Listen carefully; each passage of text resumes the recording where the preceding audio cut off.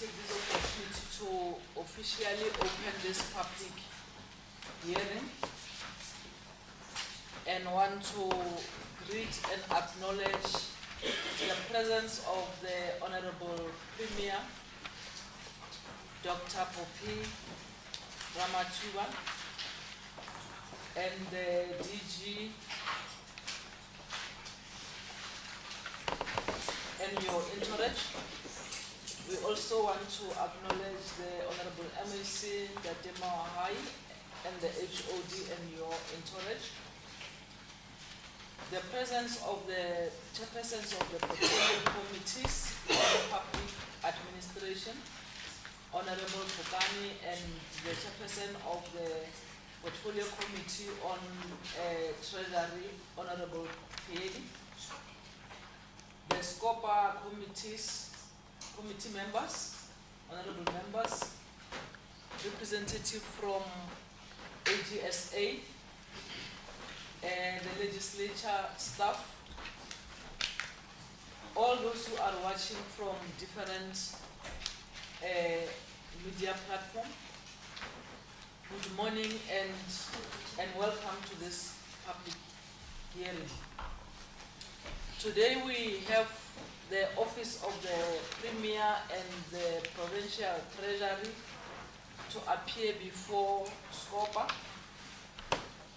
and they are appearing for the financial year 2022-2023, all of them, because the financial year 2023-2024 they were able to obtain clean audits, and we are saying Premier and MAC, this should be maintained.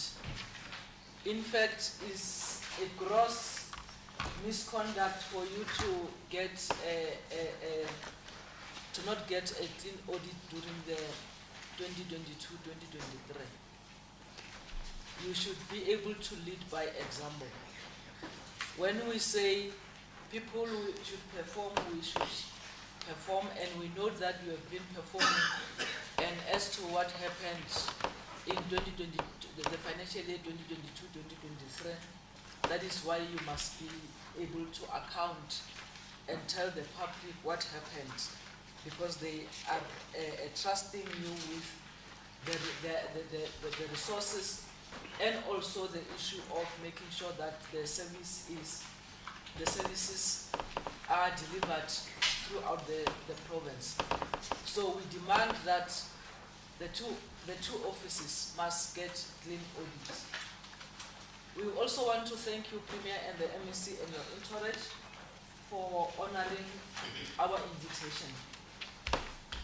Scopa derives its mandate from the Constitution of the Republic of South Africa, Section 114, 2A and B, which the Act stipulates that the provincial legislature must provide for the mechanism that ensures that all organs of the state in the province are accountable to it and play oversight over the state institution. And it is for this reason that you are invited here to account on how the public funds are spent, on the services that our people are envisaging to receive. How are we planning to ensure that the funds that we receive, they do what they are supposed to do? As Scopa, we provide oversight by strengthening the accountability, transparency, and the integrity of the government and its public entities. And we are also having a responsibility to track the House resolutions and monitor the implementations thereof. But we want to raise this concern, MEC and Premier, that we have observed that the issue of resolution is, and I must use this word, undermined, because of the more than 600 resolutions throughout the province, which were adopted by the House. Only about 225 were implemented. So this confirms the assertion that we don't take the implementation of the resolution very serious. And those resolutions must help us to move forward. There must be lessons drawn from those resolutions. Hence, there are certain departments that are not progressing in terms of audit outcomes because they don't learn. If you don't provide or implement a resolution, you don't have, or you miss an opportunity to learn from your previous mistakes. So as Scopa, we are going to make sure that all the resolutions are implemented.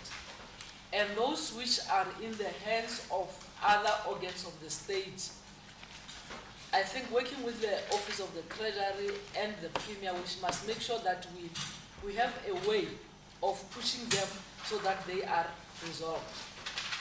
And the reason why most of our departments don't get clean audits, in some cases, is the non-implementation of this resolution. You have an issue that has always been there since 2014. Even now, it's still appearing in your reports. So the progress in terms of implementation of the resolution is very critical. And we should be able to do that monitoring. And I'm happy that the two offices are responsible for the supporting the monitoring of all the departments. And it's upon you to ensure that there is a movement in terms of tracing and implementing those resolutions. And all this can be achieved through performance planning, monitoring, evaluation, which are critical elements for the capable, ethical and developmental state. And this can be achieved through the strengthening of internal controls of the department and also the office of the Premier. And where there are deviations, consequence management should be instituted. And we also have to highlight our concern as Scopa on this issue of consequence management. Throughout, generally, our departments, there's no consequence management. And that is why we don't see significant improvement in terms of achieving targets and in terms of getting clean audits, because there is no consequence management. So people are just relaxing, and we are not saying that there should be a witch hunt, but proper procedures should be followed as and when there is substance in terms of the conduct of a particular employee. There is still an issue of contract management within the department generally. And we are saying, and I want to quote from the chairperson, the portfolio chairperson of Treasury, when he said, an open quote, "The true measure of the success will not be found in the audit opinions, but in thriving communities across our province." Close quote. It's true that the balancing of cents and rents is very critical, but it must be able to translate to service delivery. And that is what we are not seeing in most of the cases. Yes, we can be able to say 2 cents plus 2 cents is 4 cents, and you get it correct. But as for that 2 cents, what it did to the community is another matter. And the other issue is compliance in terms of the provided legislations, especially in the supply chain. And I usually say non-compliance to the legislation is deliberate. Because the steps or everything that you need to do is in black and white. And the position that you were hired or appointed is very, in most cases, is very specific. Not in most cases, always should be specific on your responsibility, on the legislation that you must be aware of. So when you deviate, it should be a deliberate action. And that action, because it costs us, even though there is no loss, MEC, because sometimes we say we did not take action because there was no loss. But how did the people on the ground suffer because of the lack of that particular service, which was supposed to be given? That is the loss itself. The loss, we don't talk about cents and rents. How about the issue that the department has not obtained clean audit because of that particular action? That record will remain in the history of this province, that in 2022, 2023, the Premier's office could not get a clean audit. Why? Because one official deviated.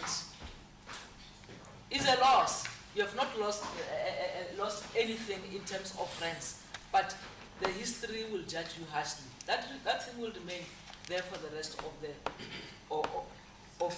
the life of mankind. So these are some of the things that we should consider. That to deviate from lawful instruction is a challenge on its own, and consequence management must be taken and must be taken very, very serious. So with those remarks, we want to say, Premier and MSC, we really appreciate, like I've indicated, that you responded, and we hope that indeed you are going to take the people of Limpopo on confidence on how the funds were spent. We believe that you are trying your best, and that can be attested by the interactions during the other public hearings where we got reports from the AG and from the Treasury that indeed they believe that with the efforts that are made in the 7th administration, there are a lot of improvements in most of the departments. And we believe that through your support, we will be able to get the clean audit and be able to deliver the required service. So with those few comments or remarks, I just want to verify with you, Premier, maybe let's start with you, that we have your file. We just want to check if you know of it, you are aware of its contents. Popira Matupa, Premier of Limpopo, I can confirm, Chair, that I know the contents. Thank you very much. MEC, Provincial Treasury, we want to check with you if you are aware and you know of the file that you have provided to us. No, finance, I can confirm. Thank you very much. But also, Honorable Premier, your file indeed you submitted, but we are concerned, and yours seem to be better than us, but it's the same. At least it's the same as us. There are dividers in terms of annexures. But if you have to look at annexure G, for example, and I say, can you check annexure G? You are going to struggle in terms of getting it, because there are no, what do you call this, the file dividers. Like if you can check the Department of Treasury how they divide it, you can see that if they say G, it's easy for you to see the G, and you don't have to. You see what I'm trying to say? Yeah, I think it was the highest office in the province was supposed to be number one in terms of making our lives easy. Yeah. Just to add, Chair, I'm Lawrence Mapolo. Honorable Mapolo, yeah, we will add after the chair has recognized you. Now the chair is still remarking.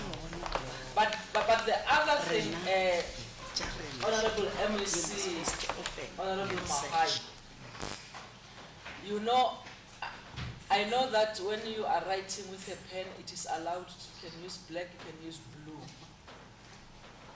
I know that in terms is very professional. I'm not sure if in terms of typing you can type in blue, because one, it's not very visible. Secondly, and I know your office is dealing with numbers, because when you deal with numbers, you want to use variety of colors. That is common. But in terms of wording, giving blue, I'm not sure. I don't want to classify it as not acceptable, but I'm not sure. I'm just raising it to say I've never come across a document. I've read so many documents in my life, including the textbook. I've never come across a document written in any other color. So, but I know colors, your numbers will sometimes highlight in blue to indicate the total, to indicate the minus, or that I've seen. But a blue color, I don't want to say it's not professional. Maybe you have your own reasons. Maybe you can also. But I found it very strange that the whole document can be in blue. I'm just raising it because it was very strange. But I am happy that you were comfortable with the blue.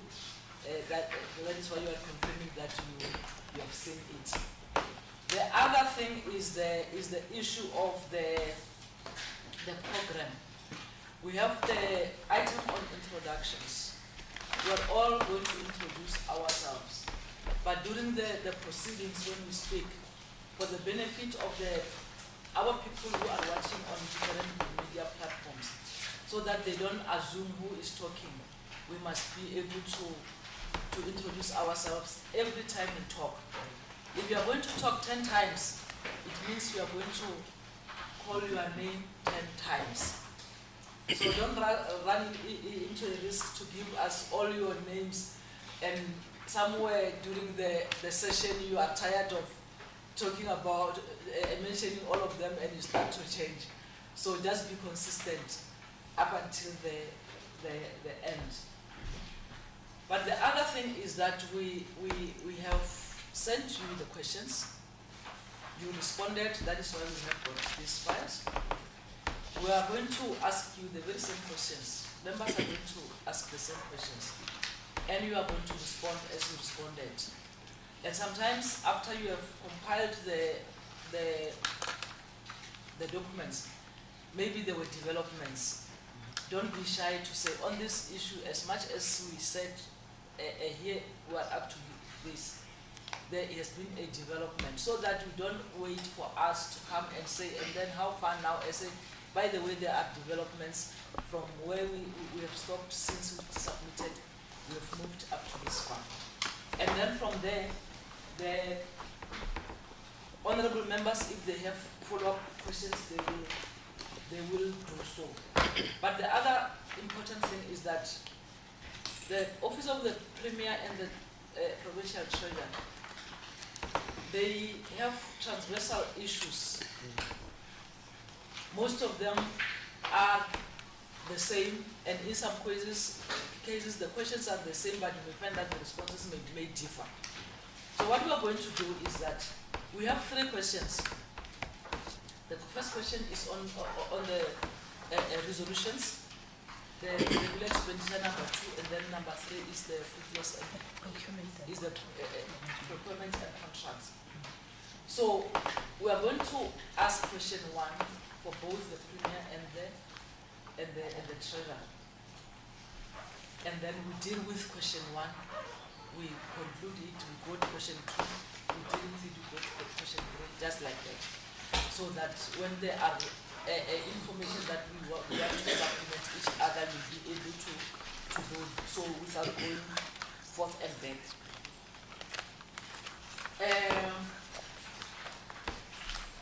Yeah, I think those are the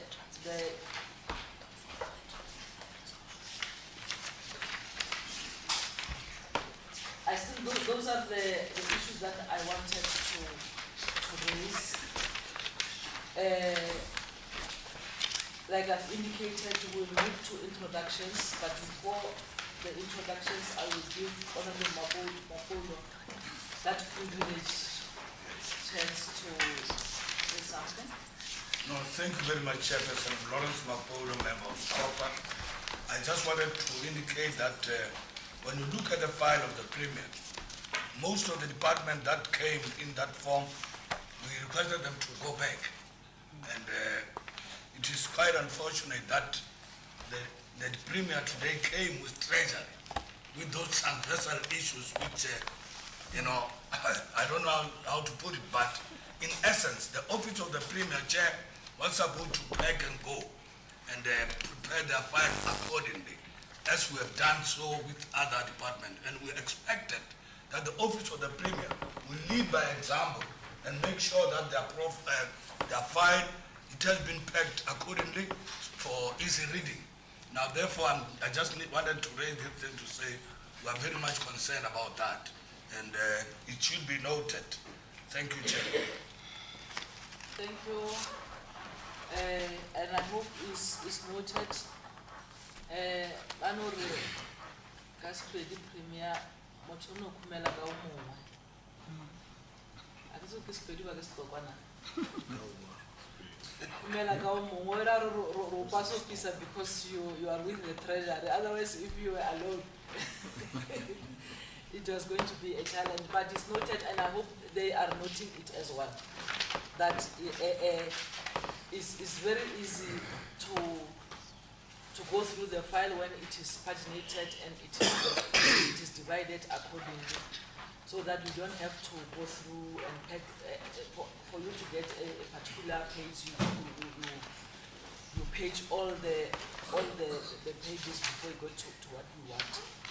So without any waste of time, let's go to item number 3 of introductions.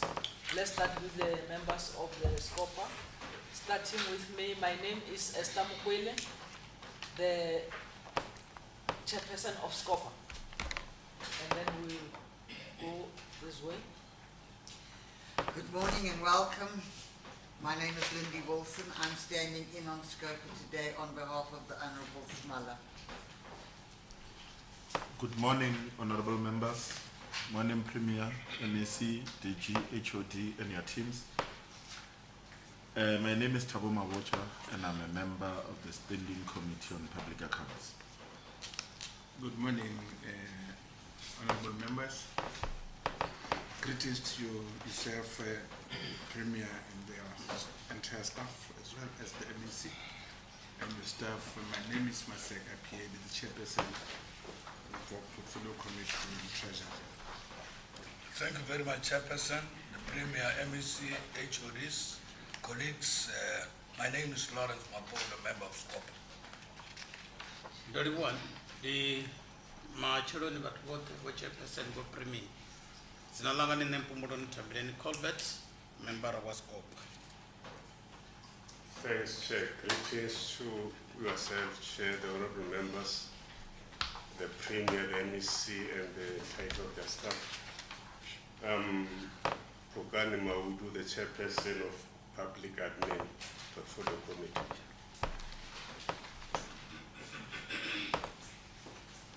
Thank you very much, honourable members. Premier, and your introduction. Morning, Chair, and morning to the members of Scopa. And I'm not sure if you allow me to introduce my whole team. If you can, but if they can introduce themselves as well. Okay. I can introduce them so that they know I know them.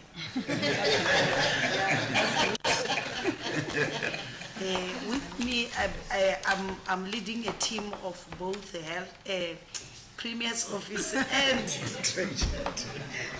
treasury. I'm with the MEC for finance, MEC Habu Mawai.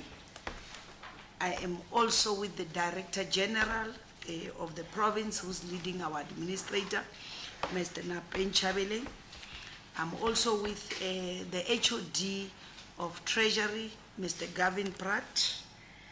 I am also with the acting CFO of Treasury, Mr. Ramuse Teddy George. And I'm also with the Deputy Director General of Planning, Me Magwaza Sindisiwe, and the DDG from Premier's Office for Corporate Services, Meg Gladys Mapeto, and again another DDG, and that is Mr. Walter Sehoa of Management, Stakeholder Management Support, and we also have got Miss Rakubu Betty. It's our acting DDG, and also our CFO in the Office of the Premier, Ms. Tibato.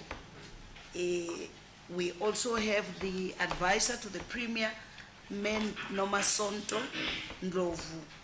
Oh, hey, I nearly forgot Meposhia Esiminya next to the HOD Pratt, who is our Provincial Accountant General.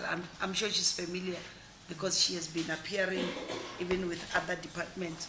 We also have Advocate Singh, who is the head of legal behind me, and then Susanna Matonzi, there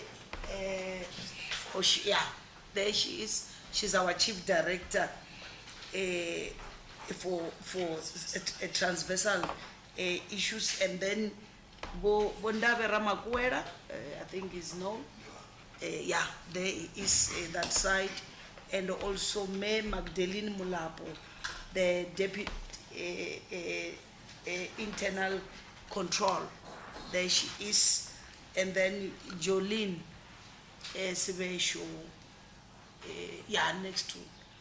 The others are the support staff for the MEC Treasury, and also the Office of the Premier. For instance, the MLO for the, and then Abednego. They are support staff. The people with answers, I've introduced them. Thank you very much, but I think the support staff is able, they always enable you to have those answers. So we want them to be introduced, and we know that you got 100% in terms of your officials, but maybe let's give them opportunity to introduce themselves, because they play a very important role. Support from Premier and Treasury. Abednego stand up. There he is, and then Sidwell there is the next one, and then Tate Twala from Treasury, and then Nyambeni Machiva from the Premier's Office, Pumudzo Machaka from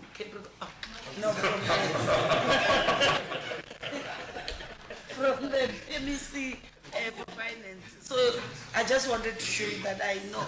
They should not make a mistake when they say this one. Or Mama Sikwamen from Treasury. She's the only one that I nearly missed. But otherwise, they are.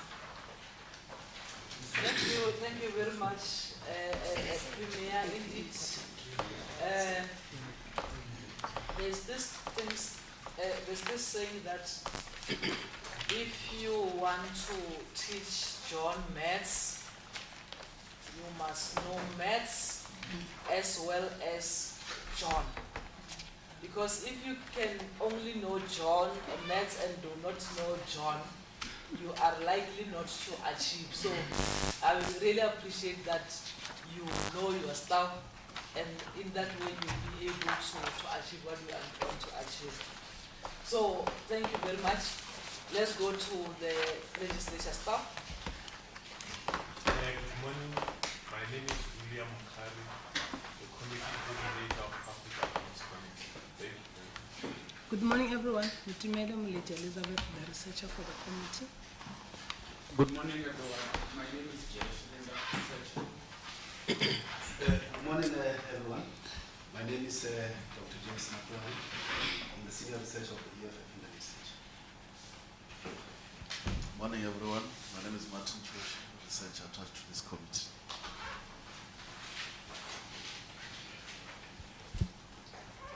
Good morning. Our next Zero Communication Services.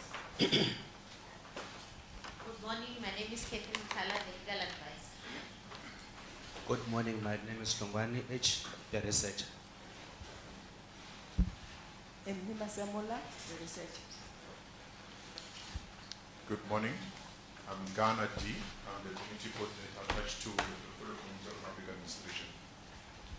Morning, Chairperson and honorable members. Saul More, Communication Services in the legislature. Good morning. My name is Tamara Kaiser, Committee Coordinator for Treasury. Thank you.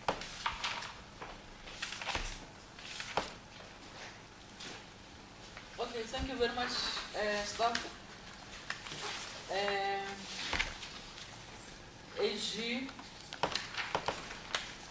Thanks, Chairperson. Good morning to the Honorable Premier, Honorable MEC, and Honorable members. My name is Shadrach Khoza, Senior Manager from the AGSF. Thank you.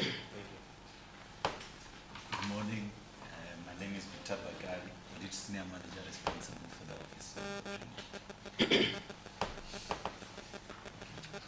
Thank you very much. Today the Treasury is appearing. It's not. It has been introduced.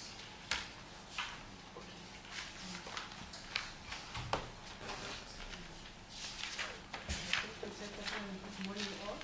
My name is Martha Mastrota from the Scopa Provincial Treasury and the subgroup called Legislature Oversight. Thank you. And then we are on apologies from the committee side. We have an apology of Honorable Majomani. She will join us. She was delayed, but she promised that she will be with us in no time. We also have the apology from Honorable Small, but he's having a replacement, Honorable Wilson. The apology of Mantata Mahasela due to ill health. Honorable Machete, Praise, and Honorable Maya. Those are the apologies from members. And Honorable Sabopela as well. So these are the apologies that we have. Let me check with the Office of the Premier and Treasury if there are apologies. Thank you, Chair. Popira Matuba, Limpopo Premier. We are full house. No apology. Thank you very much. Yeah. Maybe let's move to item number 4. Questions and responses on 2022-2023 financial years. Like I've indicated, the first question, the 2023-2024, all the department and the OTP has got their team audit, so they will not appear on that. Only 2022-2023 financial year.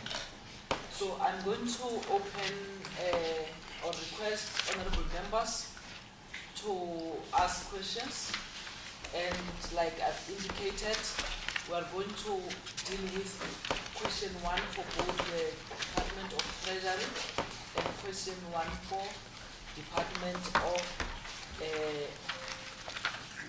Office of the Premier, and then they will be answered or they will be responded starting with the Office of the Premier, followed by the Department of Treasury, and then from there follow-up questions. Everyone will be noting where the question, if the question is relevant to his or her department or office. So, okay. Maybe let me start with Honorable Mabuta. Thank you very much, Chair. My name is Thabo Mabota, a member of Scopa.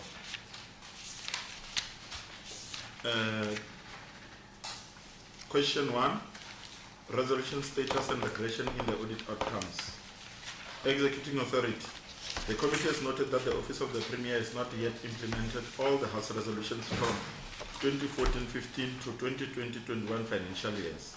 The Office of the Premier's audit outcomes have regressed from a qualified audit opinion with no matters of emphasis, open bracket, clean audit, close bracket, from the financial years 2019-20 to 2021-22 to unqualified audit opinion with matters of emphasis in 2022-23 financial year. Number A,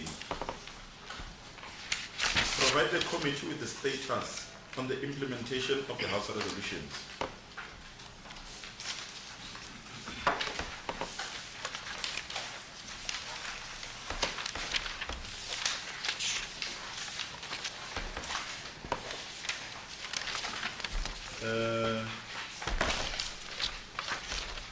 Why did the department fail to implement all the House resolutions for this year? And then B, why did the department's audit outcomes regress? Thanks, Chair. Then I'll move to Treasury. Question 1, it's on the regression in the audit outcomes. Executing Authority. The committee has noted that the Provincial Treasury has not yet implemented all the House resolutions from 2014-15 to 2020-21 financial years.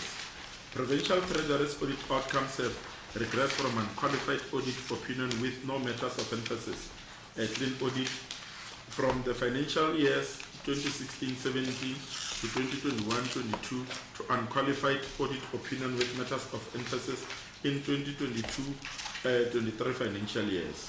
A, provide the committee with the status of on the implementation of the House resolutions. B, why did the department fail to implement all the House resolutions for all these years? C, why did the department's audit outcomes regress?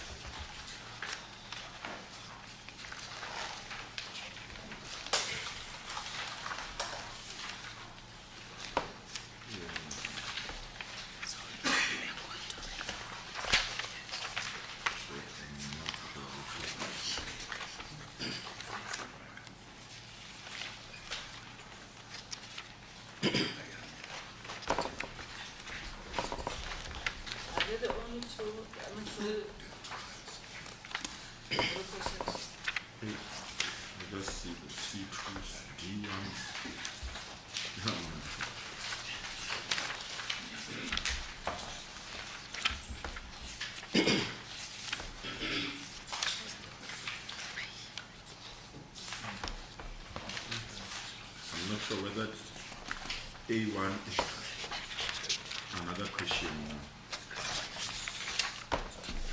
Yeah, I think it's A, B, and C. If there is D, then we'll see as we progress. Then they'll be able to respond to it. Honorable Premier, maybe let's start with the questions, and then we'll be followed by Honorable MEC Treasurer. And where there are maybe Honorable MEC, where you think that MEC the Premier has covered, you just indicate that it has been covered by the provincial, by the office of the Premier. Thank you. Popira Matuba, Limpopo Premier. Through you, Chair, if you allow me, I will invite the Director General to take us through the responses. Greetings to the honorable members, honorable Premier and honorable MECs and the colleagues. My name is Mr. Napeng Chabele.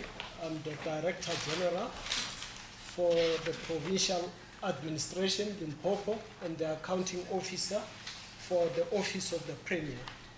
And in an attempt to respond to the question 1, I will refer you to page 2,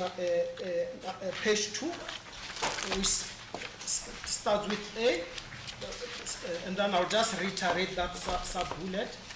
Provide the committee with the status on the implementation of the House resolutions. Then the response is as follows.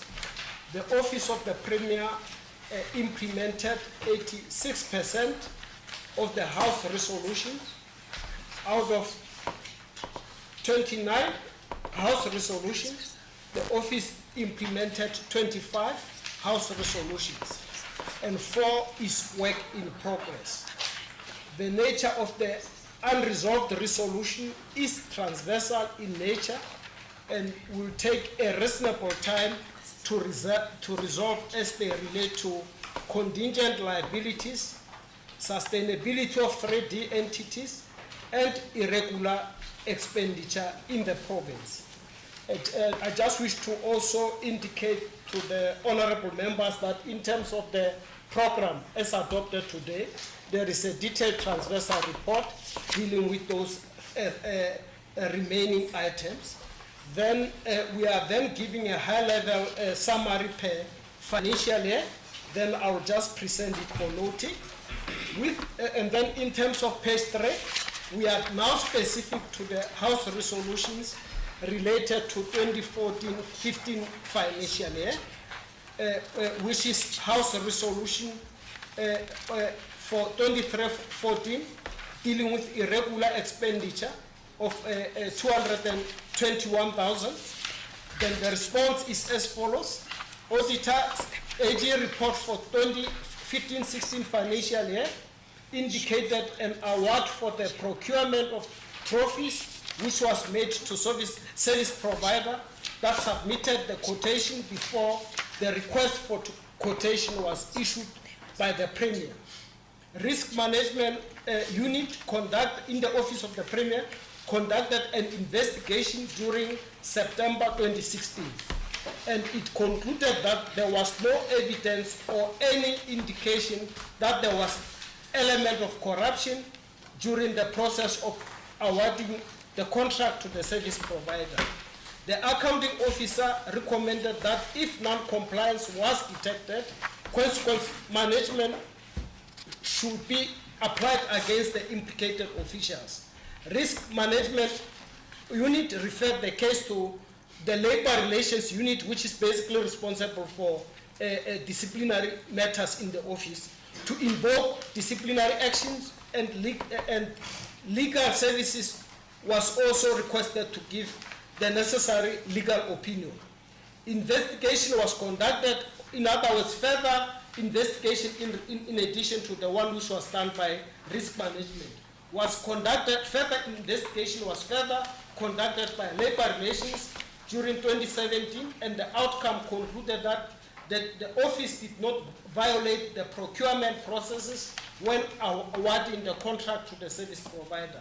Legal opinion was also sought, and the recommendation indicated that the office cannot take any action against the employees as the outcome of the independent investigation conducted points to no wrongdoing and therefore does not support disciplinary action.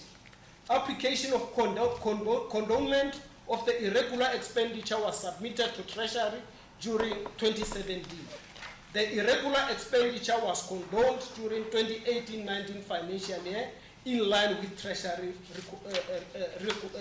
regulations. Therefore, the resolution was accordingly implemented. Of course, when we said the matter is resolved, I just want to qualify that, of course, ultimately the House will have to make that determination. And then on page 4, irregular expenditure related to 23,000. it further indicates that AG report for 2013-14 financial year indicated that a person in service of the office of the Premier whose close family member had business interest in contracts awarded by the office of the Premier failed to disclose such an interest. Investigation was conducted during 2015-16 financial year, and the outcome recommended for a dismissal of the implicated official. The official had subsequently appealed on the sanction during 2018, and the settlement agreement was that the official be reinstated and be given a sanction of 3 months suspension without salary payment and a final written warning. Application of condonment of the irregular expenditure was submitted to Treasury during 2017, and the irregular expenditure was condoned during 2018-19 financial year in line with Treasury regulations. The resolution was therefore implementation. However, of course, as I earlier indicated, the House will still have to make a determination on whether they are comfortable with the update. 2015-16 financial year, irregular expenditure to 3.7 million. During the audit of 2015-16 financial year, audit AGSA identified an irregular expenditure amounting to 3.7 million related to PNDS incentives. The Department of Public Service and Administration issued, that's the background, honorable members, issued an incentive policy for employees on salary level 1 to 12, and those covered by occupation-specific dispensation in 2012. The policy framework was applicable to both full-time and part-time employees on salary level 1 to 12, falling within the PSCBC and who were appointed in terms of the Public Service Act and the Correctional Service Act. The policy framework outlined 3 thresholds which would be in place for allocation of pay progression. Two of the thresholds could be classified in an inner threshold limit, while the third one can be classified as an outer threshold. The 2 inner thresholds were classified as follows. 2 notches for employees which were above average assessment, limited to 10% of eligible employees with the stipulated assessment. Sub-bullet 2, maximum of 3 notches for employees with excellent performance assessment, limited to 5% of eligible employees with the stipulated assessment. The outer threshold was classified as a cost of awarding pay progression in terms of policy framework, which will not exceed 2% of specific department's wage bill for any given financial year. Implementation of the policy framework within the Limpopo provincial government commenced during 2015-16 financial year. Due to a lack of proper guidelines, there was inconsistent application of the framework, and ordinarily these guidelines should be issued by the custodian department, which is the Department of Public Service and Administration. Therefore, due to that lack of clarity, Provincial Treasury wrote to the DPSA, which is the custodian, to clarify and provide guidance on the implication of the incentive policy framework. The department, which is the DPSA, in its response, emphasized that whatever decision the department takes in awarding accelerated pay progression for officials who obtain a rating of 4, which means above average, and 5, which is excellent assessment, care should be taken that the overall award should not exceed 2% of the wage bill, that outer threshold, which in terms of our interpretation, honorable members, it means that the inner threshold was more or less flexible as long as the outer threshold is complied with.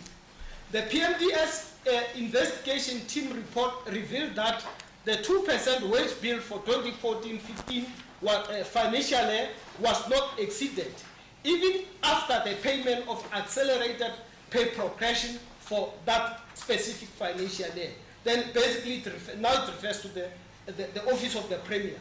Notwithstanding the viewpoint above, due to the different interpretation of how the accelerated pay progression should be implemented, the AGSA raised audit finding on inconsistent implementation of the provision by the departments, particularly in the provincial government. OTP, Limpopo, Provincial Treasury, and Coxta approached the Labour Court during the 2018 to seek a declaratory order favoring their interpretation of certain clauses of the incentive policy and ordering the repayment of the payments affected because of their interpretation of the policy, as well as judicial review of the decision to effect payments irregularly.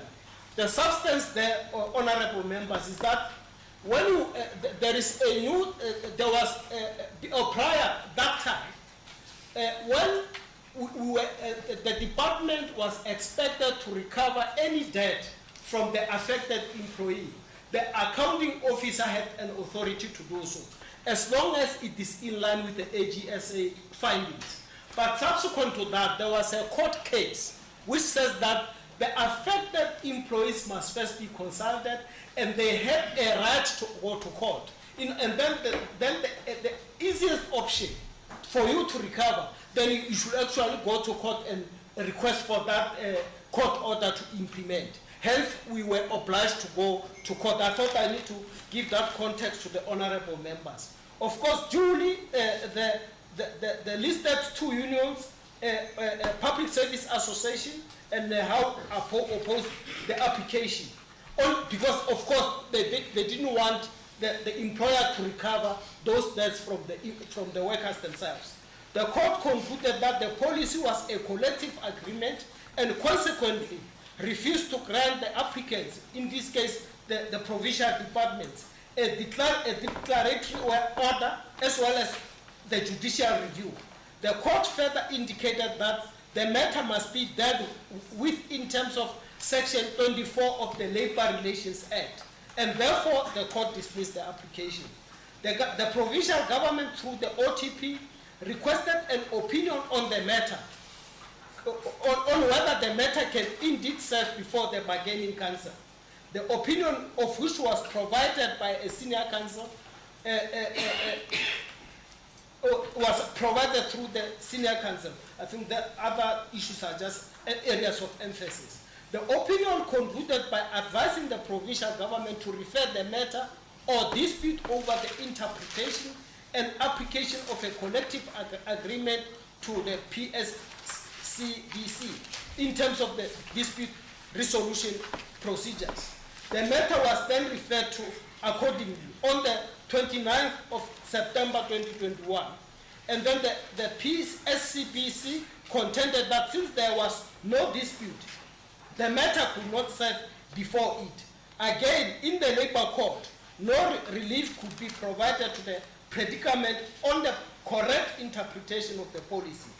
During this confusion, and after failing to provide a clear guidance on the application of the policy, the DPSA ultimately withdrew the policy on the 19th of September 2017, which means that it withdrew it without even having a common interpretation across the board. On the basis of that, the departments remained in the dark. I think I've made that point. It is therefore a common cause that when there is a confusion on the interpretation of a document or a policy, it is only the author or the custodian of the policy who can provide a correct meaning of such a policy or document. And because of this abrupt withdrawal of the policy by the custodian department, then the departments were left stranded. The DPSA then issued another incentive policy framework in 2017, which excluded accelerated pay progression, which was the burning issue in the withdrawn policy. However, the departments had already partially implemented the withdrawn policy, which is now the subject of irregularity. The damage was already done in the departments. About 4 legal opinions were sought on this matter since 2019. They all advocated for a possible recovery of overpayments, of irregular payments to the employees. This approach was based on how the opinion providers provided the provision of the policy. The PSA has only insisted on the provision of not exceeding the outer limit, which indeed the Office of the Premier complied with. Based on this confusion and lack of clarity, and the subsequent withdrawal of the policy by the DPSA, without providing the correct interpretation, the office, therefore, the office position is that pay progression paid to employees was in line with the policy framework, and further that the office did not exceed the 2% outer threshold as emphasized by the DPSA. Therefore, the payment of extra notches to unqualified employees resulted in an overpayment of 112,000. The loss suffered by the office due to the overpayment has been recovered from the affected officials.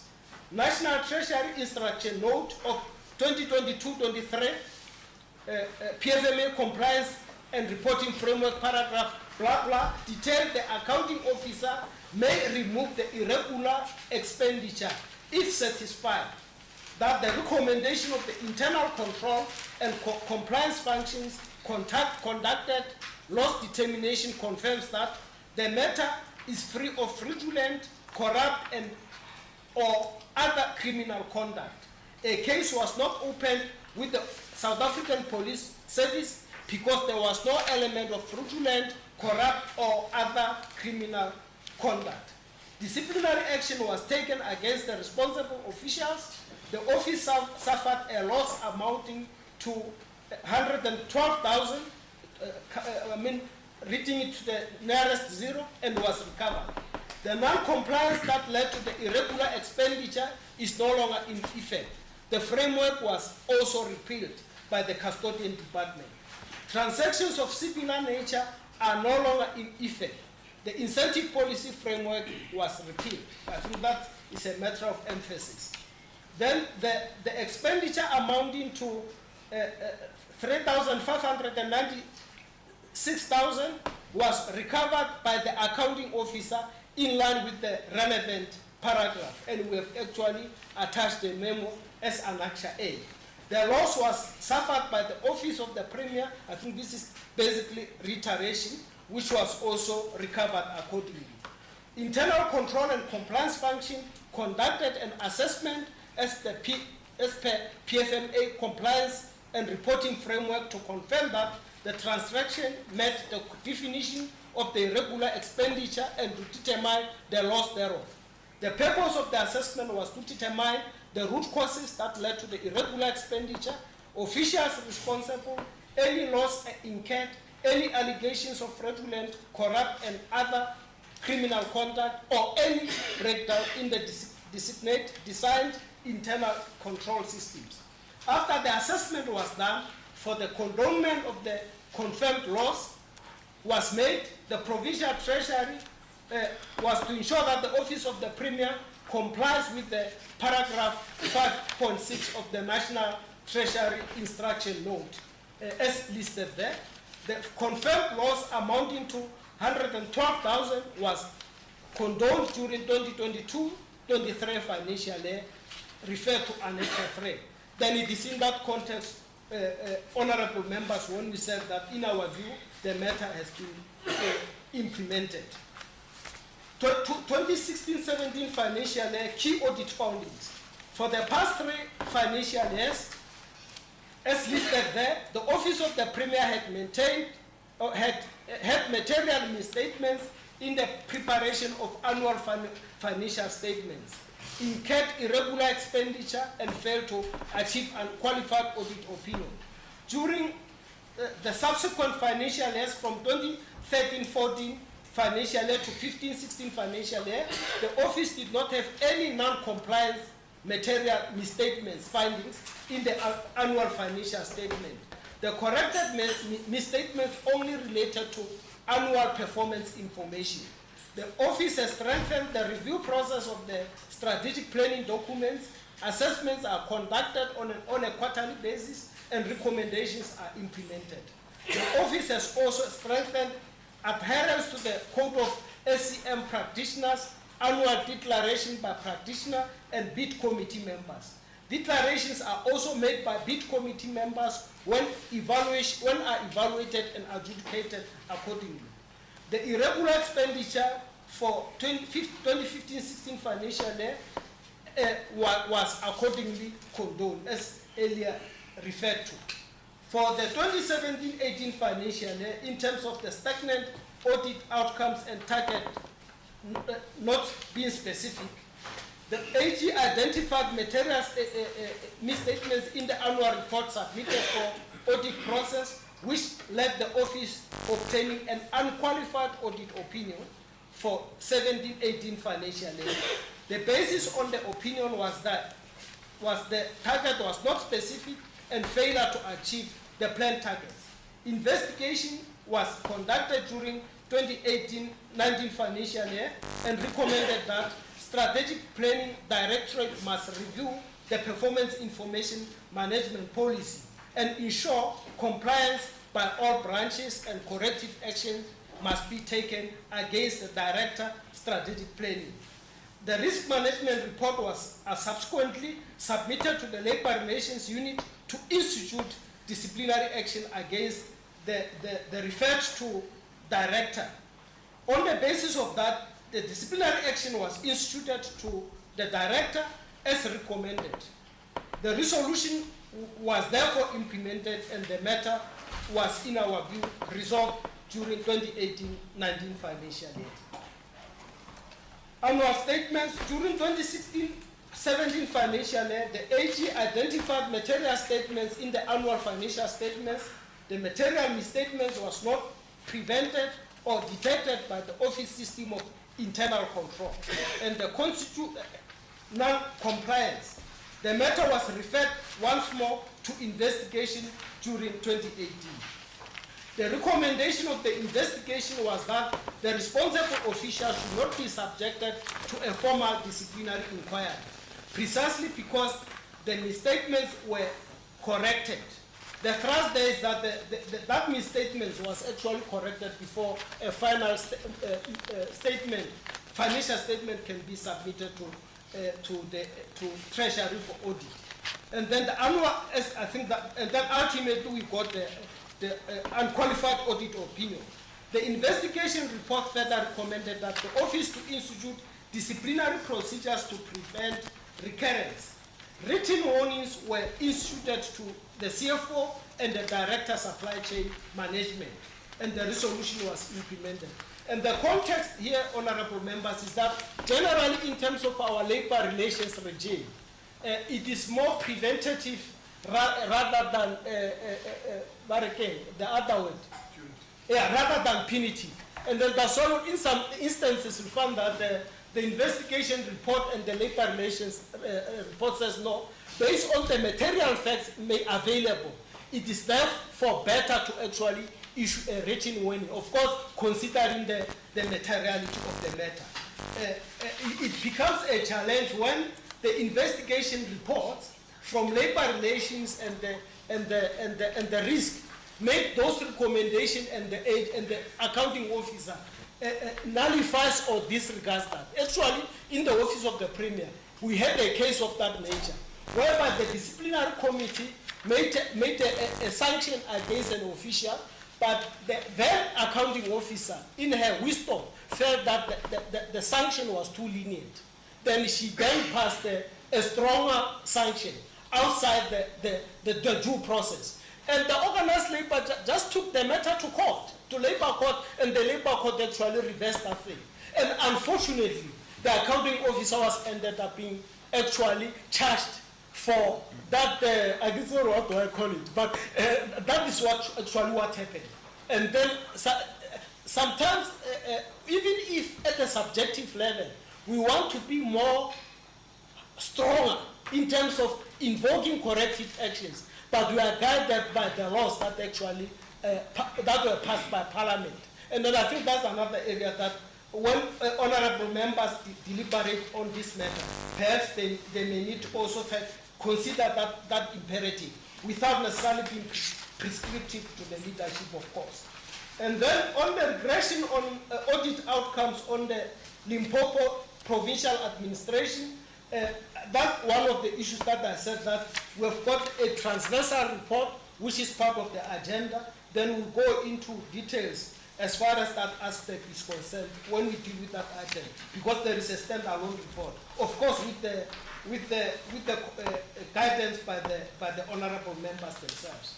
Equally so, the stagnation in the audit outcomes is a transversal matter which we can go into details at the right moment with your permission, honourable members. And then for 2019-20 financial year, the office obtained, and I think the honourable members have noted that, then let us not restate those facts.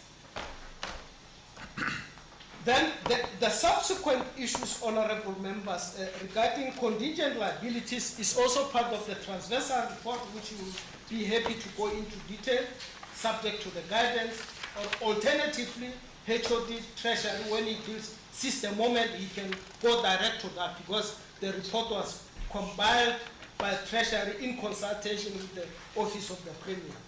And then with 2017-18 financial year, it relates to Vendor Building Society, whereby the Scopa contract that we did a skills audit, equally so, the Provincial Treasury has made a substantive report on what they've done in terms of training the relevant officials, although in terms of our attachment, we're just giving a profile of qualifications. Then I think it's inadequate in the context of the question being posed. Then through the chair, I'll request Treasury to share with the honourable members as far as that aspect is concerned. On the 3D entities, is also part of the transversal resolution. Then we'll go into detail as far as when that item arises, especially considering the financial implications thereof. Then the next question was, why did the, it's still part of the question number 1. Why did the department fail to implement all the House resolution for all these years? Honourable members, based on the report that we presented here, it clearly shows that a significant number of these resolutions were implemented. However, the challenge may be that we have never submitted a report to the House for its consideration. Then the Honourable Premier will then guide the DG on the way forward. Of course, equally so, the Scopa will also guide us on how do we then deal with this matter.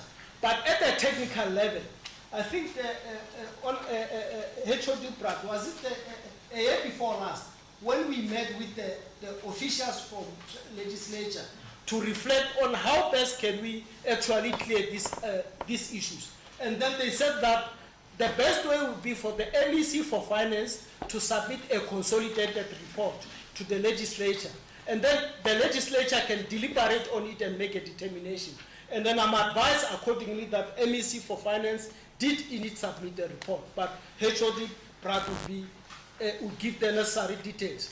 And he did it in his former MEC for Finance. He did it in his capacity as the leader of government. I think I have to clarify that point. And then with regards to B, why did the department's audit outcome regress? I think it will also be part of the transversal report that will be sharing with the leadership soon. I thank you, Honourable Premier and the Honourable Chair and the Honourable members. Thank you, Premier. Maybe you can give the MEC for Treasury to continue with the question. My name is Khabu Mahari. May I also likewise defer to the HOD to proceed?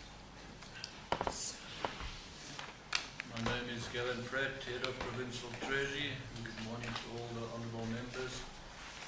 Chair, I'll go through and let me firstly apologise for the blue ink. We tried to just separate the question from the answer, but we take your advisement and will refrain from using the blue going forward, so we apologise for that. Chair, the first question was around significant uncertainties in the Treasury, and we wanted to know about finished and unfinished cases. The first case is related to Provincial Treasury having a case against the supplier of the then finished financial system. Chair, I'm going to give background. I'm sure some of the members don't know what the case was about, so we have included the background to the case just for the benefit of the members.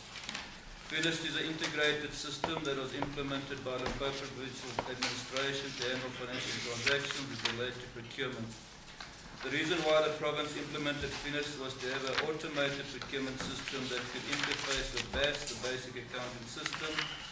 The system was installed in year 2000-2001. The system could also handle budget control to prevent overspending. Originally, the system was adopted to handle procurement in the Limpopo provincial departments. This module could handle procurement from the requisitioning to the issuing of orders to the receiving of goods to the caption of invoices and generating the payments which then interface to BAS. The Finished procurement model was customized to interface with BAS. Budget would be uploaded in the Finished from BAS and at the beginning of each financial year to ensure that every request for procurement was budgeted for. This module was used as above up to March 2008. In 2008, National Treasury enhanced BAS to have a new reporting structure which now had 7 segments. Finished could not deal with this, and Finished would then require the system and programming changes to accommodate these changes. However, the cost to implement these changes were too high and not justifiable. As a result, in 2007 and 2008, the province decided to reduce the use of Finished and stopped the interface into BAS, but Finished was still used to produce and print the orders only. Payments were subsequently generated and concluded on the BAS system. In 2002, the Finished asset module was introduced. The asset module did not perform as expected. All departments in the province were qualified during the audit. The departments wanted MSI to customize, that's the supplier, the asset module for government, but the cost was again too high and not justifiable. A decision was taken that the province will use Excel spreadsheets to record and manage their respective asset registers. Finished as an integrated system has a number of modules that were not utilized by the provincial administration. However, the Finished supply expected government to pay license fees for those modules even though they were not used by the province. The Limpopo provincial government raised the concern with Finished service provider, but as no amicable agreement could be reached between the parties, the matter was ultimately taken to the High Court in Pretoria. On the 27th of March 2015, a court date was set down for 20 days from the 8th of February to the 4th of March 2016, and we've attached the annexure there. The claim by the provincial government is for an amount of 98 million, while the supplier had a counter-claim at that stage of 50 million against the department. The matter appeared before the court on the 8th of February 2016 as planned, and the plaintiff, that's the provincial government, opened its case. During the trial, before the plaintiff could finalize the evidence, the defendant, the supplier, applied to amend their particulars of claim, which application was opposed by the provincial government. The High Court in Pretoria court proceedings were finalized during February 2020. You can see the time lag there, Chair. But the judge reserved judgment on the matter. On February 2021, a year later, the High Court in Pretoria ruled in favour of the Limpopo provincial government, and we've put an extra 3 there just on the outcome. In the interim, the supplier has amended their counterclaim to 250 million against the department. The supplier subsequently lodged an appeal against the judgment on the 16th of February 2022, a year later again. The appeal hearing was set down for the 8th of February 2023, a year later, in the High Court of Pretoria, and we've attached the annexures there. The supplier appeal was heard by the High Court in Pretoria on the 8th of February 2023, a year later, and judgment was reserved. In June 2024, more than a year later, judgment was handed down in favour of the applicant, the supplier. On Provincial Treasury, then petitioned the Supreme Court of Appeal for leave to appeal, and on the 10th of September 2024, the Supreme Court of Appeal granted application for the leave of appeal. The appeal hearing preparations underway, and we await the Supreme Court of Appeal hearing date. So that case has dragged from many, many years ago, and that's probably why we have to keep it as outstanding, and it appears in all our resolutions going forward, and I'll just refer to that same discussion in the future years that we report to. Additionally to that, Chair, we were defended in a claim by a security company for 1.775 million for increased rates which were declined by the department. The case was lodged in 2017-18. The applicants disputed the tariff that was charged after signing the contract. After the notice of intention to defend was lodged, the applicant called for a roundtable meeting which took place, and the applicant was to decide to continue with the matter or withdraw. To date, it appears that the applicant has abandoned this case, so it's still on the court roll, Chair, but nothing has happened in this matter, and I believe we've got a winnable case. The resolution 2 was on our financial statements and performance and annual reports. The then Executive Authority, Mr. Thuli, or MEC Thuli, then through his engagement with the Chief Financial Officer, had taken a decision not to institute disciplinary action against the CFO, as there was no financial or material loss to the department from this anomaly. But it did advise the CFO to improve the internal controls and review the processes for the annual financial statements. Provincial Treasury annually provides financial management trainings to all our departments, and particularly on the changes to the financial reporting standards. All departments and public entities are now required to submit quarterly financial statements using the National Treasury Interim Financial Statements template. These quarterly financial statements are reviewed by both our Provincial Shared Internal Audit Service and the Financial Reporting Unit in the Accountant General's Office, in an endeavour to identify any possible misstatements and advise departments to improve their annual financial statement review processes in the areas identified by Shared Internal Service and the PAG's office. The financial statement review reports are also shared with the various audit committees to further monitor and play oversight. For year-end, Provincial Treasury also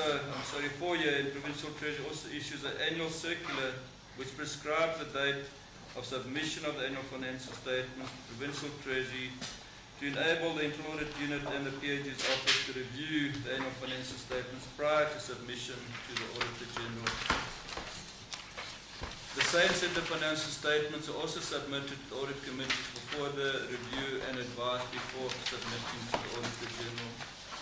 So we can also share that we have developed what we call the 2025 Revised Clean Audit Support and Improvement Strategy, which was approved by EXCO on the 30th of October 2024 through EXCO Decision number 33 of 2024-25, and has included the Clean Audit Strategy there. Then, Chair, for question B in 2015-16, the significant uncertainties is the same question. And if we can refer to my response earlier, it's basically the status as it is today. Resolution 2 on the achievement of planned targets, where we didn't achieve some of our targets during that year. We've now just reported, and we have reported previously in our reports to Scopa and also to the House, where we had corrective measures were developed and implemented to ensure the achievement of our targets that were not achieved during 15-16 financial year, as indicated in the table A and B below. The table then also gives the corrective actions that were taken, and Chair, we can confirm that in these cases all these have been implemented. With your permission, I won't read the table. For the year ended 31 March 2024, Provincial Treasury managed to achieve a 96%, 23 out of 24 of our targets were set. The one plan target not achieved relates to the approval of an internal audit plan by the audit committee, where the plan was submitted late. It was subsequently approved but not in time for the annual financial statements. The late submission was been resolved and the plan was attended to by the audit committee. So we're just giving the Chair a view of the very latest financial statements that were 23-24, where we can confirm that we've achieved all our targets, just to confirm that our processes are working. Then resolution B related to procurement and contract management, and this was where there were 3 price quotations that were not signed off or approved properly. The delegation of approval to use less than 3 quotes were removed from the then Director Supply Chain was granted to the Chief Financial Officer. The CFO was directed to ensure that reasons for deviation must be recorded and considered by him for approval. A verbal warning was issued to the then Director SCM. The submission has not reoccurred to date, so I think our controls are now in place, Chair. Resolution C was around implementation of the House resolutions, and as I talk to this one, Chair, I think it's something that the committee will need to decide on. We did write, as the DG reported, through the then Honourable MEC Sekwati to the legislature for tabling and implementation of Scopa resolutions for 2014-15, 15-16 and 16-17 financial years, and we've attached the letter that we sent through to the Speaker's office. The MEC briefed the legislature on progress with the House resolutions in October 2020, but to date we've not received any response on whether those, and that's why we're still reporting on these matters, and I think that's something we need to look at, as the DG also alluded to. Resolution 2, which was the unqualified audit opinion with no matters, Chair, we then received a clean audit and we were congratulated. But we also then just reporting that we've now received clean audits for 6 consecutive years, from 2016-17 to 21-22, and also in 23-24. And unfortunately, as you are aware, we regressed in 22-23 due to an SCM non-compliance matter, which we'll talk to in the subsequent reports, where we give details on what happened there and how we corrected that. The resolution 3 on the same report was the regression of audit outcomes in the provincial administration.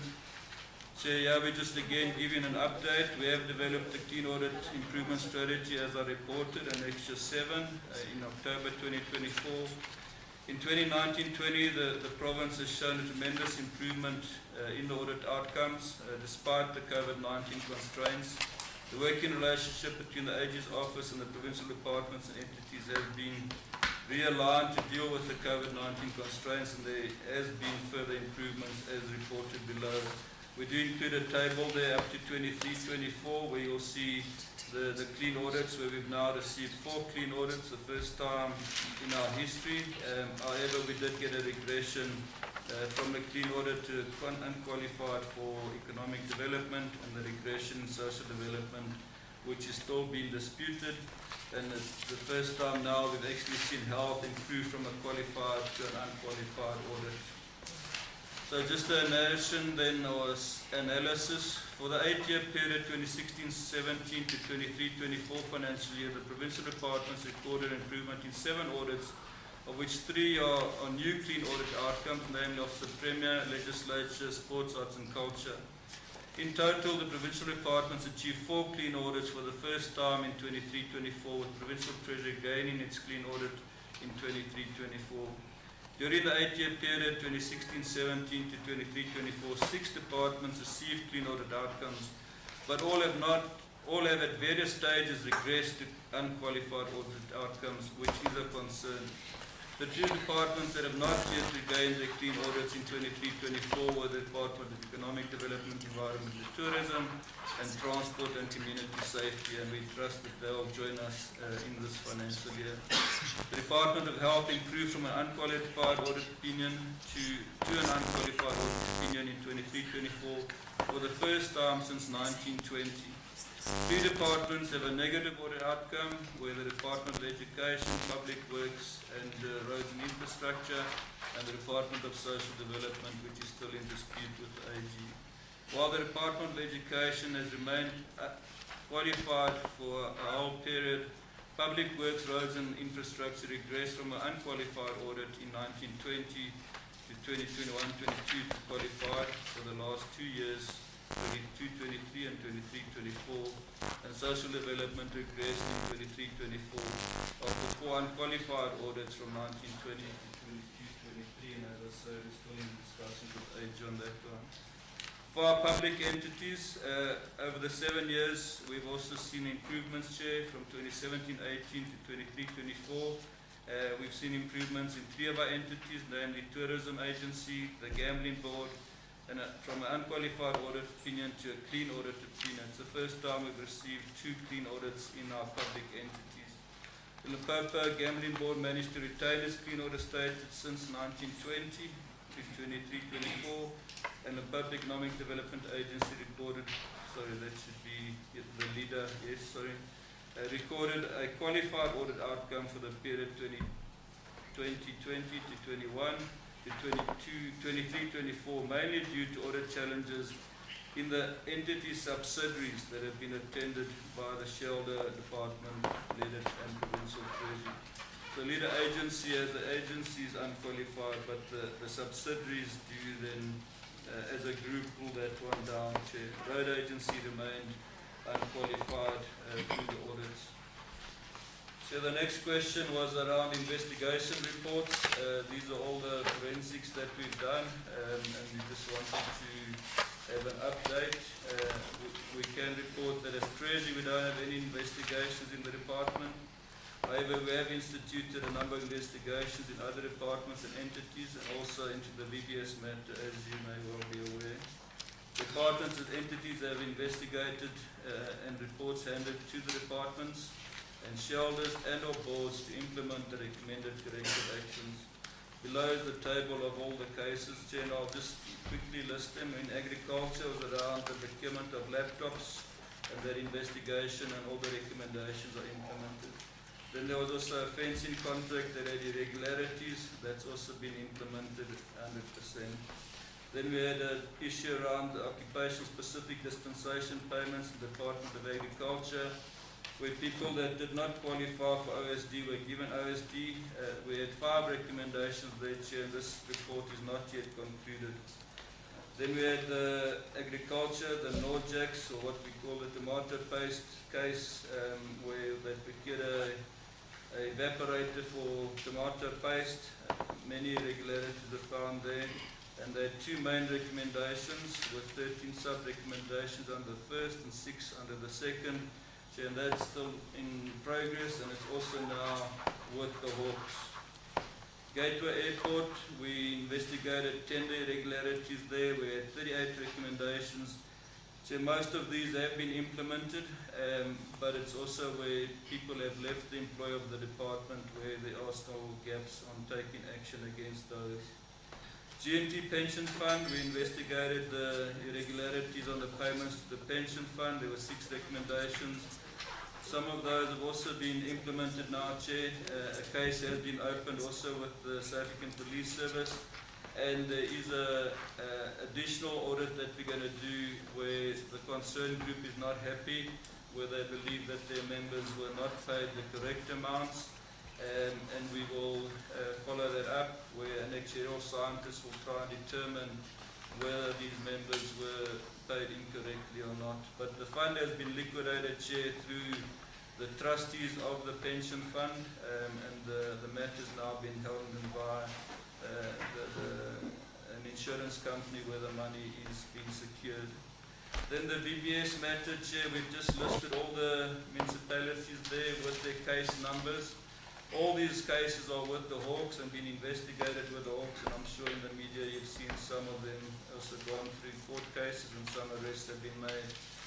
We can confirm that dividends have been recovered through the liquidator, and I must apologize, Chair, in the figure in your report, the 400 odd million is incorrect. It includes the money for Northwest, and we've corrected that, but all municipalities received 25.6% of the money that they invested or was outstanding as at the time of the liquidation of the VBS. So for Limpopo, the amount is 206,264,159.24, and we do have the detail of that. So 25.6% of the money has been recovered and distributed as dividends to our municipalities and other members. Then we had an investigation on a lifestyle audit in public works where we investigated, I think it was 3 officials, Chair, these officials also just left the employment subsequently, and the matter basically has come to a dead end, but certainly there were irregularities that were found there, and they were conducting work outside of the public service. Then the forensic investigation in public works around governance, which is also a matter we'll talk to. That report was finalised and handed over to the Office of the Premier for implementation, and that HOD's contract ultimately came to an end and has left the employee of the state. Then the next one was the rail irregularities in rail around corruption and procurement irregularities.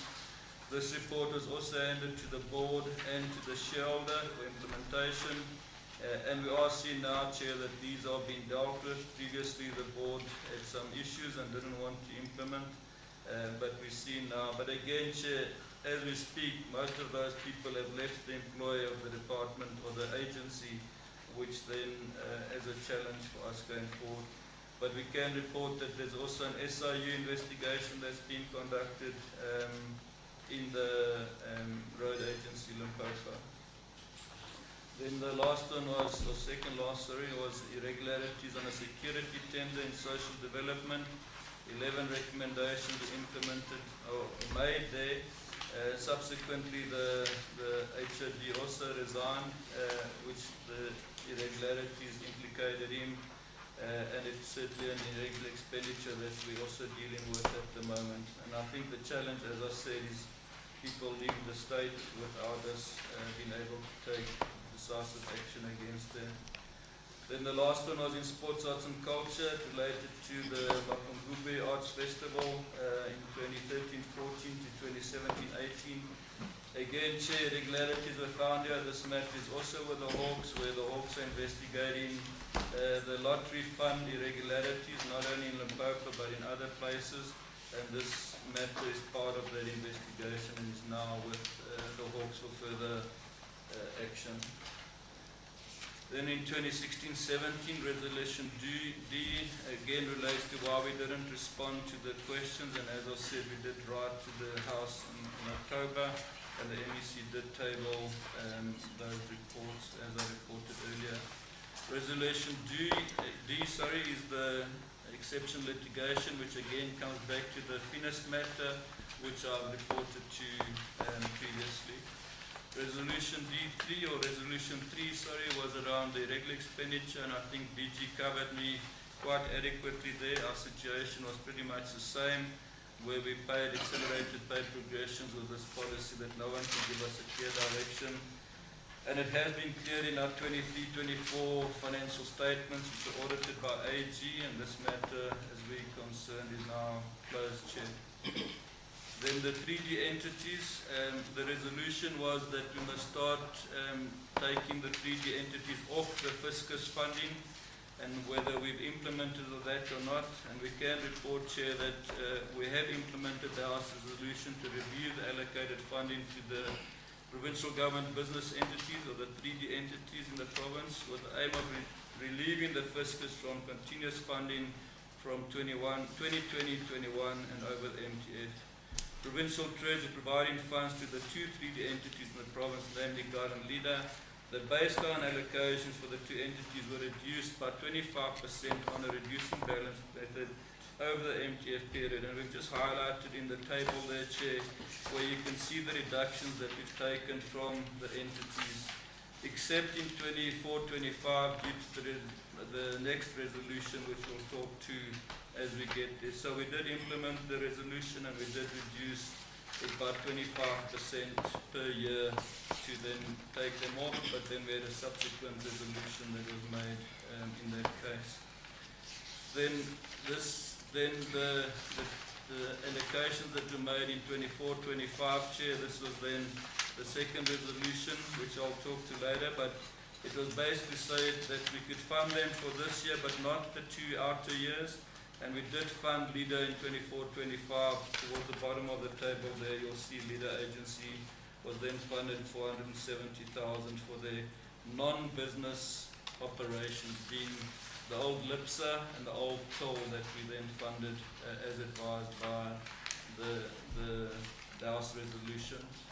Similarly with GAL Chair, we implemented the reduction of 25% in the column on page 26. The yellow lines there to show the reduction that we have implemented, and again in 24-25, the table below, we then gave them funds for their operation requirements, which is then captured in the table below, which was 127,000, which included 74,000 for their revitalization strategy over the next 3 years, but it was about 34,000 that we gave to GAL in that financial year. So we did implement the resolution at that time, and again, as we get to the next resolution, we'll explain what's happened there.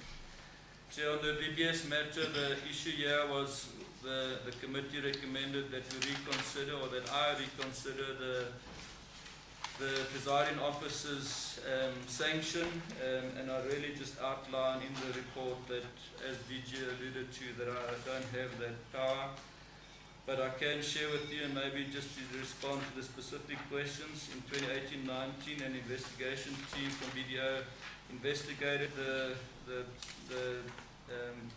BBS matter, and we had 2 Treasury officials that were in the then Vembe municipality, and contrary to the provisions of the MFMA, they also transgressed that requirement. In the BDO report, it is identified that the 2 officials from Treasury were seconded to Vembe to assist the municipality with various financial management matters, were implicated in the BBS investment decisions made by the Vembe district municipality. The BDO report recommended that disciplinary action must be taken against those 2 officials who were erroneously invested with a mutual bank contrary to the applicable legislation. The forensic report was submitted to relevant municipalities to implement the recommendations contained in the investigation report.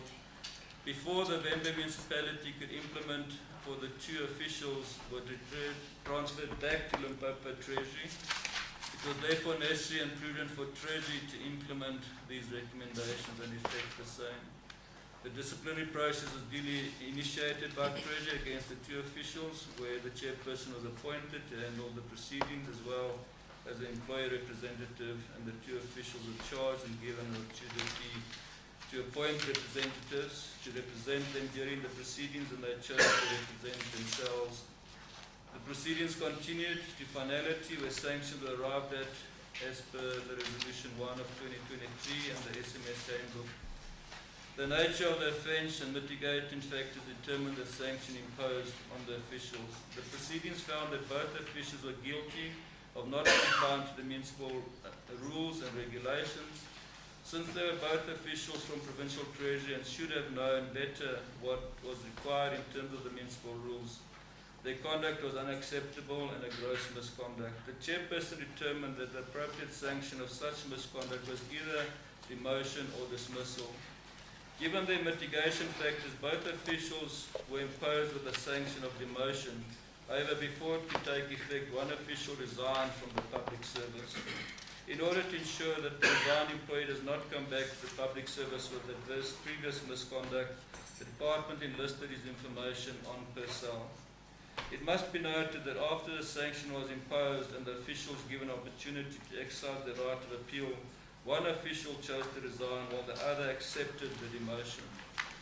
The sanction was imposed accordingly by LPT and the matter was closed. According to information provided in the forensic report, Mr. Rapela, the then acting CFO, which was a Treasury official, recommended 7 investments and or reinvestments with the BBS amounting to 908 million.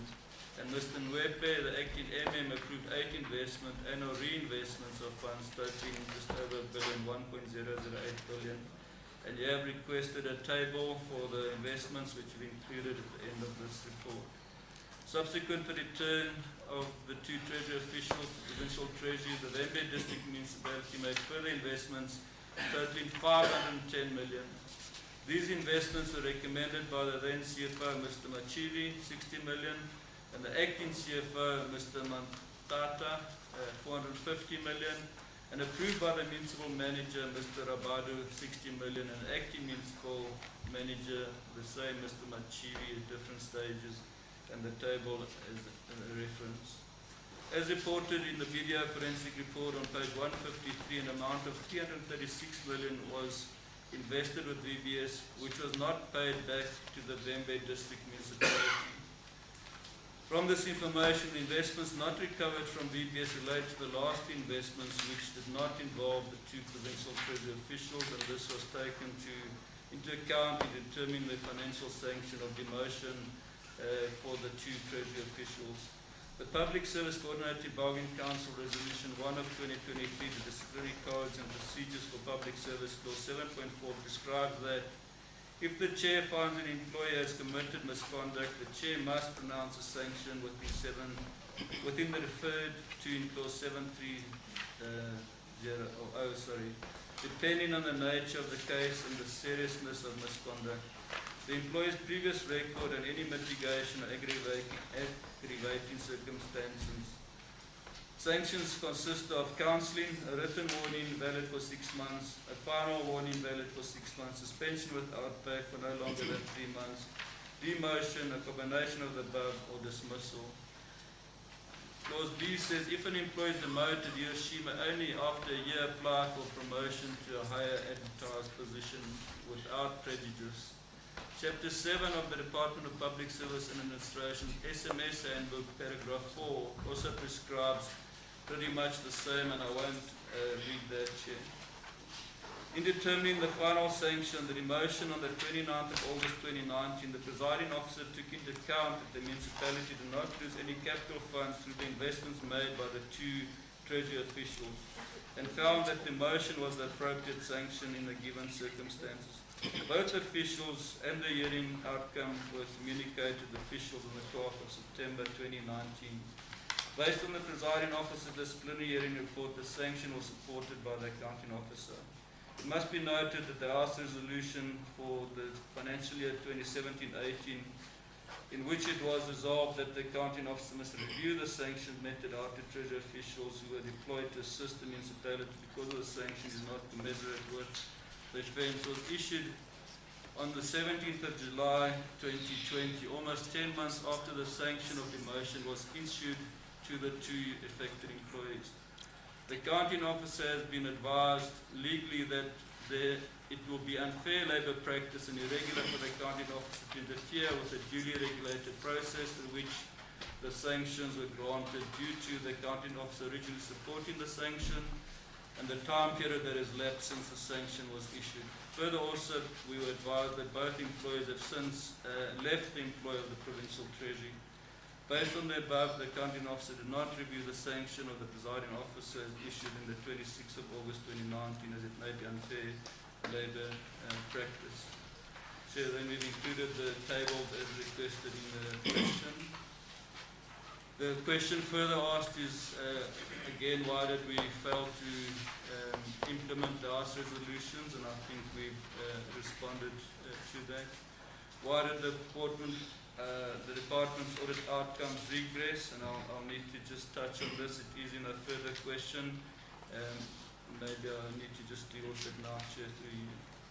During the audit period 22-23, the Office of the Auditor General declared 3 transactions as irregular expenditure due to failure by the department to comply with the information technology procurement model, was known as the RFB 740 model of CETA, and we've attached the actual model in our report. The reasons for failure was that the department saw services from CETA service providers that were not allocated to Limpopo province, which was a non-compliance with paragraph 413, Roman numeral 3, and up to 9 of the RFB 740-2020 engagement model and guidelines, which states that a service provider approved in a specific province cannot be used to provide a service in provinces where they are not accredited for, and in provinces need to procure from suppliers that are accredited for that specific province as per Regulation 15 of the CETA regulations. Provincial Treasury inadvertently used the 2022 accredited list for the CETA suppliers for our service providers, while at the same time CETA had issued the 2023 accredited reseller list without issuing the communique to SEM, but rather to the information technology units, so they were not aware. In 2023, accredited reseller list of the 2022 accredited service providers were removed from providing services to Limpopo and allocated to other provinces. It must be noted that while we inadvertently procured from suppliers that were not on the Limpopo accredited suppliers list, the prices paid were cheaper than those that were quoted by the 2023 accredited suppliers for Limpopo in terms of the 2023 CITA accredited supplier list. So we then list the suppliers that we then procured. The first one was for printers for 153,000. The next one was for laptop bags for 34,000, and the last one was for laptops of 247,000. In the first case, on the next page, we've listed the suppliers that we then received quotes from, and you can see that the supplier we used was the cheapest. He was registered on our list for 2022, but not for 2023. He was actually removed from the CITA list. For the other suppliers, some were in Limpopo, others are not, but again, we did use the cheapest one here, and irregularly so. Then the next item was the laptops. Again, the supplier we used was on the 2022 list, and moved to Gauteng for the next year in 2023, and we procured again from the cheapest supplier on the CITA list, and again unfortunately using the wrong year's list. Then the last one was for laptops. Again, the supplier was registered for Limpopo in 2022 but not 2023. They moved to Gauteng, and again we procured from the cheapest supplier.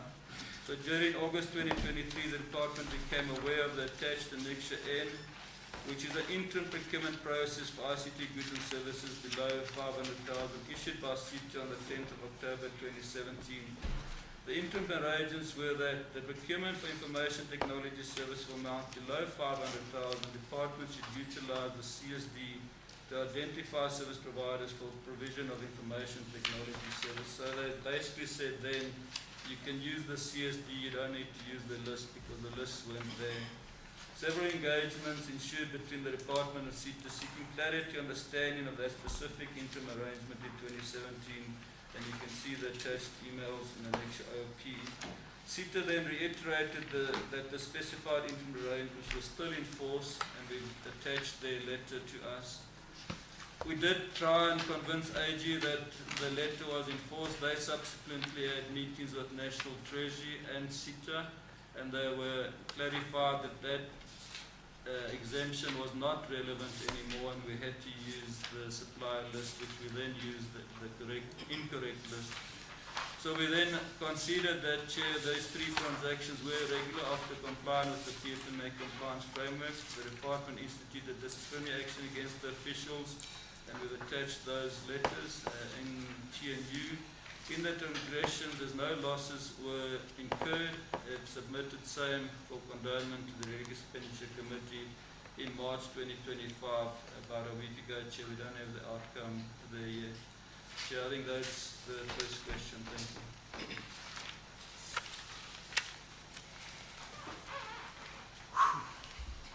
you. Okay, thank you. I thought the MEC will bring back Tapumona. My name is Khabu. May I defer that to the chair? Yeah, thank you very much. Thanks for the responses. We are going to check if there are follow-up questions. Our lieutenants, Honorable Wilson, Honorable Mapulo, Honorable Nafuloni, Honorable Mavuta. But maybe before I give you a chance, I want to start by checking some facts. But MEC, I thought in your presentation you'll be able to correct the spelling errors as you are presenting. You, of course, you were correcting because you were reading the correct thing. That is not what is captured on page 7, top, page 13, Tom, instead of Tom. But when you are reading it correctly, but you fail to alert us to say there is P and M that accidentally landed up on that particular page. But you were reading, I thought you will be able to alert so that people will not say there are errors, but they will also indicate that they were corrected during the presentation. I think it was very critical. And also on page 15, there is somewhere where you were to indicate 2023, 2024, but it's 24, 24. I think it's the second paragraph of that page on top there. The other thing is the issue of maybe let me start with the Office of the Premier. On the issue of the PMDS that you indicated that was the challenge for the whole province in almost all the departments. We want to confirm that indeed that issue was there in almost all the departments. But the challenge is that it was dealt with differently. And I think the Office of the Premier had the opportunity,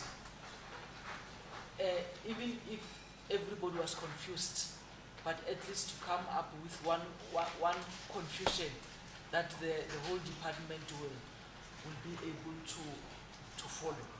So we see the Department of Treasury implementing it this way. The department, in other departments, it was concluded well. In other departments, for example, in the Department of Social Development, I think it was mentioned, they were able to recover even the money of those people who were not supposed to receive, and they were at the final stage of dealing with that particular matter. But in the Treasury and in the Office of the Premier, I think you are the most affected in terms of this issue. But there comes my confusion even further. To say you all incurred irregular expenditure of about 3 million, in some cases 3.7 and 3.1, I think it's very technical.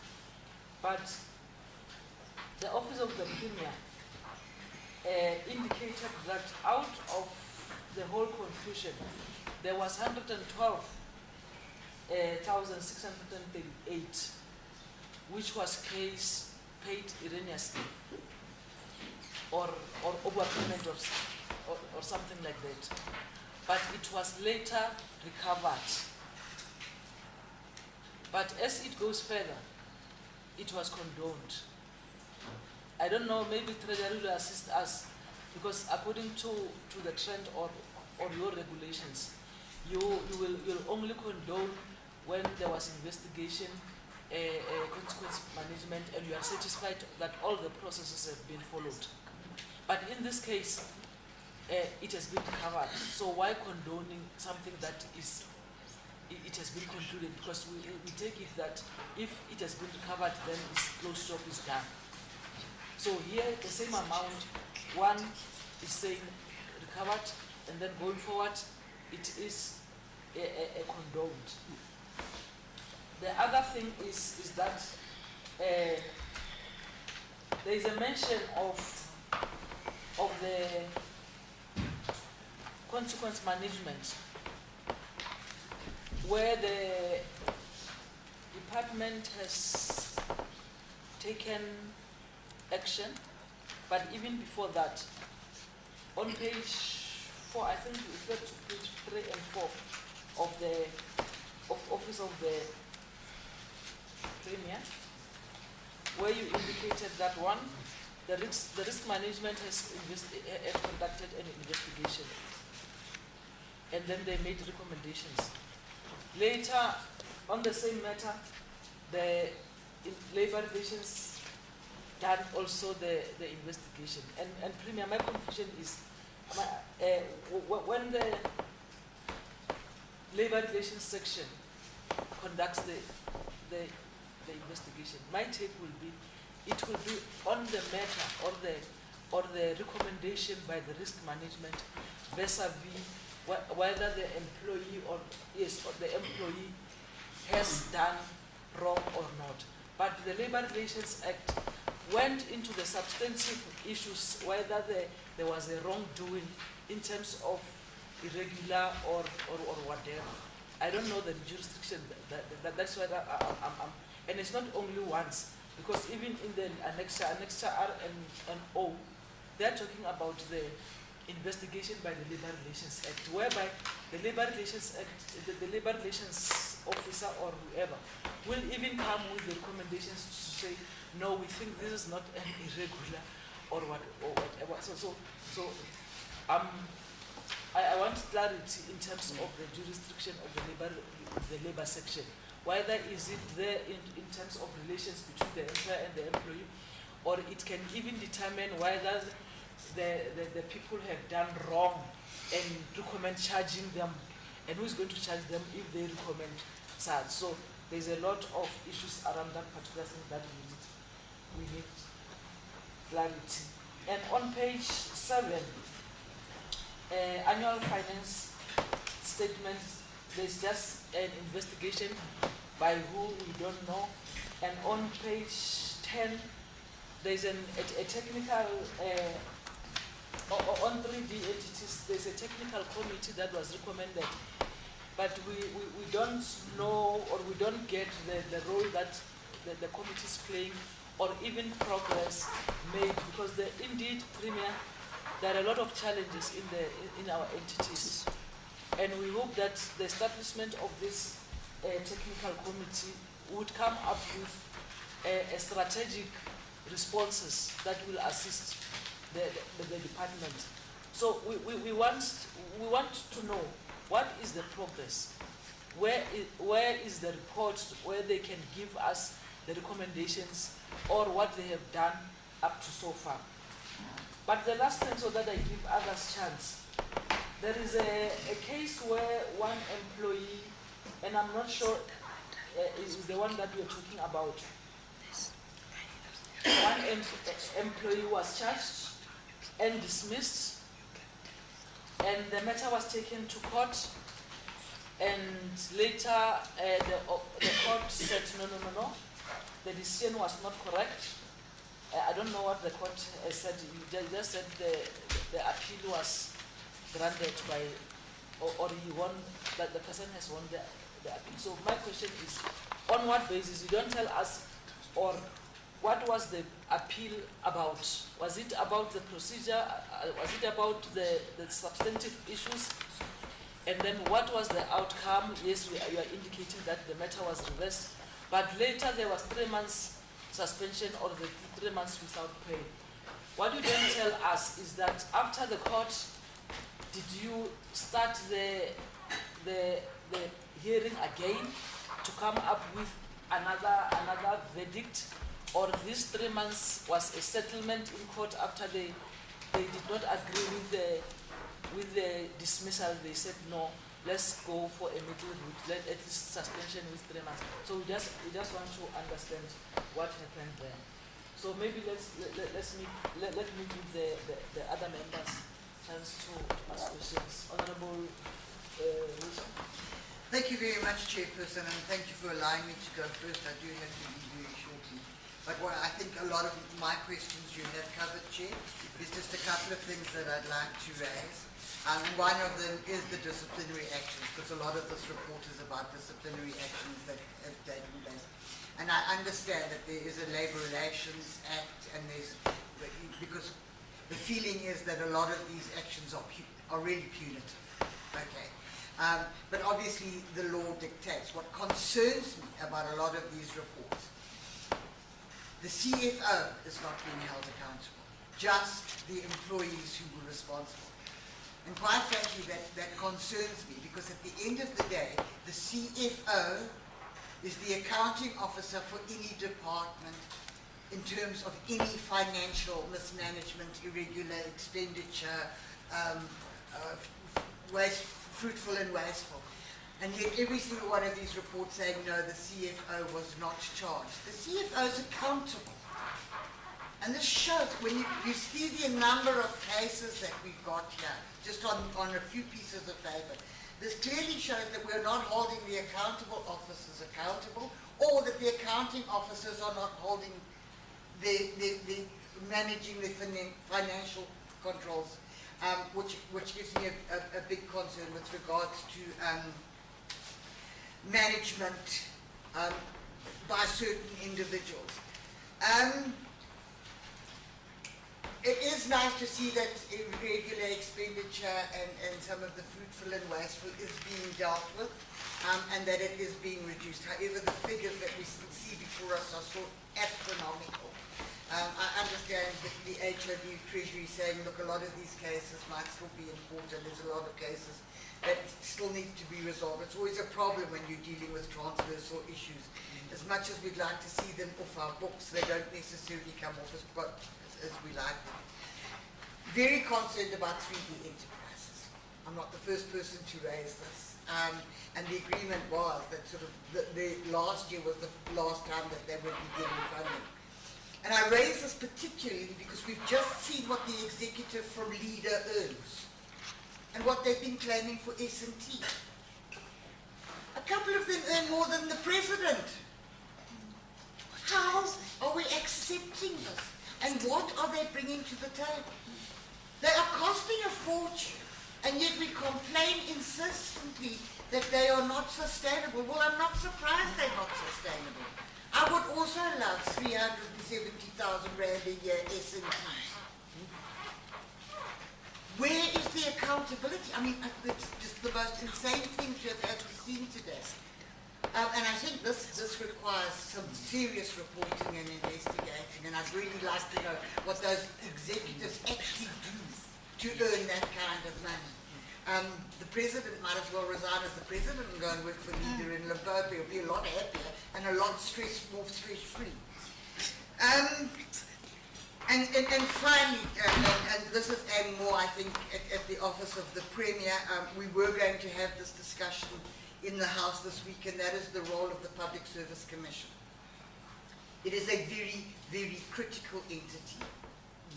It is a critical entity, and a lot of what we are seeing in here, particularly in cases where employees are not declaring their affiliation to other state entities, where they are getting money from state and private entities, and certain of the grievances. And there is a concern, and I know that the PSC has raised this before, that no actions are being taken and the departments are not effectively reporting to the PEC in order for them to monitor these situations, because a lot of these situations are PSC matters.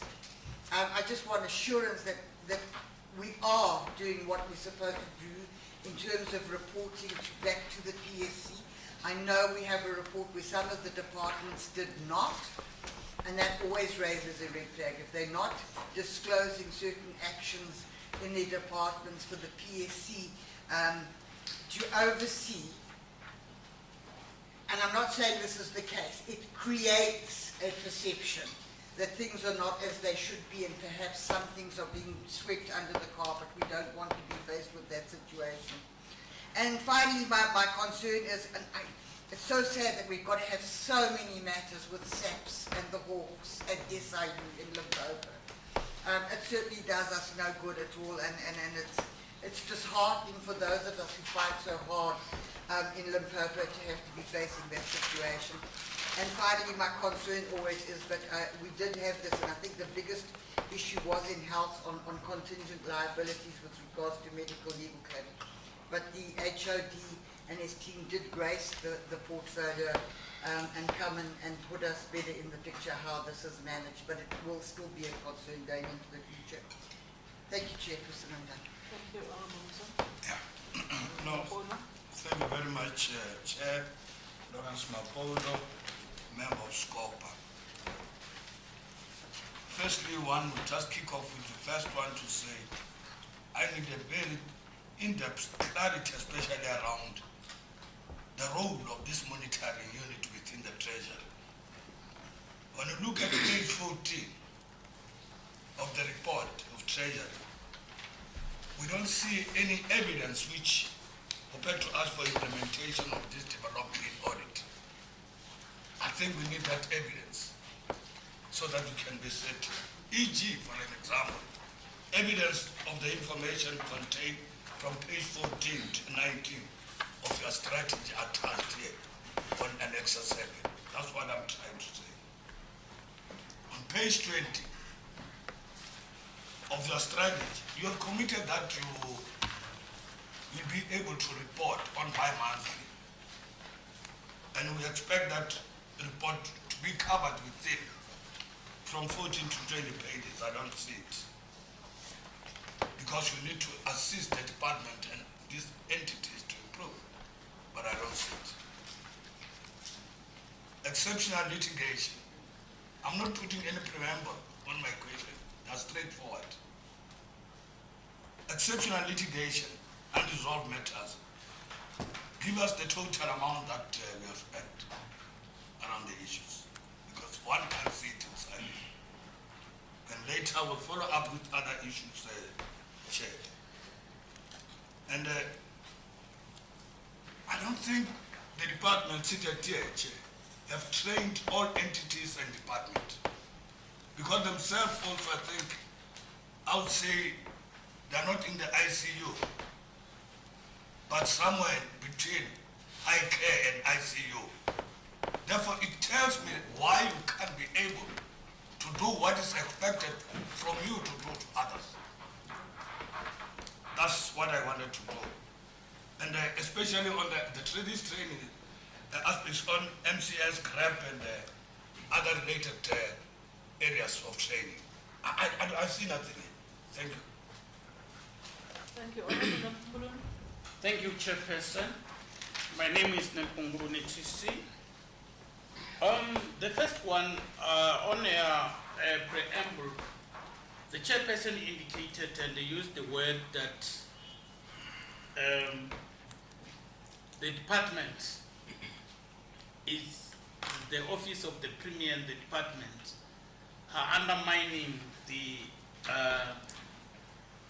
resolving of the issues, the House resolutions.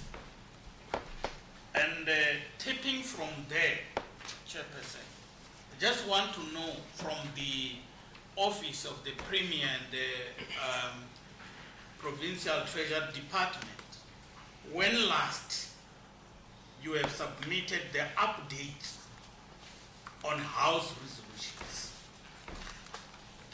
And the other one, although partially touched, in page 8 on the 2016-2017, you have the Provincial Treasury, the litigation management strategy. I just want to know the effectiveness of the litigation management strategy, looking at the cases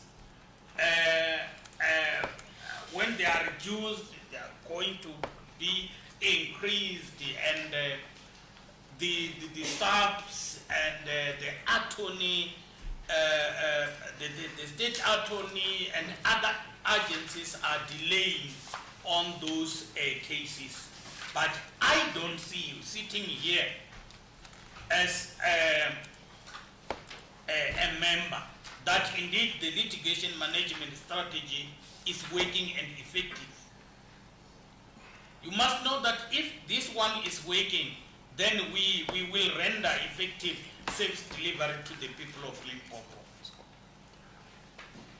And on that one, maybe to appraise this house as to how much you spend on the litigation cases.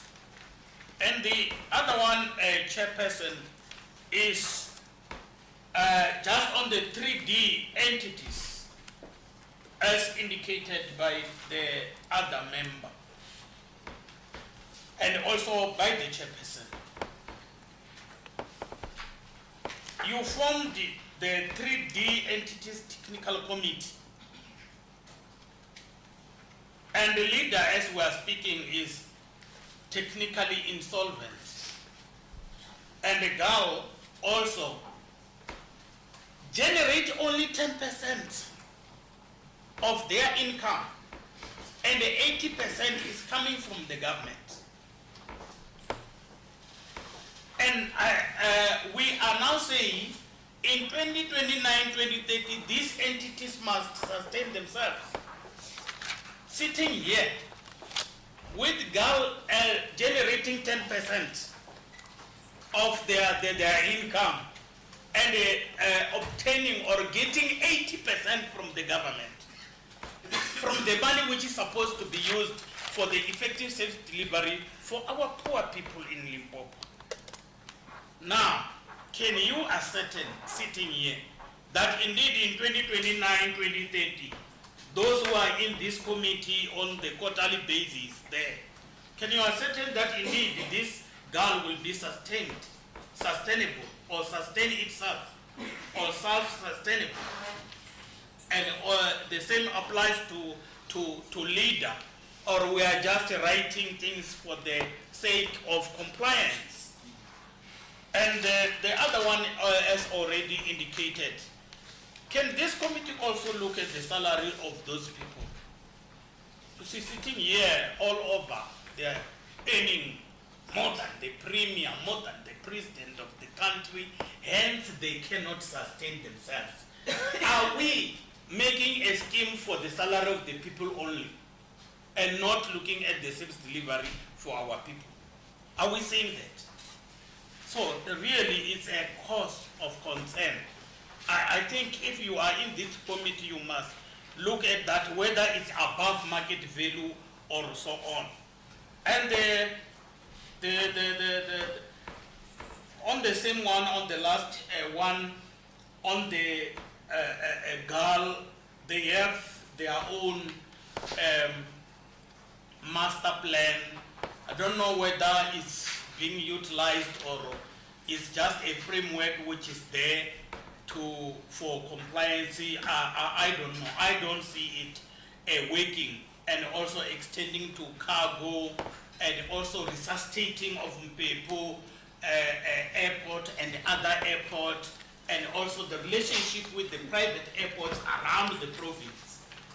So you have also to update us on that. And it's time that we also finish this Mapungubwe Arts and the Heritage Festival investigation. It's long that is there.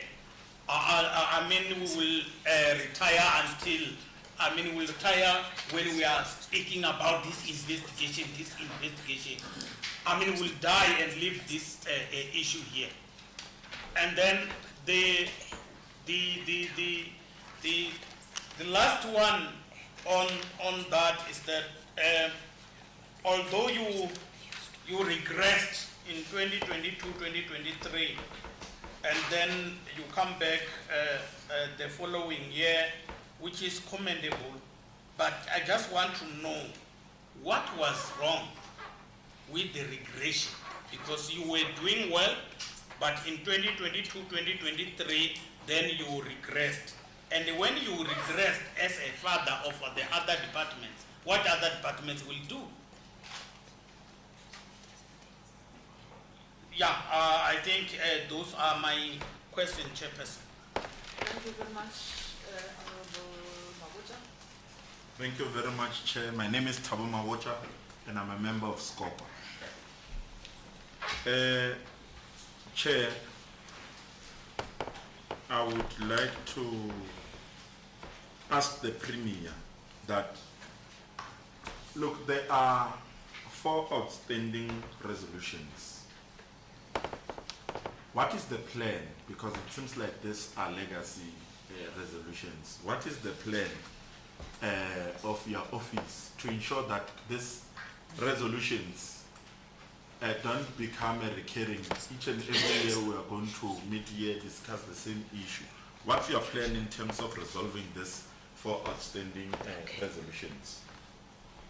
Number 2, Premier, is that there is Scopa Resolution 5 of 2023-24 that says that the 3G entities should be funded until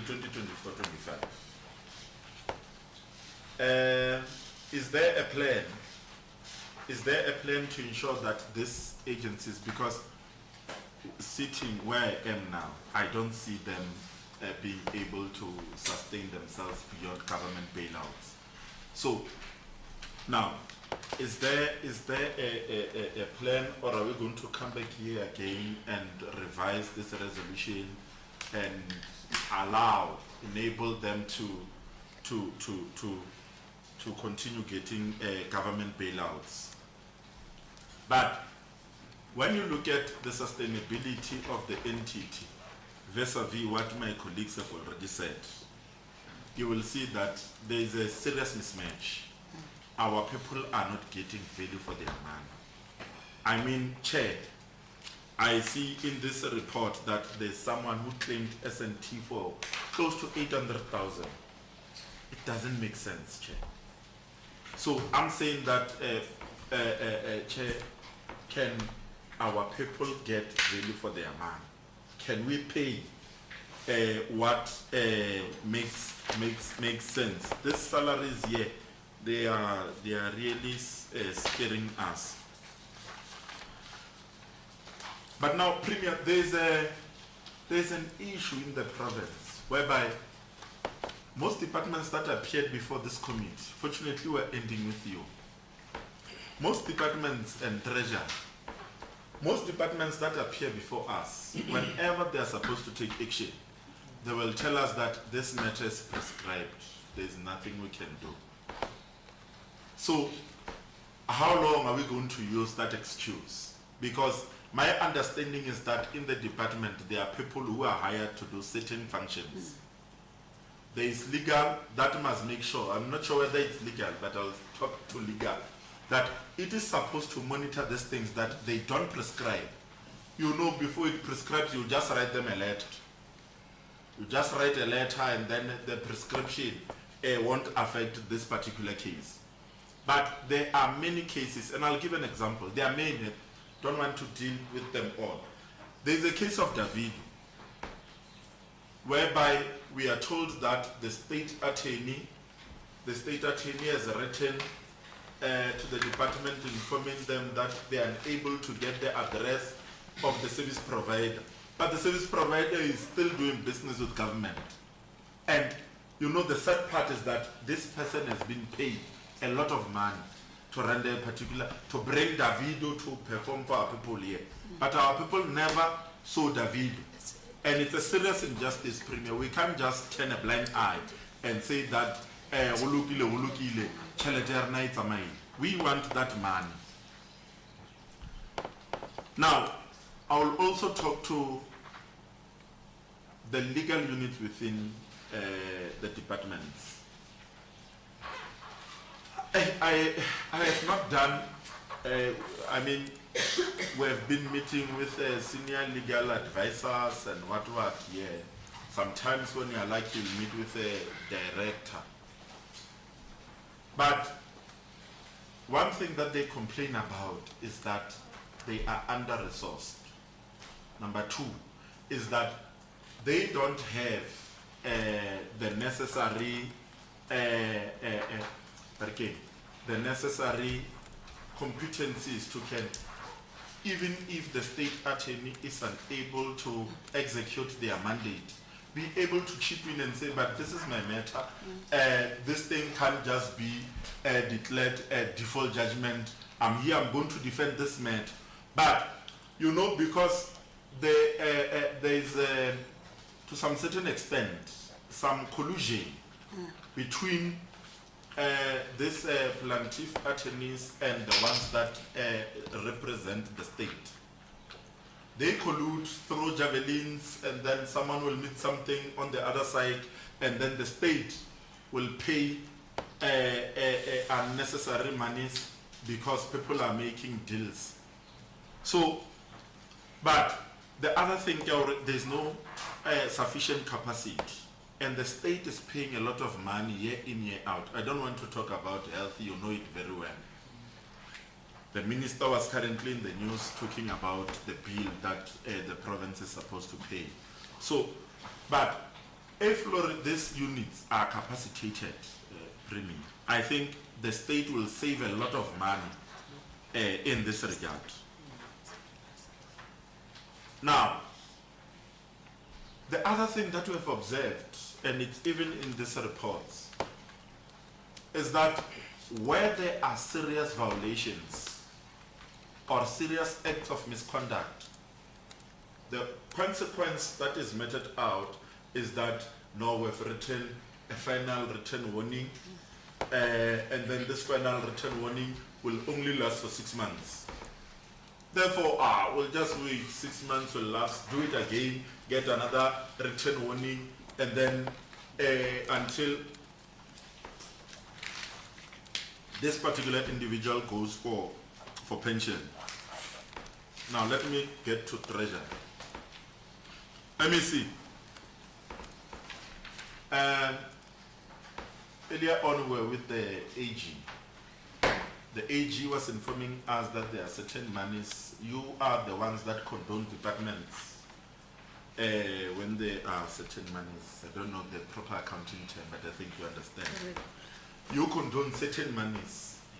But then, where we really struggled was when we were told that Treasury condoned Treasury. So we're like, but this one can be a referee and a player at the same time. What is happening here? So I'm told there are some colleagues here. Forgot the name. They are the ones, plus the HOD is the chairperson of that particular committee, and then they serve as the secretary, and then there are some officials from Treasury that approve those condonements. I would understand if it was other departments, but if it's Treasury, that's where I'm really struggling to understand the logic. For can't we have an independent body?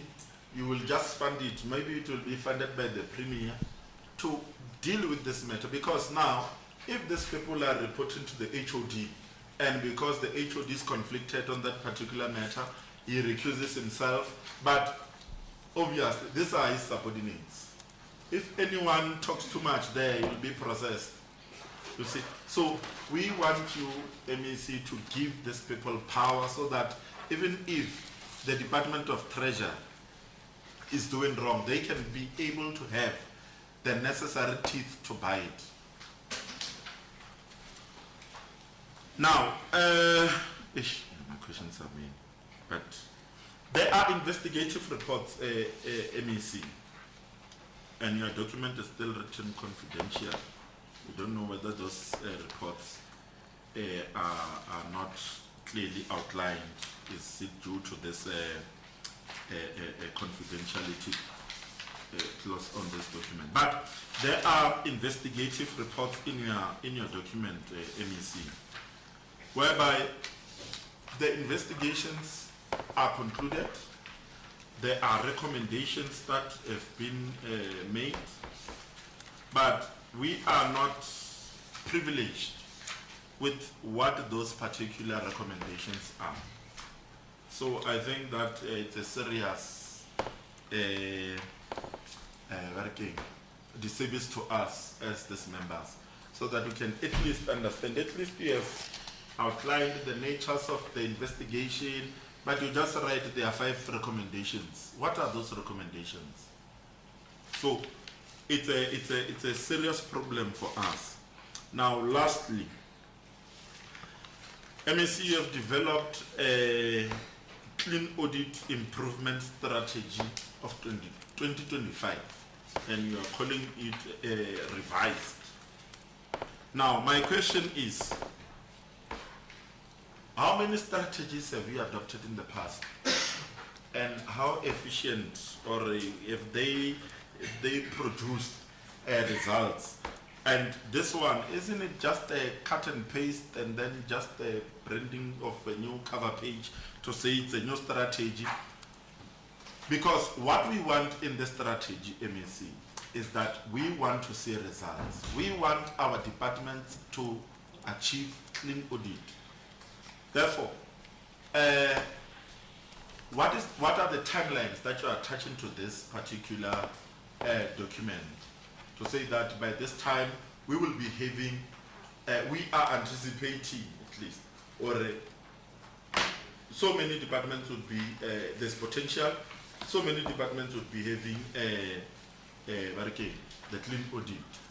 Yeah, I think, let me just pause here, Chair. Thank you very much. Thank you. Yeah, let me continue with some of the questions that I think members will cover, but they did not cover. And in some cases, it will just be a matter of emphasis. I think a premier on the 3D entities, maybe we should come up with a model or prescripts that will say the funds that we allocate to them, they be for specific functions other than remuneration. Because honestly now what we are doing, we are just funding wages only. That is why there is no service delivery. But if we can fund those entities and say this is for a service delivery, and then you must generate profits out of that and get and pay yourselves, maybe we can see progress with such. So that's my proposal. But the other thing is that on page 8,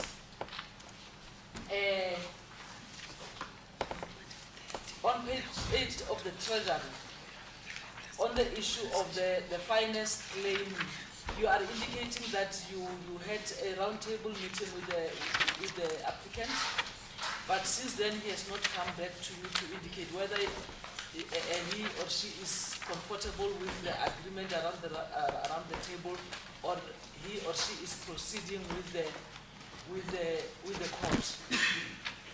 And from what you've presented, it looks like it is long time ago. You are quiet. My question is, what are the implications? Because I know that the amount of 1.7, obviously that service provider or that applicant has not forgotten about this amount. And the possibility is that when he comes back, this will double. So my advice is that don't relax and say there's no reaction. We believe that maybe something is not going to happen. When he comes back, he's going to double and will be coming here to say this is an irregular expenditure. I mean the fruitless and wasteful because it took some time, and then the interest and all those things. Let's have a culture of making follow-ups where our funds are involved. On the other issue is on the irregular expenditure on page 44, where you are indicating that the reason for failure to take action, which has been declared by the AG, is that the department saw services from CETA, which was not allocated in the province. Question is that were you not aware? Are you not having access to these service providers, or now who is allocated from which province? Were you not aware that the service provider was not within the province? And if you are aware, why did you continue to have these services? The other issue, Premier, is the issue of the investigation reports. And I thought in your file when I was checking, maybe I'll find maybe the other forensic reports, the SIU reports that are in your offices, or maybe even if they are not there, but at least what you are doing in terms of dealing with the recommendation from the SIU report and other forensic reports that are conducted. because there are so many cases in the hands of the SIU. There are so many cases in the hands of the police, in the hands of the Hawks. We seem not to be equal to the task in terms of making follow-ups. They work at their own pace, and we are comfortable. And then later, like Honorable Mabucha said, you find that a case dragging for so many years, and ultimately will be told that it has prescribed, it has all these legal terms that it can be resuscitated, it can be reinstated, and sometimes it's deliberate. We were observing the trend. Sometimes it's deliberate. There are so many these cases that you have presented, MEC, with these recommendations that are not indicated. How are we going to monitor progress? How are you monitoring progress that these recommendations indeed are implemented? Because if we have got an investigation report, we have got recommendations, we don't make follow-up, we just keep statistics, we just write that there are 10 recommendations without indicating that we have made a follow-up. They have up to so far implemented 3, they are left with 2, they promise 1 will be done next week. They are having difficulties with 1. That is the progress that we want. But now these things are not talking. They are not assisting us with anything. Because we are just having records. We are not doing anything with it. We are supposed to I'm just distracted by the age. Sometimes when you need focus, just request will give you. We understand sometimes you need consolidated views. We will just offer you that opportunity. Yeah, but what I was emphasizing, Premier, is that here are the cases. The investigations are completed. There are recommendations. We don't know how far are these departments on the recommendations. There are so many of them. Some are not here. As we went through the files of the departments, there are so many investigation reports which departments are indicating that they are with the police. For example, in Department of Agriculture, there was an issue of 1.9 million where there was a service which was, the amount paid to a service which was never rendered, 1.5.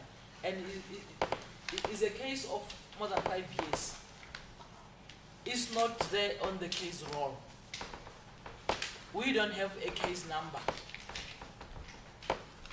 They are only just writing it in their books because the treasury is still saying what has happened to this, where is this money?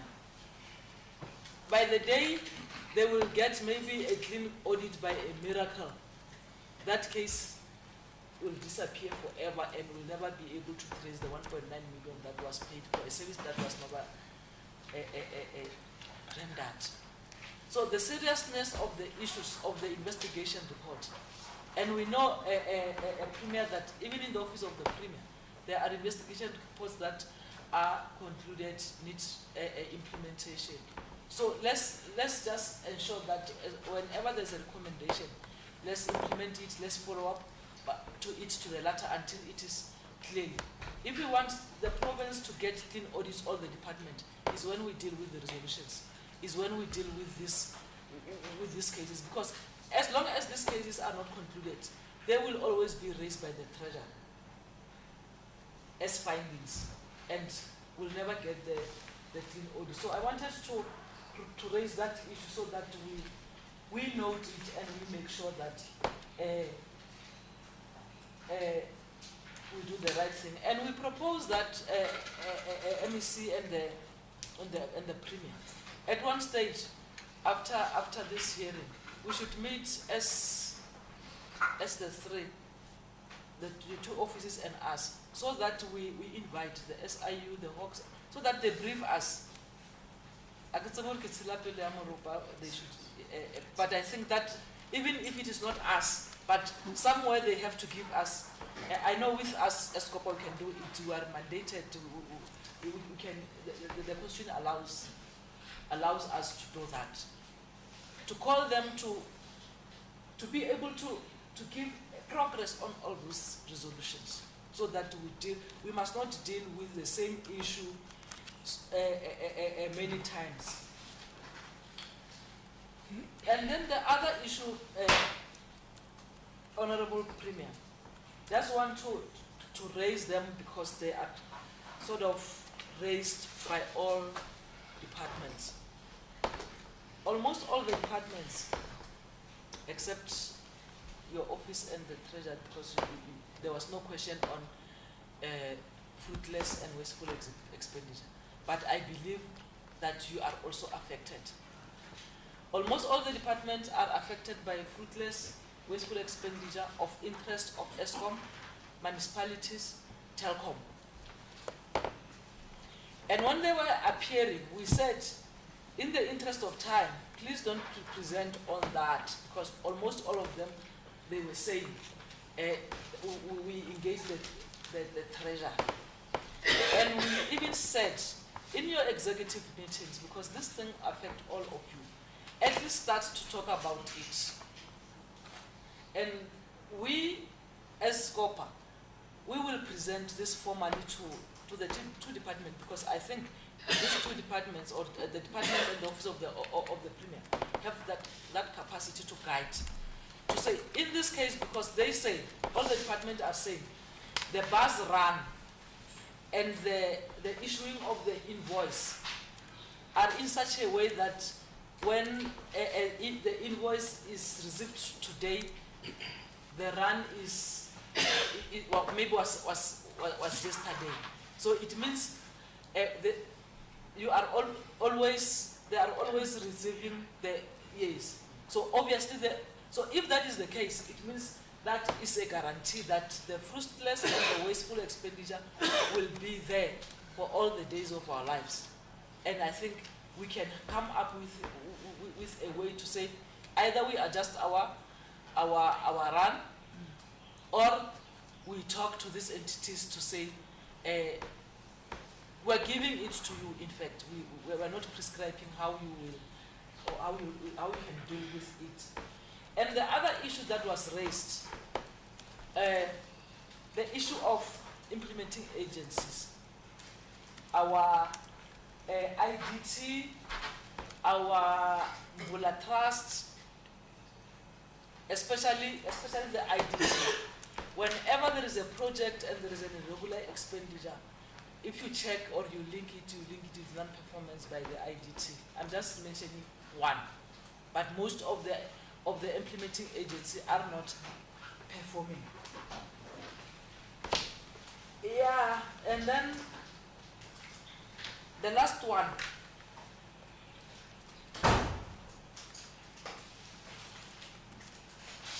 The last one was with regards to annexure TU on verbal warning.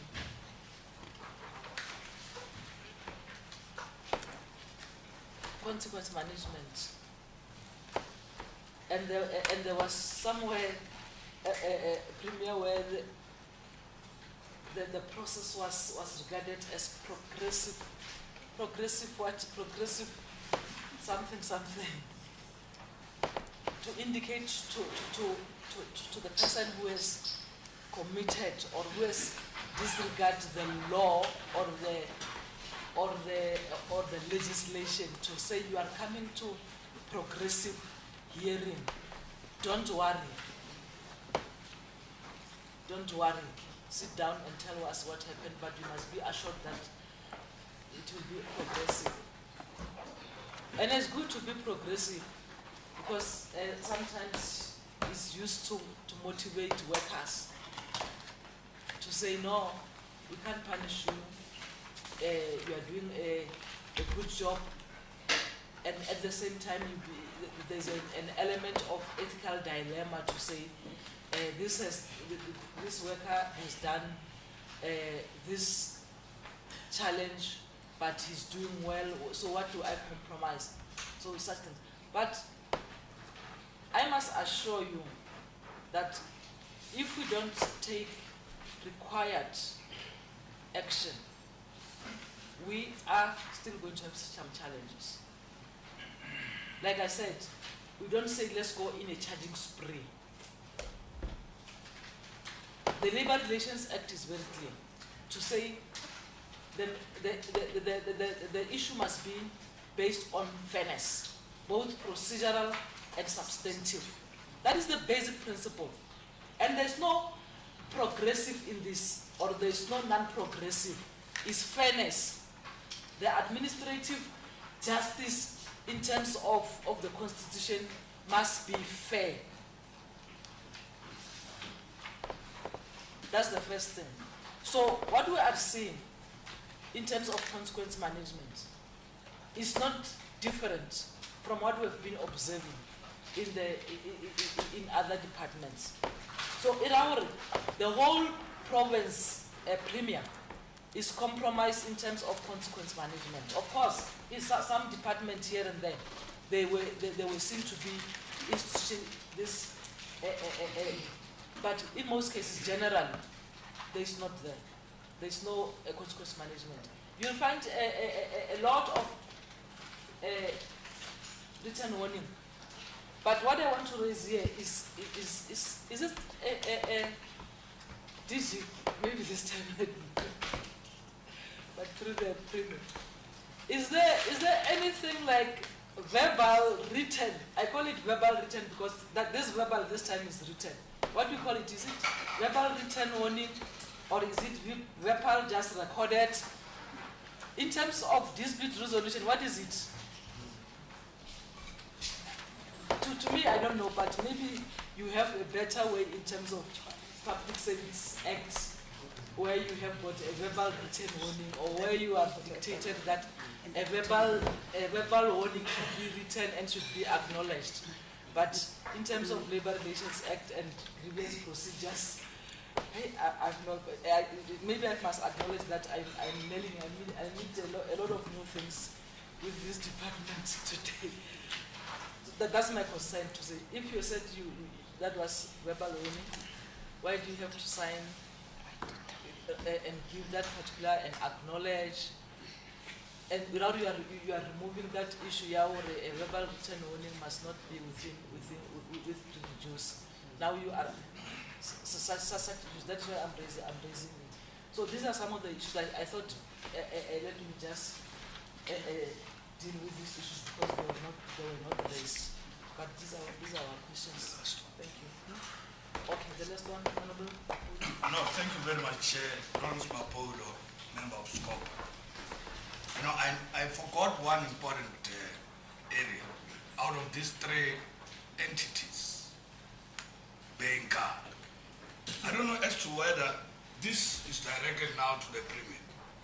Much as I know that my Honorable MEC is responsible, but I see there's a hell of neglect out of that. The reason I say I don't think they are aware of the problem like this. This airport, MEC, do you have both internal and external challenges that you are facing? Are you aware that the doom says it must fall and collapse? And what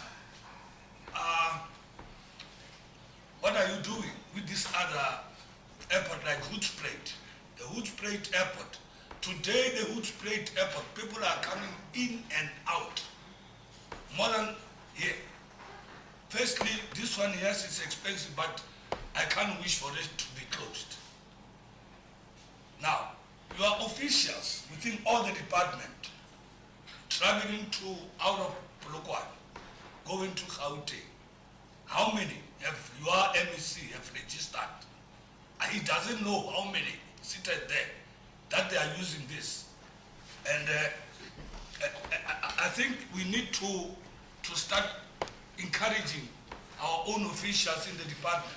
Even if it's expensive, they will feel it so that they can be able to think out of the box. How best can we make this to be more cheaper? Now that is my question, MEC, to say.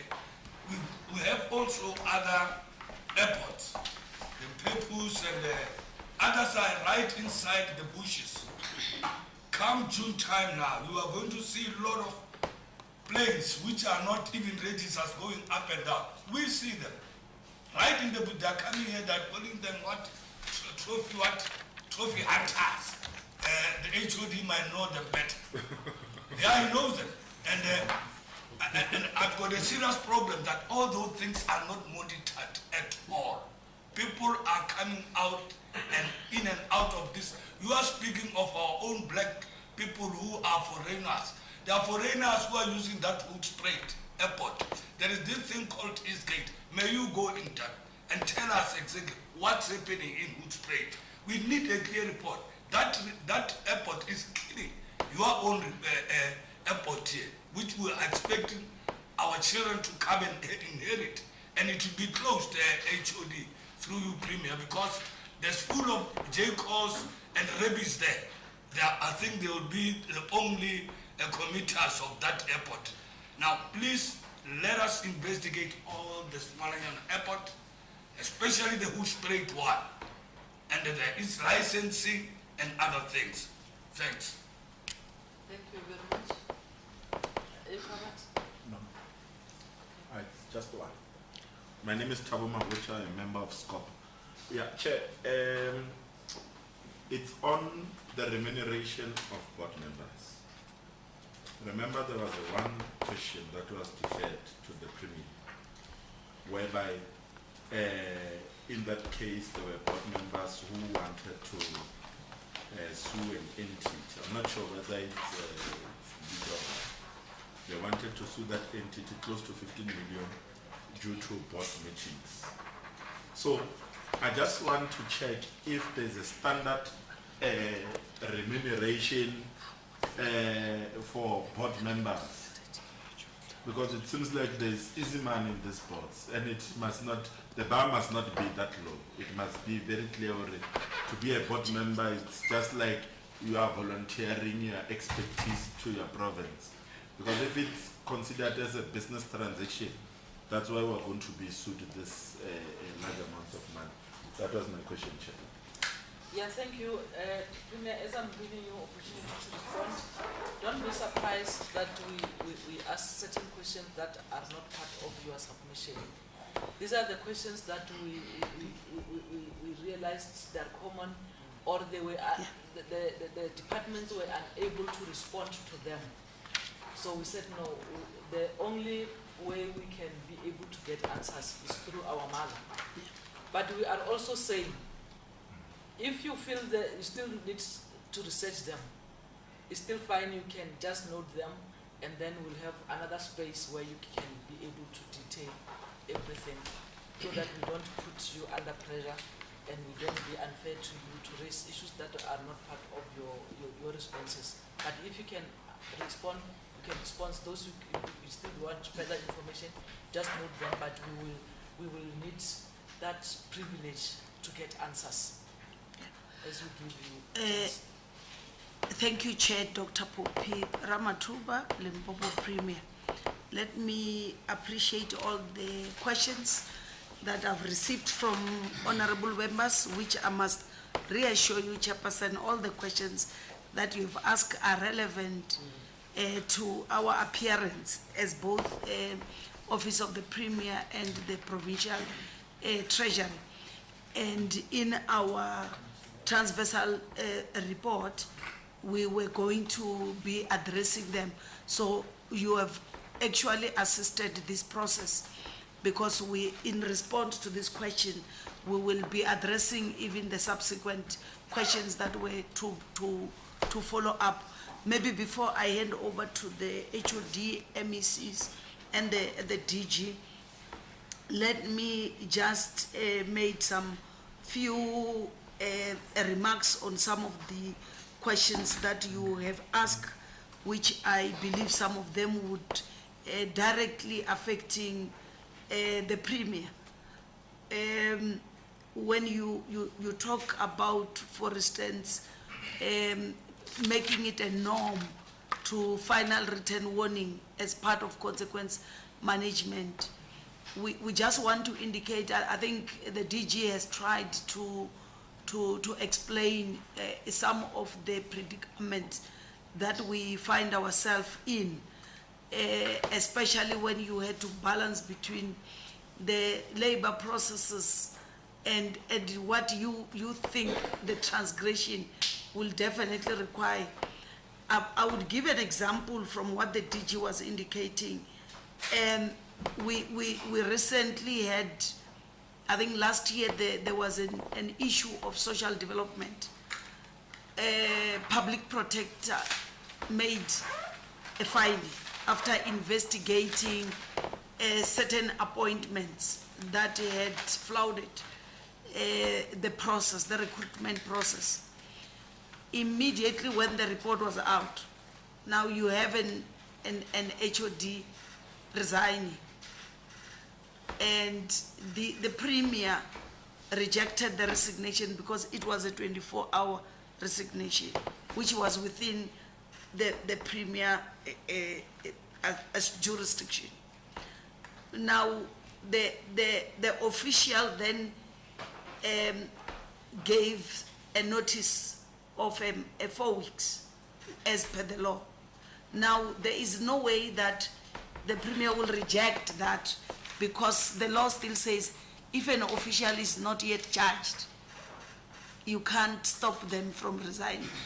Where we have a case, it's if an official is charged and resign, we have got the right to reject that resignation. So you would see that also have, it appears as if we are not implementing some of these reports that comes, whether it's a Chapter 9 institution, whether it's your SIU, your Hawks, or fortunately the Hawks have got their own way of dealing with these cases. The other of that directly speak to your final warning is that you had an HOD for public works. Scopa made its own findings, and the official was charged and had to go through the processes. One of the recommendation to the Premier, or the advice to the Premier, was to say there can be a precautionary transfer, on looking at the fact that there's an HOD. When you're going through processes, you can't be within the department. The fact that you are the most senior official transferred to Coxter.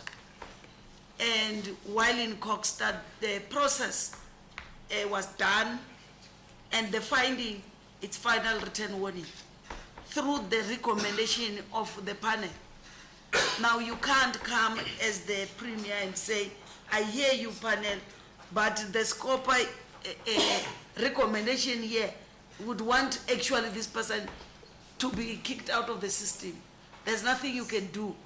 And then when that finding was made, the official's contract came to an end. You don't have anything to can say we can't release you.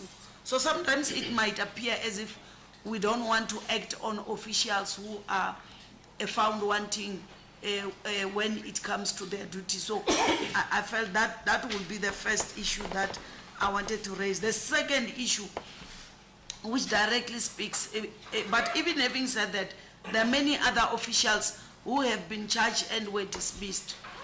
But I thought at the level of the Premier, let me give some of this predicament, especially on contracted employees who are mainly the HOD that are appointed by the Premier. Now, when you come to the 3D, which is a concern not only for the honorable members of Scopa, it's also a huge concern for us. And if I need to take honorable members back, is that yes, the Premier and the MEC for Finance previously appeared on Scopa, and there was an undertaking that we need to start reducing so that at some stage we must let it go, this whole issue of funding 100%. I remember, if I'm not mistaken, the HOD, Pratt will correct me, we started with 25%, and to say we are only funding them 25%, I think if it's not 2019, but 2020, when we were hit by COVID, they were justifiable why we should support them fully. That's when we did, because of COVID. The current situation is that for the 24-25 financial year, after we have appeared in Scopa and agree during the 6th administration that we are really going to stop babysitting and funding them, we establish a technical committee. As you hear, this technical committee, it only started working last year. And since the 7th administration, the technical committee that has been established has been able to meet, fortunately, and their first task was to come up, because all these entities, they will give you their turnaround strategy and how they are going to, their sustainable plan and all that. But we wanted ourselves to satisfy ourselves to say, are they sustainable? Is there any hope? Now, the report that I have is the fact that they are not sustainable. Now, having received that report of them not being sustainable, we then appointed an interim ministerial committee, which is chaired by the Premier. The technical committee is chaired by the DG. The IMC is chaired by the Premier, just to give comfort to honorable members that the issue is directly at the, it's my day-to-day challenge to say, how do we turn around them? So the next step that the technical committee, which will appeal to the honorable members to just give this technical committee this 6 months to be able to, having diagnosed that they are not sustainable. And that's the first effect. The second one, having just appointed their boards, which is the new board now, especially for leader, and then the board is also coming to an end, will be appointing the new board, taking into consideration those factors. And then you give our technical team, together with the new board, to address and come back to the IMC to say, this is possible for us to rescue them or not to. We are a bit worried to say, if I can just be harsh and act on the current report of the a technical committee, which they themselves as a committee have requested the time to do some work. And if I just say, no, because you are saying they are not sustainable, for instance, the GNT on its own, GNT's role is not just to generate revenue for the state, but we know one of our priority is to reduce the cost of living. And transportation, it's one of the major challenge when it comes to workers going to work. Their high cost drive, it's transport and food. Now, if you take away JNT from them, you are going to destroy a number of workers, because they will have to earn a salary for transportation to work every day. The GNT is being well subsidized by the state. It's able to assist us when it comes to that particular responsibility. So we are monitoring them closely. For instance, they needed, they wanted to procure some buses of more than 100 million. The HOD will explain, and the DG, some of these issues. We've been able to stop because we are working closely with them, and so that proper supply chain processes are followed when all this work is done. it's like you were sitting in our meeting on Wednesday when we invited an extended executive council a meeting where I had all the HODs, CFOs, including our CEOs of the same entities. When I ask a question to say, some of you have just looked into your salaries as executive. I think these entities have become a source of creation of wealth for the certain elite group. Because I even said to a CEO for leader, your salary, you can combine the DG, the MEC and the premier salary.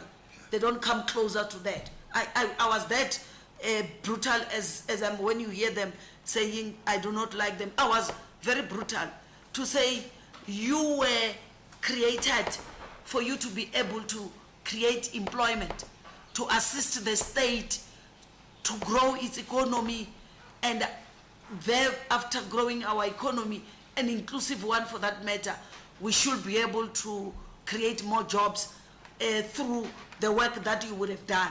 But what is happening is that we have just created employment for you so that you can come every month, draw checks, fed checks for that matter. If the people of this province can look at your salaries, they will be asking us if we are in the normal census to keep you and still bail you up. We're bailing you to pay the salaries. Limpopo Connects, for example, what have they done? Because year in, year out, we are giving them money and they can't even connect a Retabile health center. So if we want to start talking about complicated issues, we say we want to digitalize economy, and this is an institution that is supposed to, but it can't even connect a clinic or a school in Polokwane. I'm not talking to Tiberias or Hangidikitlan. I'm just talking about here in town. So these are the real challenges that we're facing. We're not being crying babies, Chairperson and honorable members.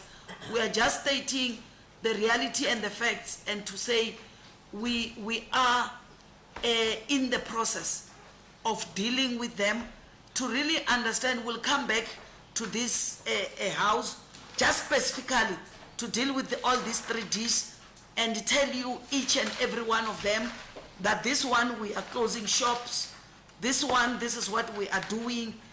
A reviewal of board tariff was done when the new boards were appointed, and we are guided by National Treasury. It's no longer thumb sucking where for you to sit. That's why you would find in the past one person want to sit in all the boards, because that's the only way people will be raising their own income. So we are working hard, trying to balance, to say, let's not close shops for leader just because we failed in the recruitment process of its executive. The fact that you appoint a wrong CEO, a wrong CFO, doesn't mean the concept of GNT is wrong, the concept of leader is wrong. The only problem that you have done is that you appointed wrong people who probably have got no clue on what they are doing. Because if they have clue, we will not be sitting and be crying about Limpopo failing to grow its economy, but bragging everywhere. The premier is all over, bragging on Honorable Mapole to say we have got minerals in abundance. If you look at our platinum groups, we are having more than 70% of reserves. We brag for what? It's not being interpreted in any country that has got such. We were supposed to be saying unemployment is not a crisis in Limpopo. We were supposed to be saying, including our tourism, we don't know what is currently happening, and we try to go and assist. But all I'm saying is that our 3Ds, our entities have got serious challenges, but those have been elevated to be how the premium must be judged in terms of the performance.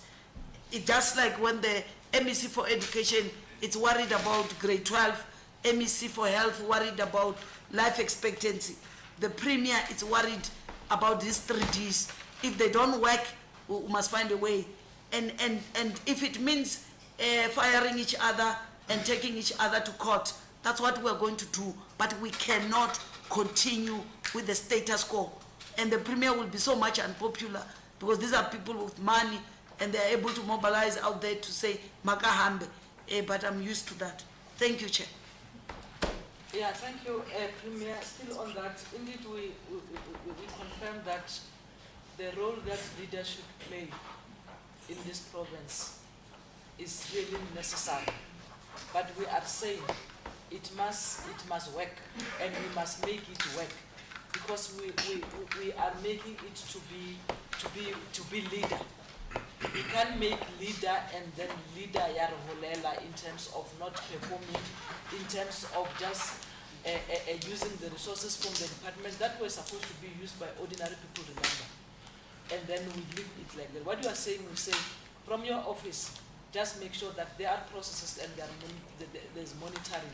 Just like you indicated, like let's give the technical team and the new boards. They must come up with very realistic, and I want to emphasize realistic strategies, not just strategies to fill a page, but the strategies that can work, and let's assist them to ensure that they are able to implement those strategies. That is exactly what we are saying, and we believe that that can happen and is doable for the benefit of our people. Thank you. Yeah, you can continue. If you Thank you, Chair. Once more, Dr. Popira Matupa, Limpopo Premier. I am going to request my colleagues, starting with the DG, MEC, and HOD, if they would like to have a bite in terms of responding to the questions that honorable members have raised. My name is Mr. Mabin Chavele, Director General in Popo, the accounting officer for the Office of the Premier. Yeah, there were just some direct questions that I thought I would just have to respond to within the parameters that were outlined by the Honorable Premier. The first one was with regards to the PMDS matter, to say that there seemed to be a paradox of recovery versus condonment. I just wish to indicate to the honorable members that in terms of the consequence management framework, or actually to put it otherwise, maybe HOD Brado used the exact word.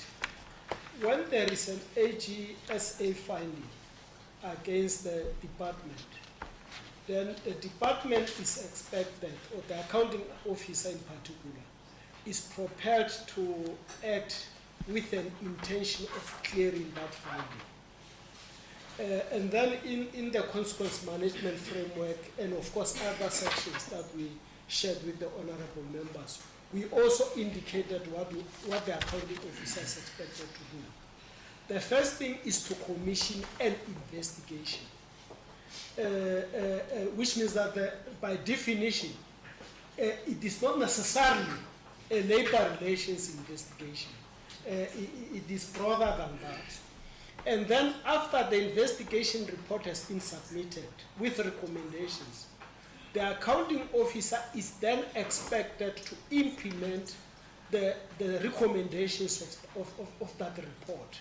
Which means that if there is a basis for corrective action, recovery, or any other thing within the law, the accounting officer must do that. Then after he or she has done so, it is when we submit a report to Treasury for condonment.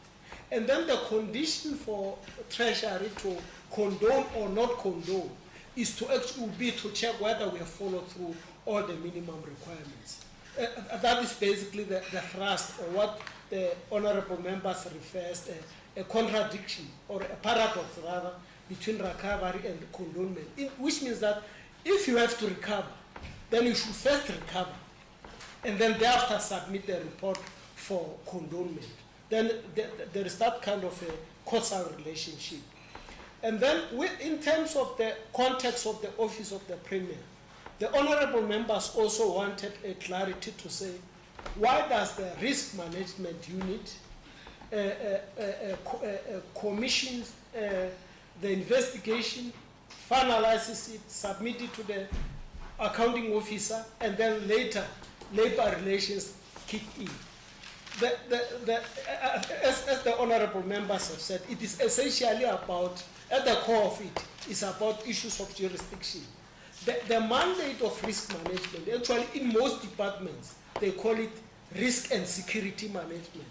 Their core mandate is to make sure that the institution concerned is not vulnerable to any risk in terms of whether it can reach a point whereby it collapses or become unstable, which means that the mandate is broader than that. Then when the AG issues the findings, we normally refer them to risk because we cannot prematurely determine whether there is a basis for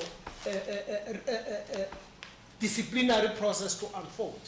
And then in certain instances, they will then commission, do the report and make recommendations. In some cases, they will just say, no, the accounting officer is expected to do ABCD without necessarily invoking the corrective measures.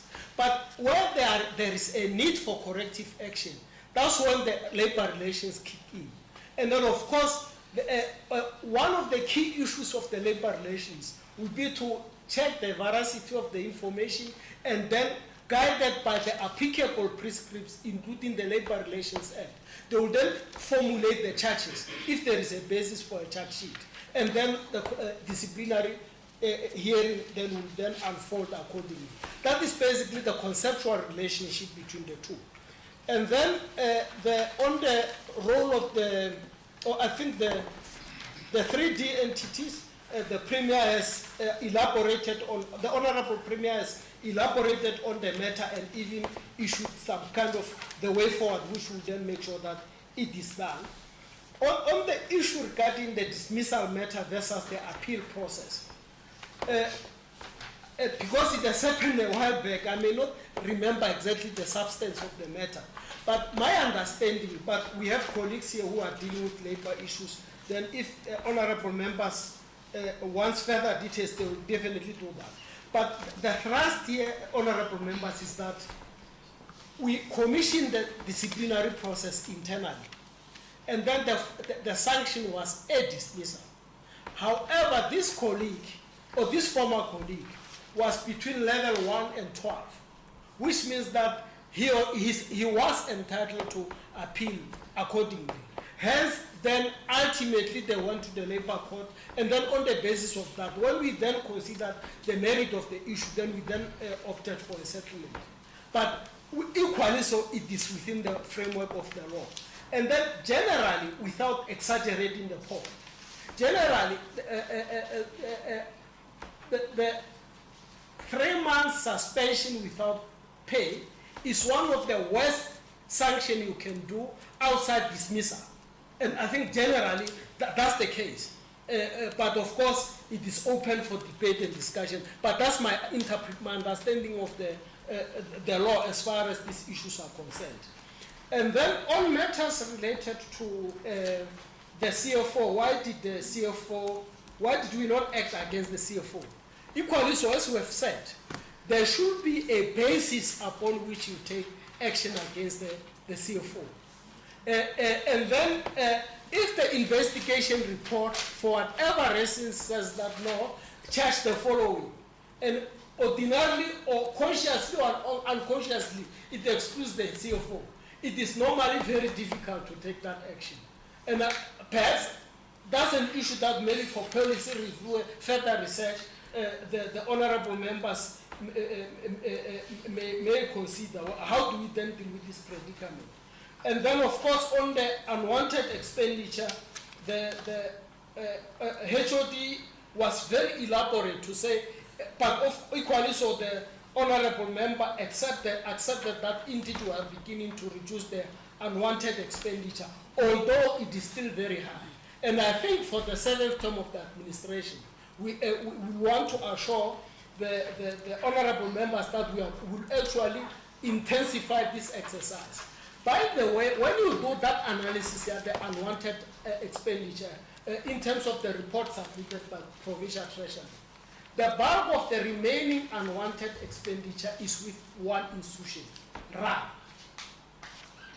Then, and of course, the honorable members and even the Premier has indicated that will attend to the RA issues, so that come the end of the current 7th term of the administration, RA should have stabilized. And then I'm reliably informed that even the NEC for Public Works did share with you the interventions that he's making to stabilize RA. And then on the another issue which the honorable members wanted to us to make a comment on, it relates to the role of the Public Service Commission. It's in recommendations, blah, blah. Actually, as a matter of fact, on a quarterly basis, we do, at the HOD's forum level, we do consider the public service reports. The only unfortunate thing for this period is that we were focusing on the transition issues. Hence, we could not realistically say, now this is how we are faring as far as the Public Service Commission recommendations and directives are concerned. But we are recently, during mid-April, mid-February, we had an provincial SMS summit, whereby the Public Service Commission has actually presented a report to the whole echelon of the leadership, and we have committed ourselves that we follow through on the recommendations thereof. Then issues related to SIU investigations, the Honorable Premier and the Honorable Chair has already issued a directive on it, then I'm not going to repeat accordingly. Then the other issue is our general posture on capacity building for the provincial departments. I just want to put it on record that this is an area that we really prioritize. Both the Office of the Premier and the Provincial Treasury. Of course, Treasury focuses on issues of financial management, and then Office of the Premier focuses on other management and leadership issues, particularly for the SMS members. Then we can avail the report if it is requested for. But at the personal level, my view is that if we want to really build the capacity of the state, we should start at the recruitment stage, so that we strengthen our capacity to recruit capable people, rather than to say, no, let's recruit them, then we are going to capacitate them over time. Then it then has these unintended contradictions, whereby we even spend further resources on capacitating people who should ordinarily have generic competencies. Because most of the issues that are raised by the honorable members, in my view, are basic level competencies.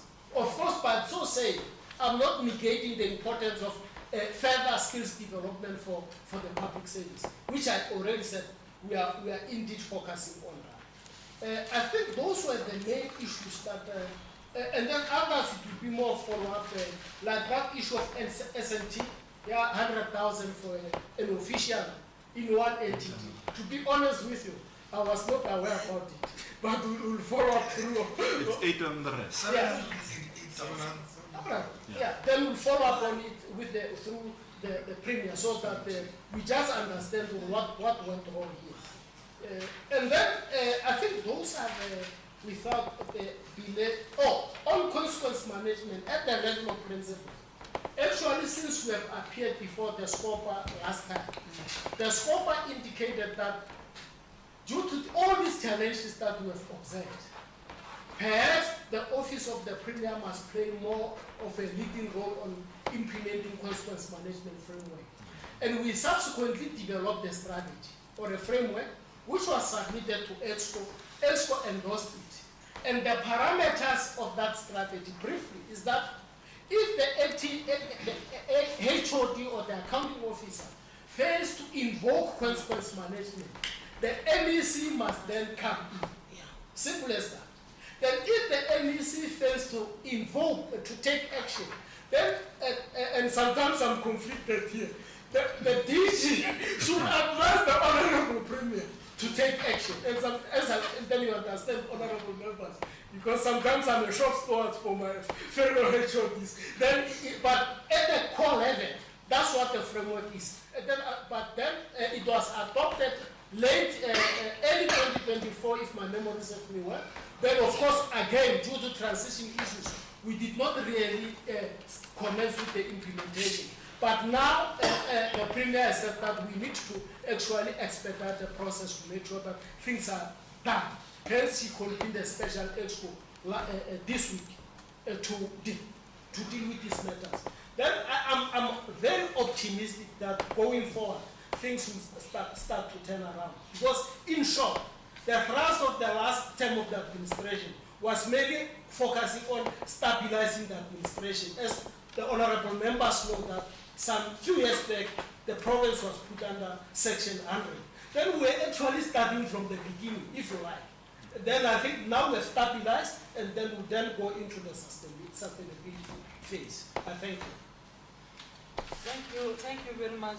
Just as a matter of emphasis on what you've raised with regard to consequence management, we are saying at all levels, consequence management must happen. If the middle manager is in charge of a particular section, he must make sure that if there is a wrongdoing there, he or she must take action.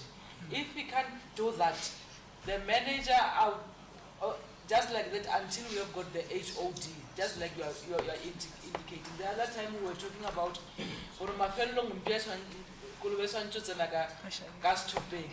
If Mpia is not performing, Bata will come. If Bata is not performing, just like that, until we have got the last one, who is the Premier. The Premier is not performing, the President. That is how the framework we are explaining. I think everybody must be accountable for his or her own level and do due diligence for what he's supposed to do. And that is what we are saying as Scopa, that consequence management. We don't say if a CFO has done a mistake or has done something, then the HOD must take responsibility. The responsibility that the HOD can take is to hold CFO accountable. The only time that he will be charged, the HOD, is when he does not take action. He's charged for not taking action. But if it takes action, then when the question comes, what did you do to the accounting officer? Well, the answer will be saying, we did not do anything because the HOD has taken action. And then the question is fully answered. So, MEC, with due respect, Honorable Chair, my name is Haru Mawai. In the interest of time and avoiding any duplication, may I defer to the HOD to respond? Thank you very much, Chair. Gavin Pratt, HOD Treasury. So I'll try and pick up the questions that haven't been responded to. I think on irregular expenditure, I think Honourable Winston raised the issue that we've certainly made progress, Chair. And we can also report to committee that we recently condoned just over 3 billion of RAL's irregular expenditure, so that will be updated in our report. So maybe while I'm speaking on the irregular expenditure condonation and the Treasury, who condones Treasury's irregular, it is an issue, and we raised it with National Treasury and we consulted with them because the delegation is from National to Provincial Treasury on that framework. And we agreed that there's this conflict between HOD Treasury can't condone his own expenditure. So we asked National Treasury, what do you do when National Treasury is involved in an irregularity? And they have given it to the OCPO, the Office of the Chief Procurement Officer, to deal with the National Treasury irregularity. So when we looked at that, it's going to be the same thing because the DDG reports to me, and I can also, as the member said, have influence over the DDG.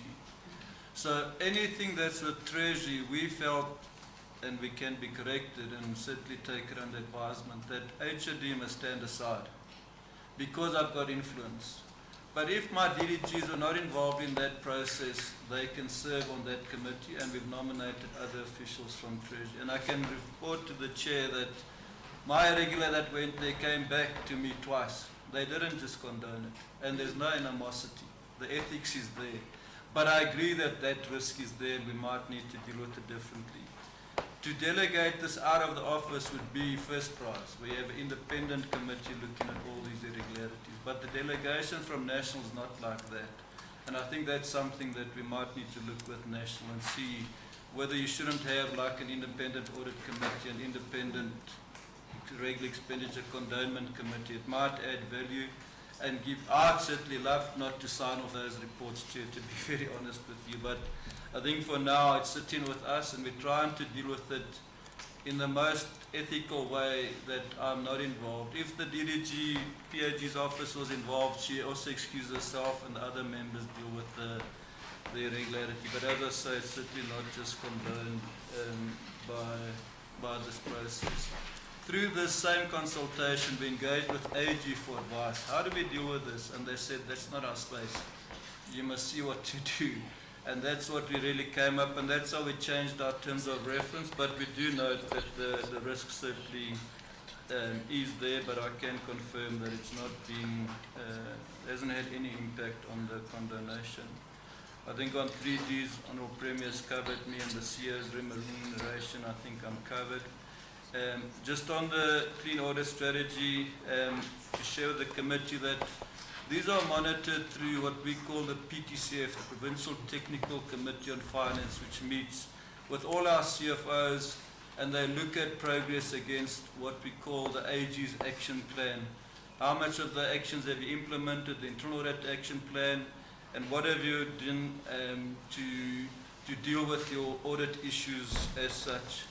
All these reports also go to the audit committees, which then interrogate all our departments on the clean audit strategy, if I can put it like that, around your AG's action plan, what have you done to implement the corrective actions, your internal audit plan, what have you done, risk management, etc., etc. So from there it goes to HOD's meeting, and from there also to EXCO. So it's certainly a process that's there, and reports are there. We didn't want to put them in the file, but if the committee wants, we can certainly look at how we make those available. But monitoring of the clean audit strategy is certainly happening. Ultimate measure is the AG when they come in. And I think as we've reported, we've seen improvements.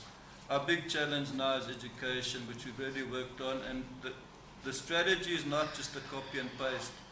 We take the AG's report and we analyze that in detail to see what are the issues that are coming up, why are there repeat findings, why are the departments not implementing those corrective actions, what is qualifying our departments. Health has now come out of a qualification because we monitor that clean audit strategy. And in the strategy that's in the pack, we've set targets. I think for this next financial year, we wanted 6 clean audits in departments and 3 in our entity. So the targets are set. Whether we achieve them, it might be another thing. But that's the target that we've set for ourselves in the clean audit strategy. And outside of the strategy, just recently, as the Honourable Premier touched on, we think we could probably get 7. But it's going to be a hard push. But in the strategy, we've targeted 6. Originally, it was 4. And we've tried to escalate that as we go through. And we've also put targets over the 3-year period to then measure ourselves against. On the spend of litigations, I want to request the committee that we go back and extract that report for you, not only on our Office of the Provincial Treasury litigation, but probably those in the province. Our legal services in Office Premier can help us with that, and we can extract the report. But if you can just allow us time, I don't have that on hand, Chair. On the support and what's evidence around the training we've done, Chair, there also we have what we call a transversal monitoring report, which is also submitted to our audit committees in every quarter, where Branch 2, which is our budget unit, reports on the income and expenditure, conditional grant spending, infrastructure spending. Branch 3, which is our supply chain assets and liabilities, they have a report which they present on all their monitoring and their assessment of each department, as well as the PAG's office on PFMA compliance and those issues that, like the Scopa reports, why have we not resolved the issues, what's our status, the litigation reports, so I think what I'm trying to say, Chair, is certainly not something that's just sitting on the shelf. There's certain reports that are presented at audit committees to then be held accountable, and even through our portfolio committee we do bring some of those at time to time when requested, just to share what is Treasury actually doing.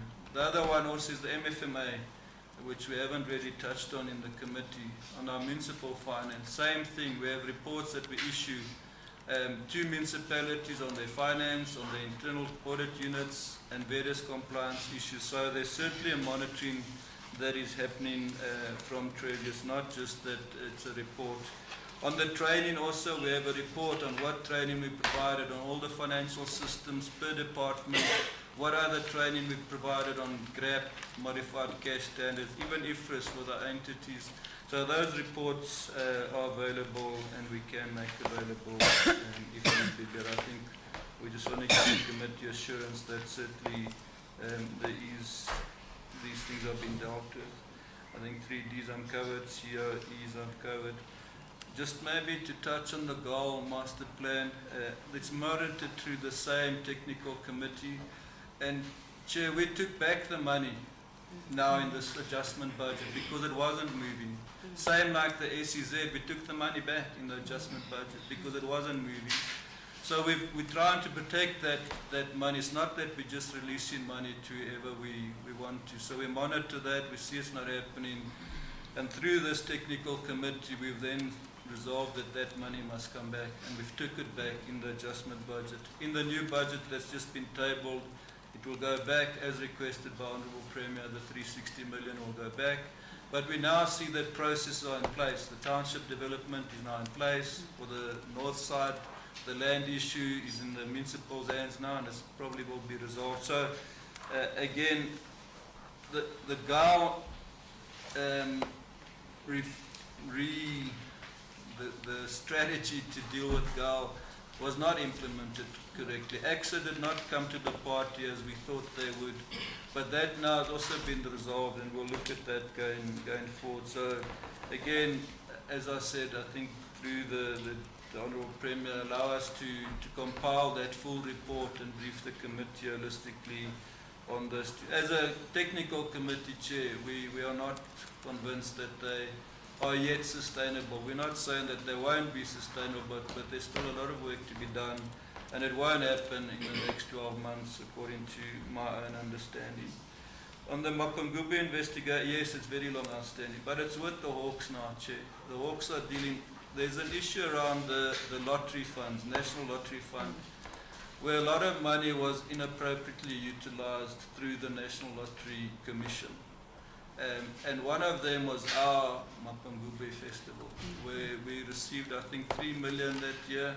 No one knows where that 3 million is. And they're investigating that. So that, and I think as Chair said, I certainly support the suggestion that let's have a meeting, whether it's through Scopa or another portfolio committee, with our SIU and our Hawks. We try and make follow-ups with that, but they basically say they don't account to us. The other challenge that we have, Chair, and I must share with the committee, is SIU invoices. If you've got an SIU investigation, a proclamation by the President, you must just pay the invoice. You don't know what they've done. They don't report to you. So in Rao, 3 million rand, they had to pay. We don't have a clue what was done. But the invoice is there, and they write to us to say, hey, you're not paying the SIU, please pay the SIU. There's another department now, I just forget the department. Same thing, what do I do with this? I said, you better pay it. It's a proclamation by the state president, but it's a gap in the process, because that AG could come and say, that's irregular. You paid for something, where's the service? We don't know until we get that report. And those reports aren't really shared with us as administration, and I think that's something that we need to look at. Even on the BBS matter, Chair, it's very difficult We very recently received a report from the Hawks just stating the case numbers and what the total amount of the claims, which we had anyway. But we don't know, because they're in the court process, they don't tell us. We will probably appear as Treasury, we've been subpoenaed to appear in some of the cases. But I guess that's something that's out of our purview, and I think maybe at your level you can subpoena them, I'm not sure, to come and give progress on that. So I really support your idea, and I hope we can get an issue around them. But while I'm talking to the investigations, Chair, we're only reporting on the investigations that have been instituted by the Provincial Treasury in the report we've given. As I said, we don't know the SIU statuses. We can report on VBS because we know a bit, but we don't know the detail where we are now. We can tell you that in that municipality, this and this MM or CFO was dismissed or resigned, but subsequent to that, we're now out the loop. But we've got a gap in that if agriculture, the 1.9 million we're not aware of that, because it's investigation that they conducted on their own, and that's a gap I think that we need to see. How do we close that with Office of the Premier and our legal branch in Office of the Premier? How do we get that consolidated provincial case management, if you can call it that? So I appreciate your input there, and I think it's something that we'll need to work on going forward. Why did we regress? I think we answered that, Chair. It was this CETA issue where we used the wrong, unfortunately they used one that was printed, the 2022 list of suppliers, when there was a new list on the CETA website that our colleagues were not aware of, and they used the old supplier list, and yeah, it happened inadvertently. We didn't lose money, fortunately. The service was rendered, the goods were delivered, but we did use the wrong list, and we were trying to convince AG that this isn't irregular, but AG stacked to their guns, which we again appreciate, and we've declared it as irregular, and that's when we tried to go to the committee, it was chucked back to me twice, and we've sent it back now, and I don't have the outcome yet, so I don't know what they've agreed there. 3D entities, I think we covered. The legal units in departments been under-resourced. I think it's something that the DG can, with the legal advisor, look at.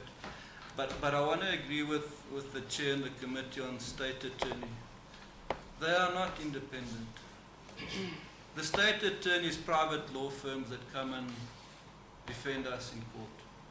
Our legal advisor and advocate Singh can help me, can't appear on court on behalf of the department because of the State Attorney's Act. We've got to go through the State Attorney. That's the Act.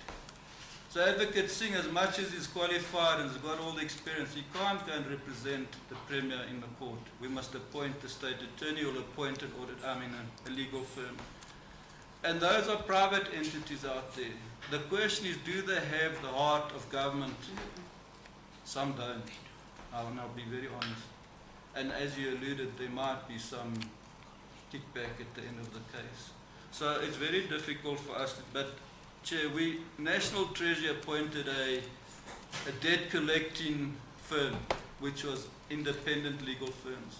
State Attorney told them to cancel that tender because you're not allowed to, you must go through State Attorney. So even at a national level, while we're trying to give that impetus, we were told you can't do that. So it's a gap again in our own legislation that is really not doing us any justice, but I agree that the effectiveness on some of our cases, some don't even appear in court, our colleagues are there, there's nothing they can do, the judgment's taken against us. Yeah, maybe Chair, I need to, this verbal written warning, and I want to just give background to it. When AG comes to do their own audit, they'll say, did you take action? Yes, I gave a verbal warning. Where's the evidence? No, but I gave him a verbal warning. What do you want to give? And it's the same with us as the regular committee. You tell us you gave a verbal warning. We're saying, where's the evidence? So what we've requested, and again it needs legal to advise and Labour people to advise, we don't want that written verbal warning in your file, but we want it on record. So in our treasury, our labour unit keeps that file on all the written verbal warnings. Because if AG comes, like if it comes 3 years down the line, like this one has been 3 years, this irregular expenditure, I can pull it out and say, AG, I gave them, but they acknowledged that, yes, it's agreed, there was a verbal warning. But if I've got nothing, AG can say, but Chief, you didn't give us anything. And for us to condone this massive irregular expenditures also, we want evidence that you actually gave, if it is a verbal warning, that there's a verbal. But it may be incorrect procedurally, and I think we need to take it under advisement, so I don't want to say it's right, but we just needed that evidence on file, not in the person's individual personal file. It's not going there. The written warning will go there for 6 months and then be taken out. But the same written warning that was given for 6 months must stay with the Labour Relations Unit, so that we can show AG when they come 6 months after this was done, yes, in fact, you did give them a written warning. It's not destroyed. It's destroyed out of the file, but not out of the records, if I can put it like that. But again, Chair, we will be advised on that. So I think I needed to just try and put our rationale behind that thing. Chair, on the investigations reports, I need to be very open and honest. We gave the full file to the previous committee. All the forensic reports, full. We were very skeptical to do that in the beginning because it's got a lot of names and it's got POPIA Act implications, but we gave that file to Scopa. And I think we can do it again, but I think it's about understanding that there's POPIA implications here and that we need to treat that as a committee, that it doesn't just get out into the public. So there are names there that have been implicated, and we need to prove that through the further Hawks investigations, etc. So we'll take instructions from the committee. It's not that we're trying to hide the reports, but we can certainly make copies available again. We've got them in one file on my laptop, in fact. I can send that as we speak. The clean order strategy, I think I spoke to. We have set targets. The 3D, I think we spoke to. Just on the litigation issue in Treasury, the second case was a security firm which was contesting us not giving them an increase. The tender was very clear that your firms will remain firm for the next 3 years, and that was signed. When PCRA increased their rates, they said, no, but we must get an increase. We said, but that's not what we signed in our service level agreement. But I take it also an advisement. We were advised, Chair, that they took it to court. Only they can go and remove it from the court roll. But again, I think I'll just confirm with Advocate Singh, because we can't go to the court and revive this thing without them either deciding to continue or take it off the roll. But again, as a lay person, not a learned colleague, we'll take it under advisement. But I agree, it's been there for long, and it could be that they come back with a different amount, and I think that risk we appreciate and need to deal with it.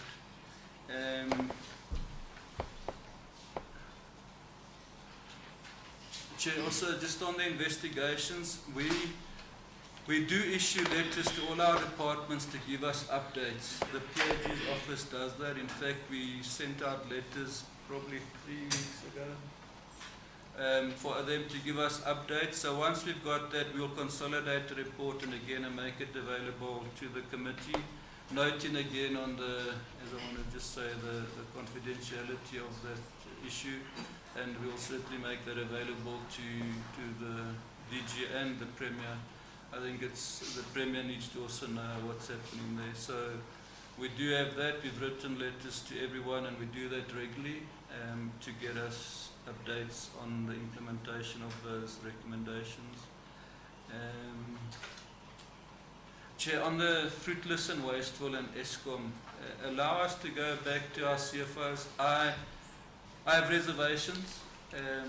You know, when we went into Section 100, it was exactly because we were just paying every day. No one knew what was going through our bank accounts, Chair. At the moment, we know the 2 dates where you'll see money coming out of our account. And in fact, we've picked up fraudulent transactions like that, where someone tried to take money from the bank out of our account. And we said, who took this money? And the bank actually refunded us. But when you're just paying every day, you've got no idea if it's our valid transaction or not. But Eskom accounts also, Chair, that's only the large energy supply, like some of the hospitals, which they're given 15 days to pay their accounts. But we've engaged with Eskom, and I don't know if we've got that letter, where they've agreed that we'll give you 30 days. So there's no reason that you can't pay an invoice within the 30 days. Even the 15 days, there's no reason that you shouldn't be able to pay it. Eskom now emails those invoices to every designated person in a department, whether it's the CFO or the accounts payable. So as soon as they get it, they can capture it and we can pay it. So I don't quite go with the story that it's because of the two pay runs, but I think we need to just do a bit more work. And I know they've raised it with the PAG and I've resisted, but we'll look at it and just take an informed decision and come back to the committee. So yeah, I hear what you're saying, but I think let's make sure that it's not them that are sleeping on the job, and it is in fact the pay runs that are happening. On implementing agents, I think we had a very good session also a couple of days ago with Honourable Premier. Chair, we've got to have a better monitoring mechanism of our implementing agents, especially our IDTs, Mvula Trust, DBSA, and that's what's cost education, the money that's just been surrendered back to National, is our implementing agents. So we've got to have a much more accountability cycle between the department and our implementing agents. The department can't wash their hands and say, I gave the contract to IDT. The department now is the one that must answer for the underspending, not IDT or DBSA. So we have agreed, Chair, that we'll put together a monitoring framework and also a procurement plan framework, because as you going into the next year now, each department must give us their procurement plans, and we monitor that on a quarterly basis. So if you're not monitoring your implementing agents, because they're really a procurement shop, they just appoint contracts. But if we're not monitoring them, ultimately the province then loses money. So we certainly have recently agreed on a way forward there.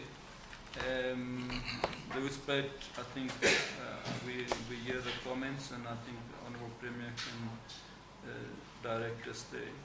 Chair, on the board remuneration, in our transversal response, we've captured or we've included the board appointment policy that's been approved by EXCO and the board remuneration policy that's been approved by EXCO. But we can't go retrospectively, if I can put it like that. So if someone was appointed before this policy, let them run their course. But once, I think it's June 2024, if you're appointed to a board after that, your contract will be in terms of these policies. So we'll obviously have to just look at that. But yeah, the remuneration of a CEO is not necessarily covered in that policy. It's about board appointments. And that the board pays the CEO, but the shareholders should have some insight into that. And it's some gap that we're going to have to look at. But certainly the remuneration levels of some of our CEOs in our entities are higher than where we as public servants are being paid. The board remuneration policy is based on a public servant's salary.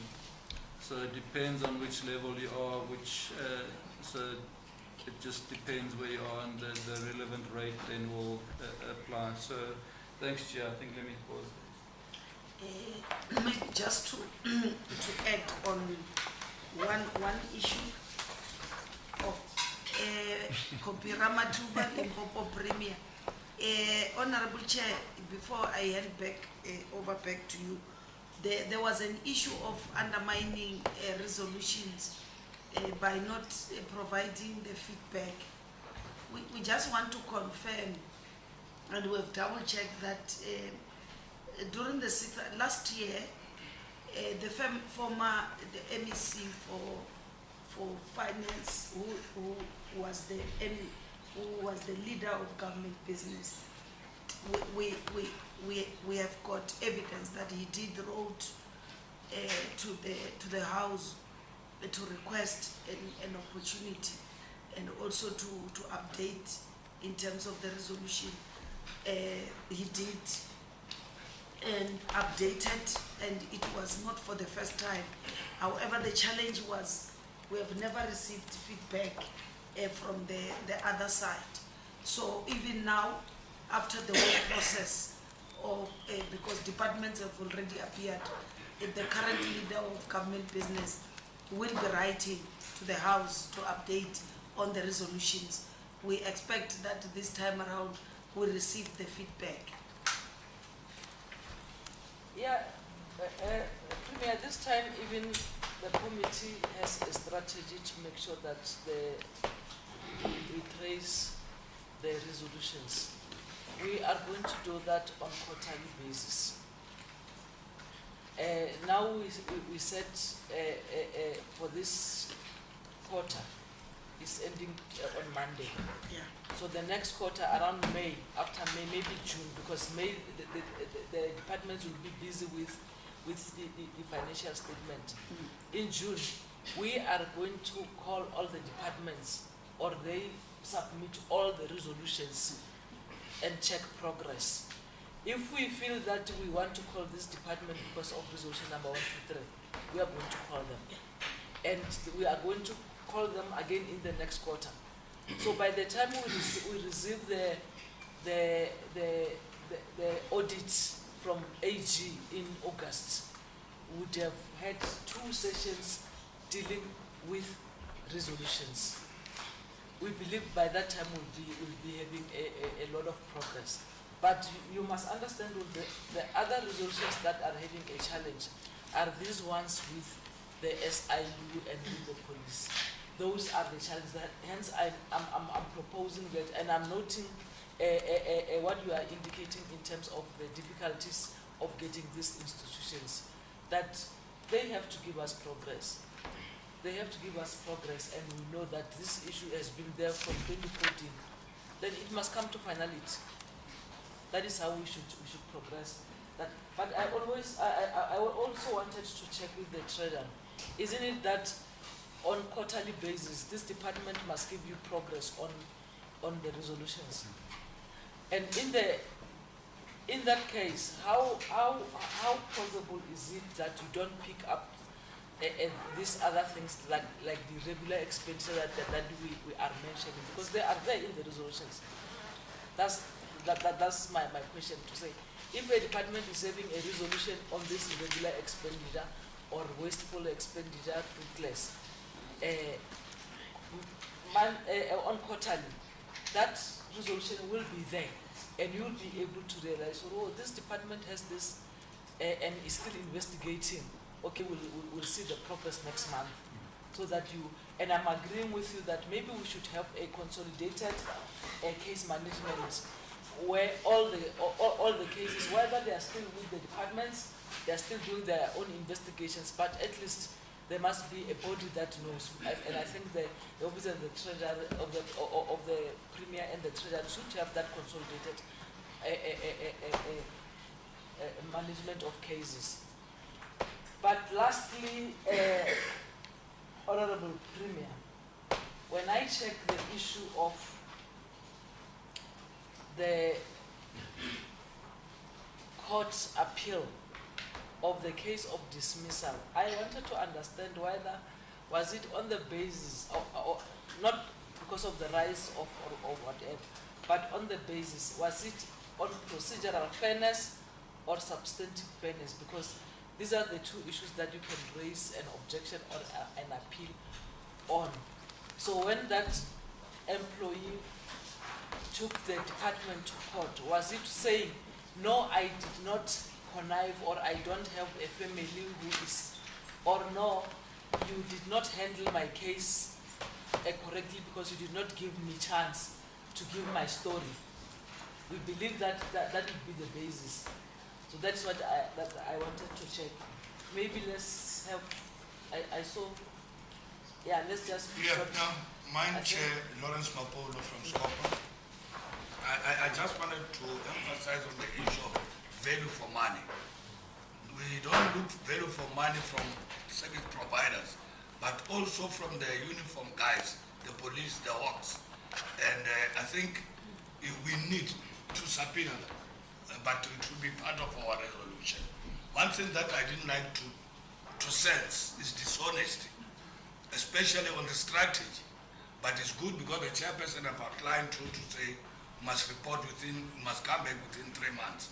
But on the issues that we've been raising, I don't think we can wait for that 3 months, and especially on litigation and other issues. We have said it, Chair. I think they can communicate that information before even we are going to make resolutions as a committee. That is my request, because I don't like to sense dishonesty in your answers. Thanks. Thank you. Thank you.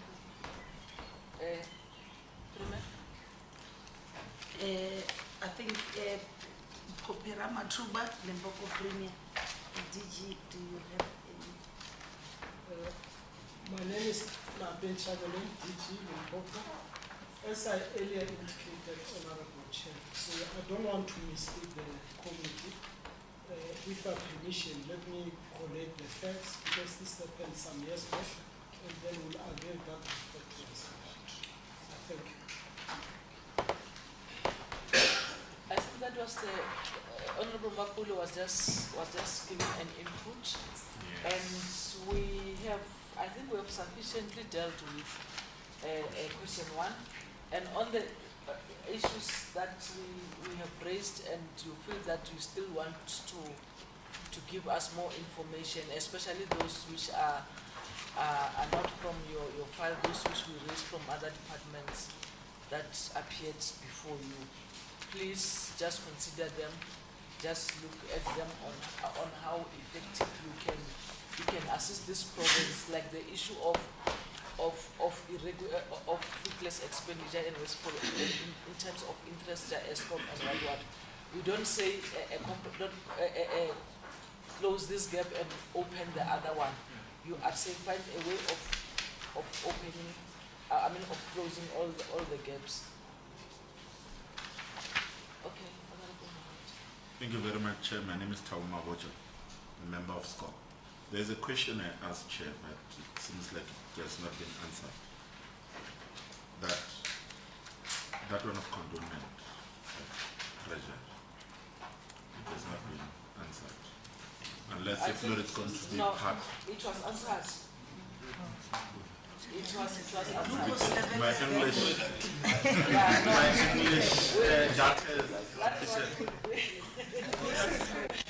No, it was answered at sufficient, because Treasury has taken a lot of time on that issue. Yes.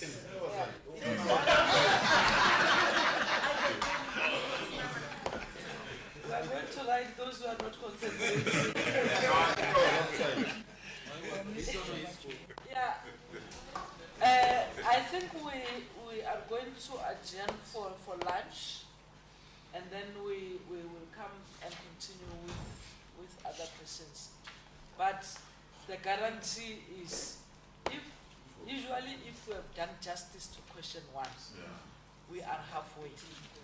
So don't be threatened by the time. If we are done by, we are halfway. Most of the answers going forward will be answered. Even the transversal questions as the fight, most of them will have dealt with them. So let's go for, it's 23 minutes, let's come back 3:10. The meeting is adjourned.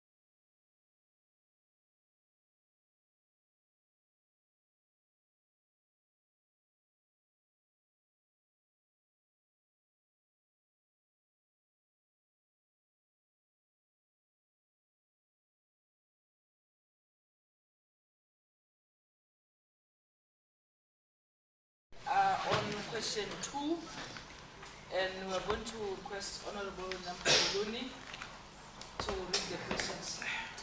Thank you, Chairperson. My name is Nempumbruni TC. Question 2 in page 11 on the Office of the Premier File. Irregular expenditure. Executing authority on page 265 on the annual report. The department incurred irregular expenditure amounting to 3.7 million 2015-2016 financial year.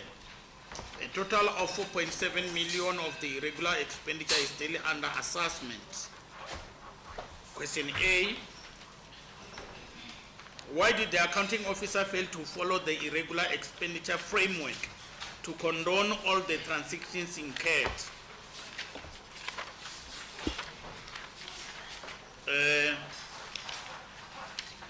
B.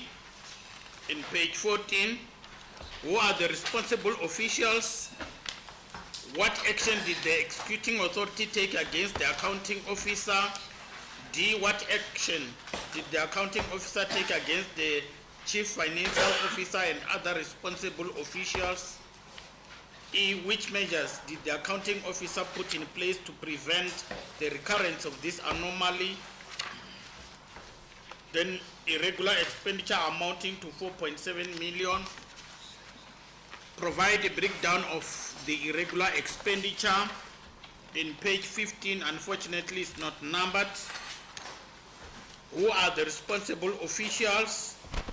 What action did the executing authority take against the accounting officer? In page 16, what action did the accounting officer take against the chief financial officer and other responsible officials? Which measures did the accounting officer put in place to prevent the recurrence of this anomaly?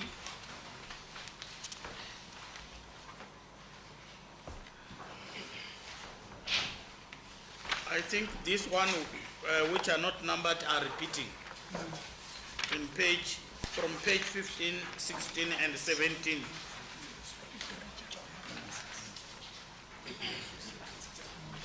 Oh, yeah, they are therefore the answers. Then question 2 on the Provincial Treasury Department in page 39. Executing authority on page 103 of the annual report, the department incurred irregular expenditure amounting to 3.1 million in 2015-2016 financial year. Why did the accounting officer fail to follow the irregular expenditure framework in order to condone the transaction incurred? Provide a breakdown of the irregular expenditure. Who are the responsible officials? What action did the executing authority take against the accounting officer? What action did the accounting officer take against the chief financial officer and other responsible officials? Which measures did the accounting officer put in place to prevent the recurrence of this anomaly?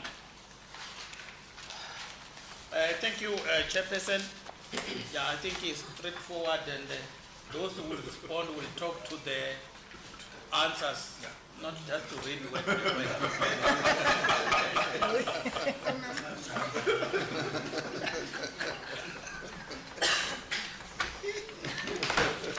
And you are sharing now.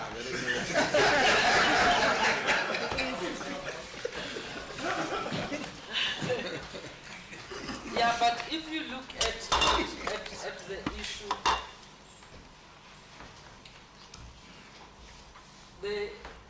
most of the issues have been dealt with in question 1.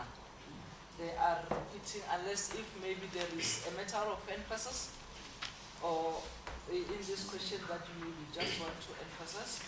But a lot of things have been mentioned in question 1. So as you are responding, MEC and Premier, please take note that a lot of information was dealt with in question 1. Premier? Dr. Popira Matuba, Limpopo Premier. Thank you, Chair. I think I will hand over to our DG and our HOD just to add if there is anything that they couldn't, as they were responding. Thanks, Honorable Premier. My name is Mr. Bencharele, Director General for Limpopo Provincial Administration and the Accounting Officer for the Office of the Premier. I just indeed wish to put it on record that the issues that were dealt with during question 1 are reiterated here, and equally so to put it on record that we followed the irregular expenditure framework as earlier outlined, that we did the investigations, took corrective action, submitted the report to Treasury for condonment, and all these matters were duly condoned. I thank you, Honorable Chair. Thank you very much, MEC. Thank you, Honourable Chair. Through you, Gavin Pratt, HOD Treasury. I'd like to also just concur, Chair, that I think we dealt with that same question in question or resolution 3 of 2016-17, and I believe all the issues have been dealt with. Thank you very much, Provincial Treasury, but you must not forget that we respond through the MEC, and you must always mention your names when responding.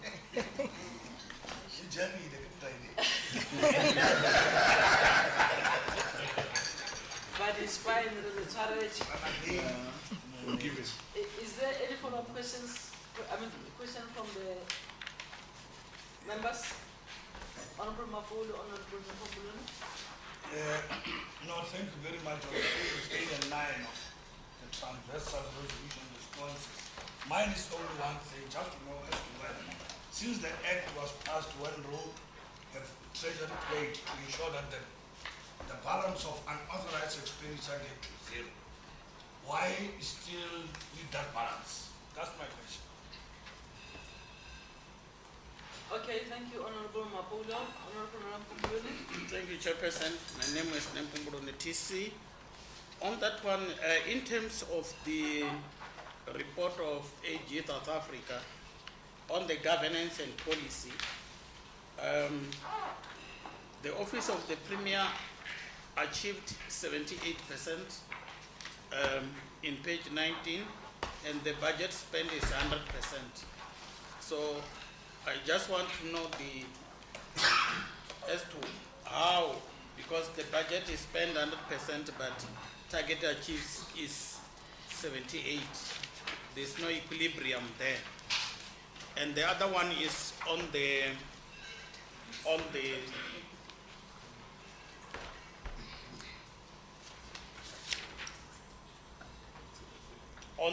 unspending of the conditional grants, but I think Treasury touched on that one. But I just want to look at the consequence management, because in terms of the National Treasury Instruction number 4 of 2022-2025, it is the responsibility of the accounting authority to take action or consequence management for those who are not or who commit this irregular expenditure, and also underspending of the budget. That there is a surrender of 90 million by RAL, and I just want to know the consequence management on that respect. Thank you. Thank you very much. Honorable Mawuta. My name is just a comment, Chair. My name is Thabo Mawuta, a member of Scopa. Chair, the people of Limpopo, Chair, want a speedy resolution on the Lemana and the Toyando tax rank. They want those right elephants to be completed, Chair. So, through you, Chair, Premier, the people of Limpopo really want to see progress. They want to record progress in terms of this Toyando Taxi Rank and the Lemana College and other outstanding infrastructure projects. So, yeah, it was just a comment. Yeah. Yeah, thank you very much. Before you respond, MEC and Premier, maybe worth mentioning that the issue of irregular expenditure in the province is so disturbing because in almost all the departments there is a huge amount of irregular. If we can combine all the irregular expenditure in the province, you may find that MEC, they are more than the budget that you have presented a few days ago. So, meaning that if we have to, or if we can take appropriate steps, we can have the double budget of what we have and can be able to do all the things that we need to address in terms of service delivery. But due to the slow pace and open-ended investigations that are not concluded in time, we are unable to even recover half of the money. And it is worth mentioning that in some departments, indeed, there is progress in terms of recovering the money. But in some, there is just a zero. And to an extent that you could even feel that some processes are delayed intentionally so that there is a prescription of a particular matter that there's nothing that you can do. The matter is prescribed, and the other thing is that there's always an excuse to say the accounting officer or the relevant person who we have to recover the money has resigned, has passed on, has retired. And if you look at the period, that money could have been recovered even before the exit of that particular matter. So this is one issue that we need to come up with strategies, a premier, in your executive meetings, to make the executive aware of this trend that we are noticing that some of the issues are deliberately delayed, and we end up losing a lot of money because of these delayed tactics. But we want to appreciate the department that are able to recover the money and they are able to use it for other purposes. So just wanted to make that comment that we note that there is this trend that is emerging, that is visible in almost all the departments. Premier, your question. Dr. Popira Matuba, Limpopo Premier. Thank you for the follow-up questions that we have received. Maybe before I hand over to our DG, MEC, and HOD, we just want to indicate that the issues of non-spending, especially on conditional grants, including even the equitable share, it is of our priority. As I've indicated that after the presentation of our budget by the MEC for Finance, we convene the meeting of all accounting officers and their chief financial officers for both provincial government and all our entities, so that we can be clear and set the record straight, so that we are on record to understand, because there has been, when we try to monitor what is the expenditure in this past financial year that is ending this weekend, you would find that there could be excuse that the legislature only opened on the 2nd of August. The budget vote from departments were only adopted after presented in September somewhere. So they could have been delayed. When you look at infrastructure, they could start in November, December 15, many factories closed. January when they opened, it was flooding. So all those reasons are being used So now we felt it is important because when we look back, we even indicated that when you really look at how we were doing things, while this financial year, because it was an election year, and we could only spend 20, I can't remember percent before the budget would be approved. We couldn't just go on. So there's been that disruption of some sort. They could be forgiven, but moving forward, we are not going to forgive anyone.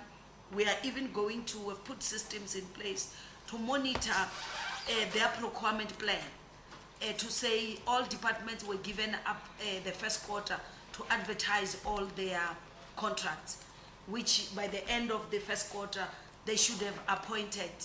If you have not appointed, then you must, the only two departments that we can, it's health and education, looking at how massive the departments are. But these other ones, there is no reason why by second quarter we expect all the contracts being appointed and everyone starting to work. Because we agree with you, unfortunately when we explain that the money that we are using in the country, it's sometimes borrowed money, and when you don't spend it and it's in the bank, you know what is painful is that Treasury collected more revenue than the relevant department which are supposed to collect revenue. This department, that is Treasury, it's collecting revenue because our money is in the bank, it's not being used. And this is borrowed money from wherever, which is accumulating interest for the country. And we are going to repay, whereas if it has been utilized, it would have circulated within and be able to make sure our economy grows. So those are the issues that we want to reassure honorable members. We're not using it as a justification, but just to show that we are taking this matter of under expenditure. It's a conditional grant, Yona, it's going, people will have to really face real consequence why they did not spend 100% in their conditional grant, because it's worse, the money is returned to Treasury. Imagine if health underspend when doctors are sitting at the MEC's office every day to say we are unemployed, and then the department respond that we don't have money, and then when you look at cost, the budget that is for compensation, it has not been spent 100%. Those are the issues we are raising. If education is to return money for infrastructure grant, and then you still see pictures of children studying under a tree, you are not going to justify to the people that have given you the responsibility. So just to show that members were very serious about this this matter. The other issue that is being raised, which is a comment from Honorable Mabucha, it's a very serious concern also for ourselves. We have already identified all the infrastructure that it has been there for a very long time and classifying them. For instance, we had Maputa Malachi. For obvious reason, it was the first one to be concluded, because this is something that when I was there in health, it pained a lot. But we have the infrastructure that you have spoken about, the Lemana, we are also attending to all of them, because some of them, like Lemana, can even give you that the challenge is that we wanted to renovate the school to be a high school, and unfortunately the community protested, and the chief there demanded it to be a college. It has got a very, I think Bonem Pumbruni can tell you the history. Many of the people you see coming from that area who have made it, they went to Lemana College. Any teacher that you know about, any doctor from that side, whether whoever you can think of, they've gone to Lemana College.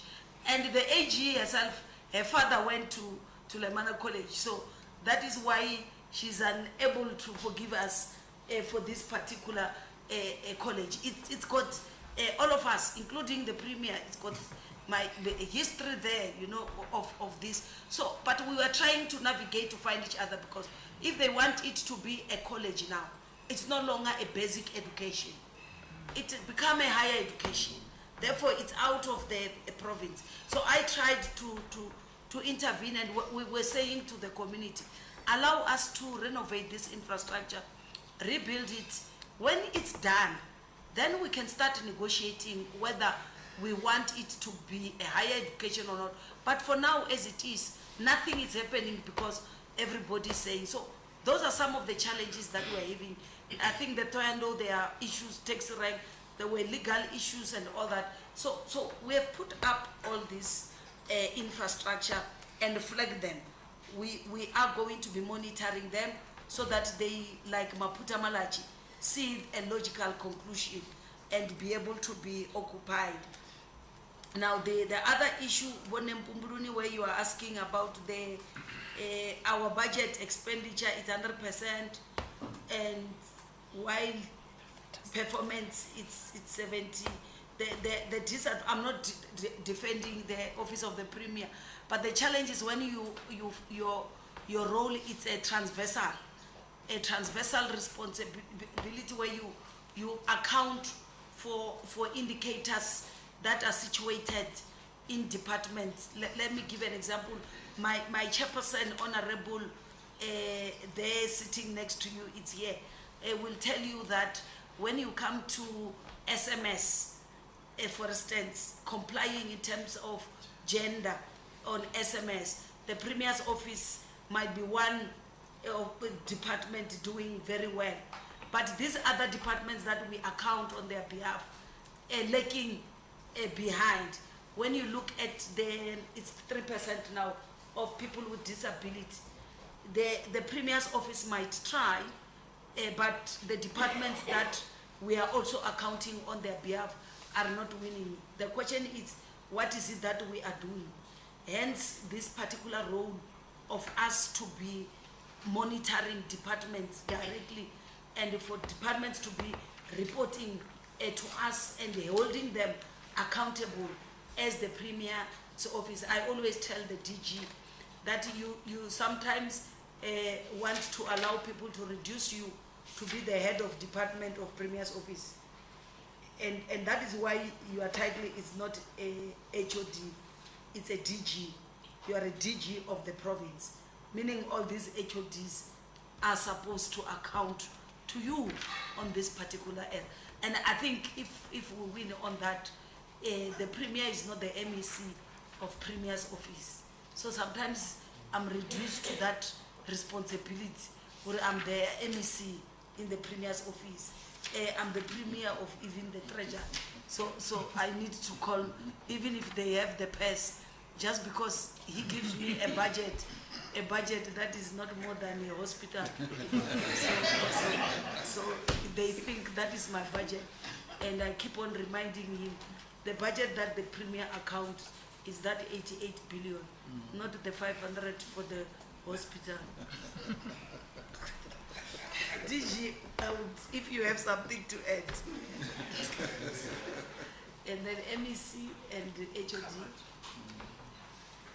Yeah, thank you, Premier. You raised one issue that I wanted to raise it, but I thought I would raise it when we go to question 3. But because you raised it, let me raise it. The issue of underspending, which is as a result of a contract management and management in general, and lack of planning. But what we are raising to say, you find that there is an underspending, and there are doctors at the office of the Premier or the teachers or whoever saying we want to be employed. And this question, I'm not raising it for the first time, and the HOD of Treasury has been struggling to convince me, but up to so far, I must put it on record that I'm not convinced.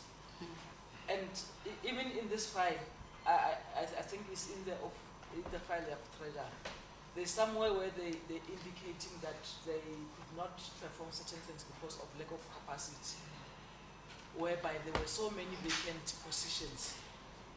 And I said, if this thing can affect the treasury where they are able to know that this post is vacant and is funded, then we've got a challenge.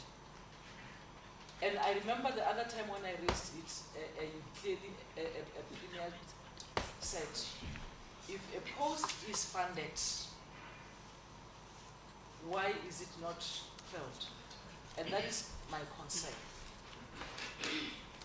Regardless of the budget, I'll give this scenario. If we've got employees, 100 of them, for example, they were working, some of them, they were still maybe even 25, 35, 45, they're still having about 20 years to be in the system. An employee maybe resigns or exits in a natural attrition, and that post is not filled. And when we check, we are told of the budget, the cost containment measures. It's not a new post. We know that if we've got, you can have a budget this year, and then if you hire a new person, it has far-reaching implications because that person will need allowances, house, medical aid, and all the pension and all those things.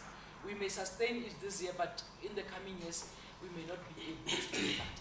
But this person was getting all those allowances. He was going to get them in the next 20 years, but this position is not filled. There was one department where they underspent by 80 million, and the portion of this 80 million was because of the not filling of the posts, and they applied to treasury, and then only half of those posts were approved, and they were not new posts, they were existing posts. So, like I'm saying, this HOD, you have been trying to explain, and it's today to be for the third time, but every time you explain, you make me to have more questions on your response.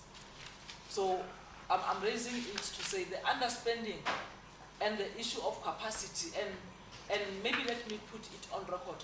Almost all the departments, they will raise the issue of lack of capacity in terms that some of the critical posts are not filled, or they take time. But the other element is maybe the capacity of the department itself to fill the department. Let me give you an example of Department of Education, where I was working. The secretary manager retired in 2023 December. When I left the system in June, there was no secretary manager. There is no secretary manager even now. It's 2 years.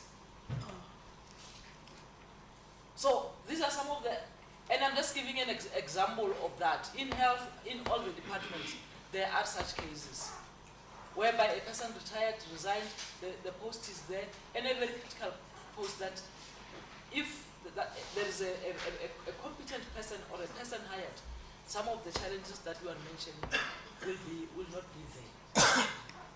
So this is what I wanted to. The issue of contract management, the issue of planning, the issue of internal control.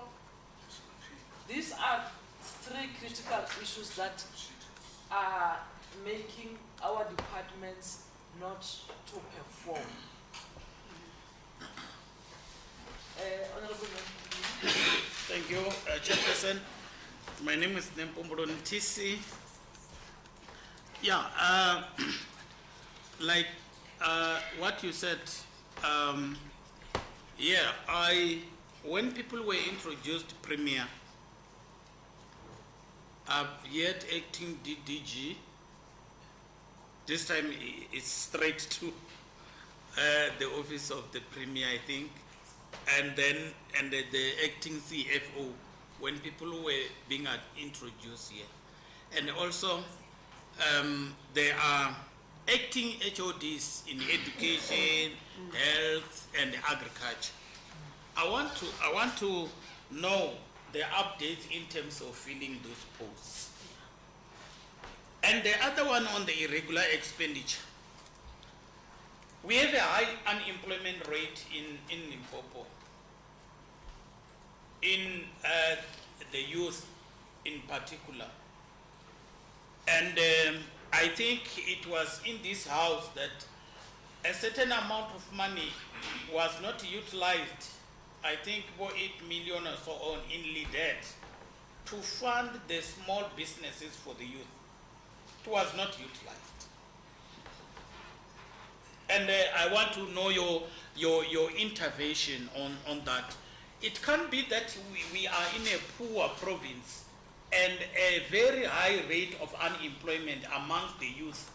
Hence, we, as an elected government, we are withholding money, and money are not being utilized in order to alleviate poverty. And that one is on the Musina Makado, Special Economic Zone. I have heard the HOD saying they've withdrawn some of the money because they could see it is not going to be utilized.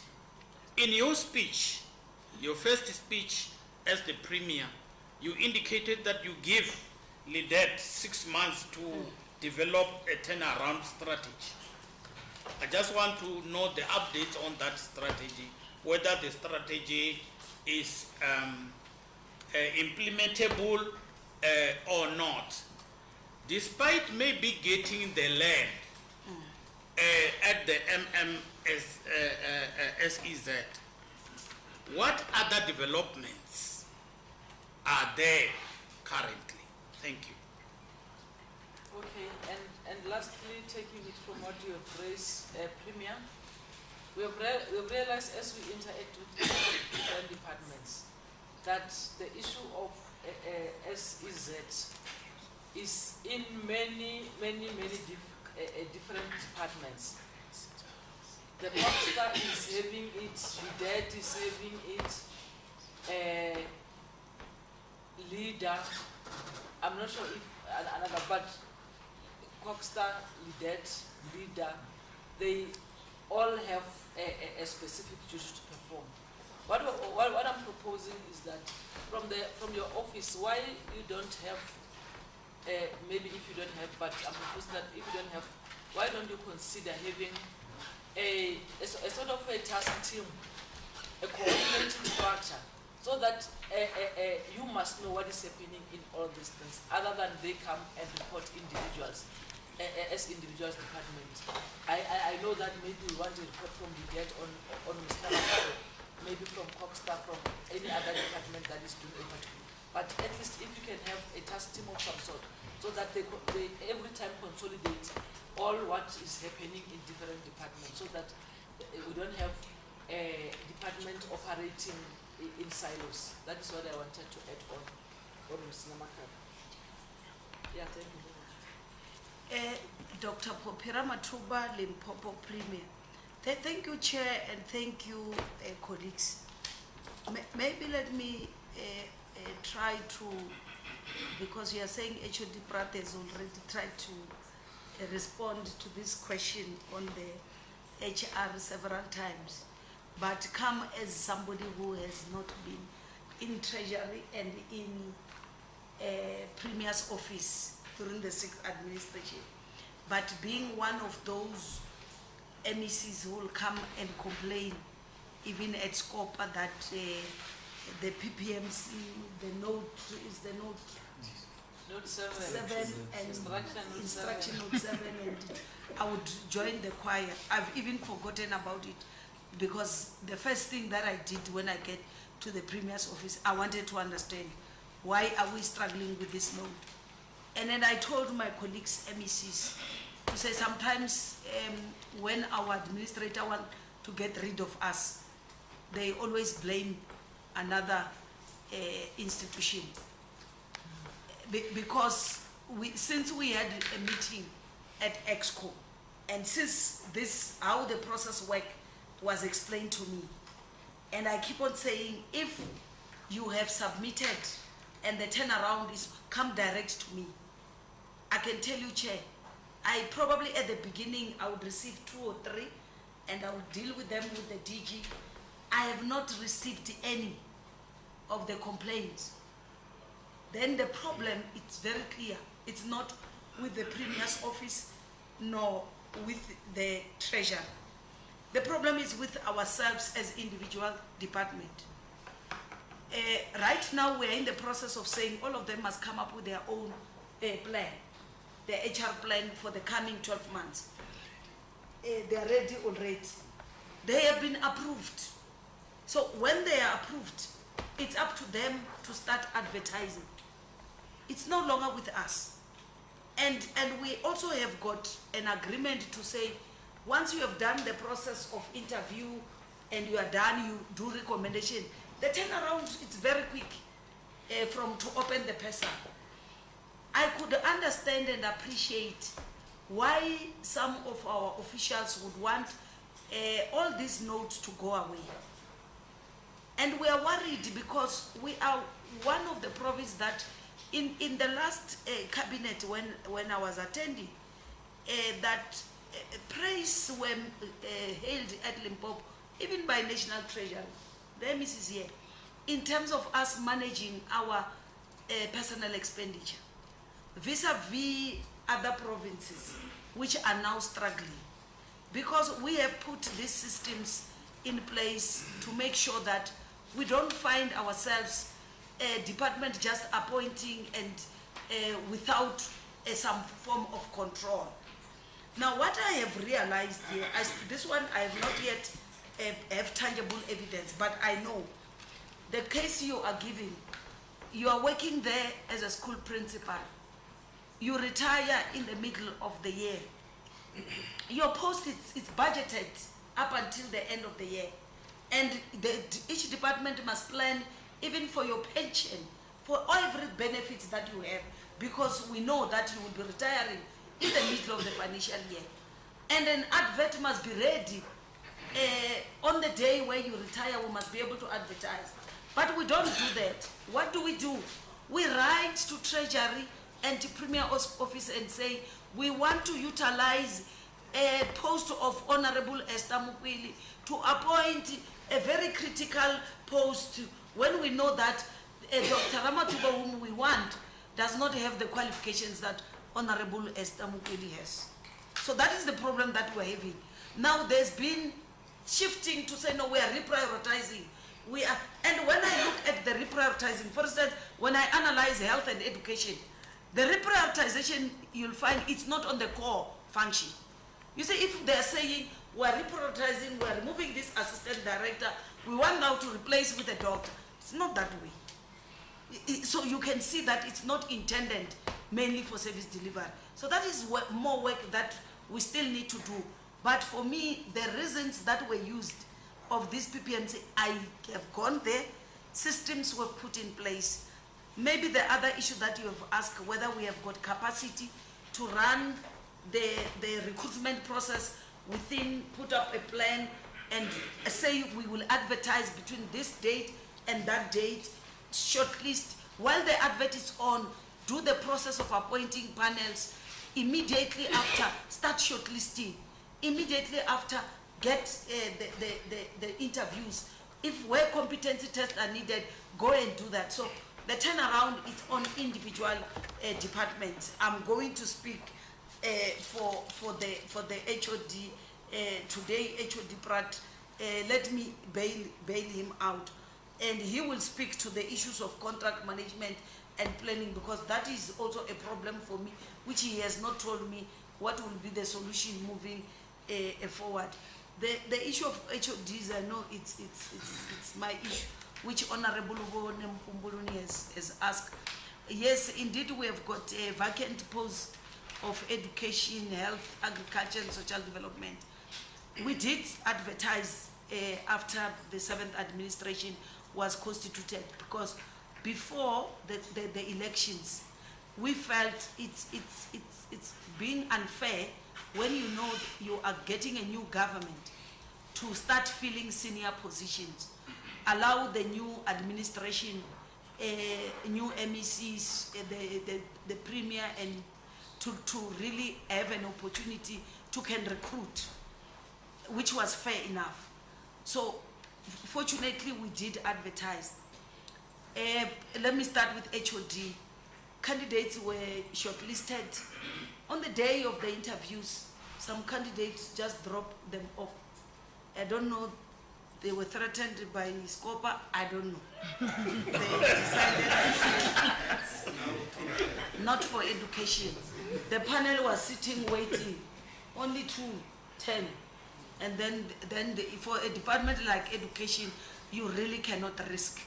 You need to really look for somebody who is a seasoned administrator who can be able to assist us with all these problems. That is the challenge. The health department, they advertised, and all the people that were screened to be shortlisted, I went through. You know, for obvious reason, I have interest in that department.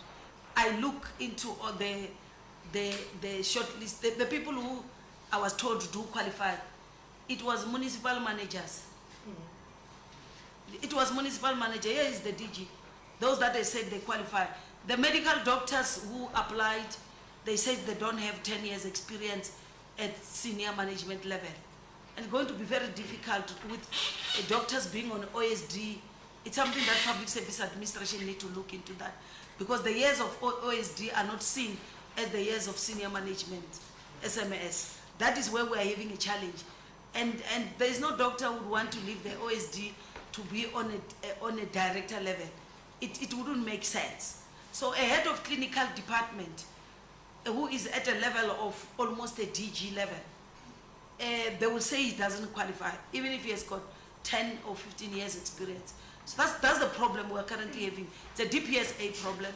Now we have an acting HOD in that department who is a head of a clinical department, and she can't relinquish her position because it pays her more than as an HOD, and it doesn't have more stress because she's dealing with patients on the other side. This other side she deals with Scopa. So that's a problem. It's a serious problem. So that is why on health, the panel recommended that we go and do a hunt. We are trying to get that process to be dealt with. Because health and education, we said, we're not going to be strict to say we must use them to balance gender. We said, even if it's the male, we will take.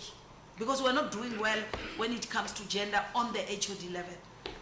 Agriculture and social development, they want to give us boys choir.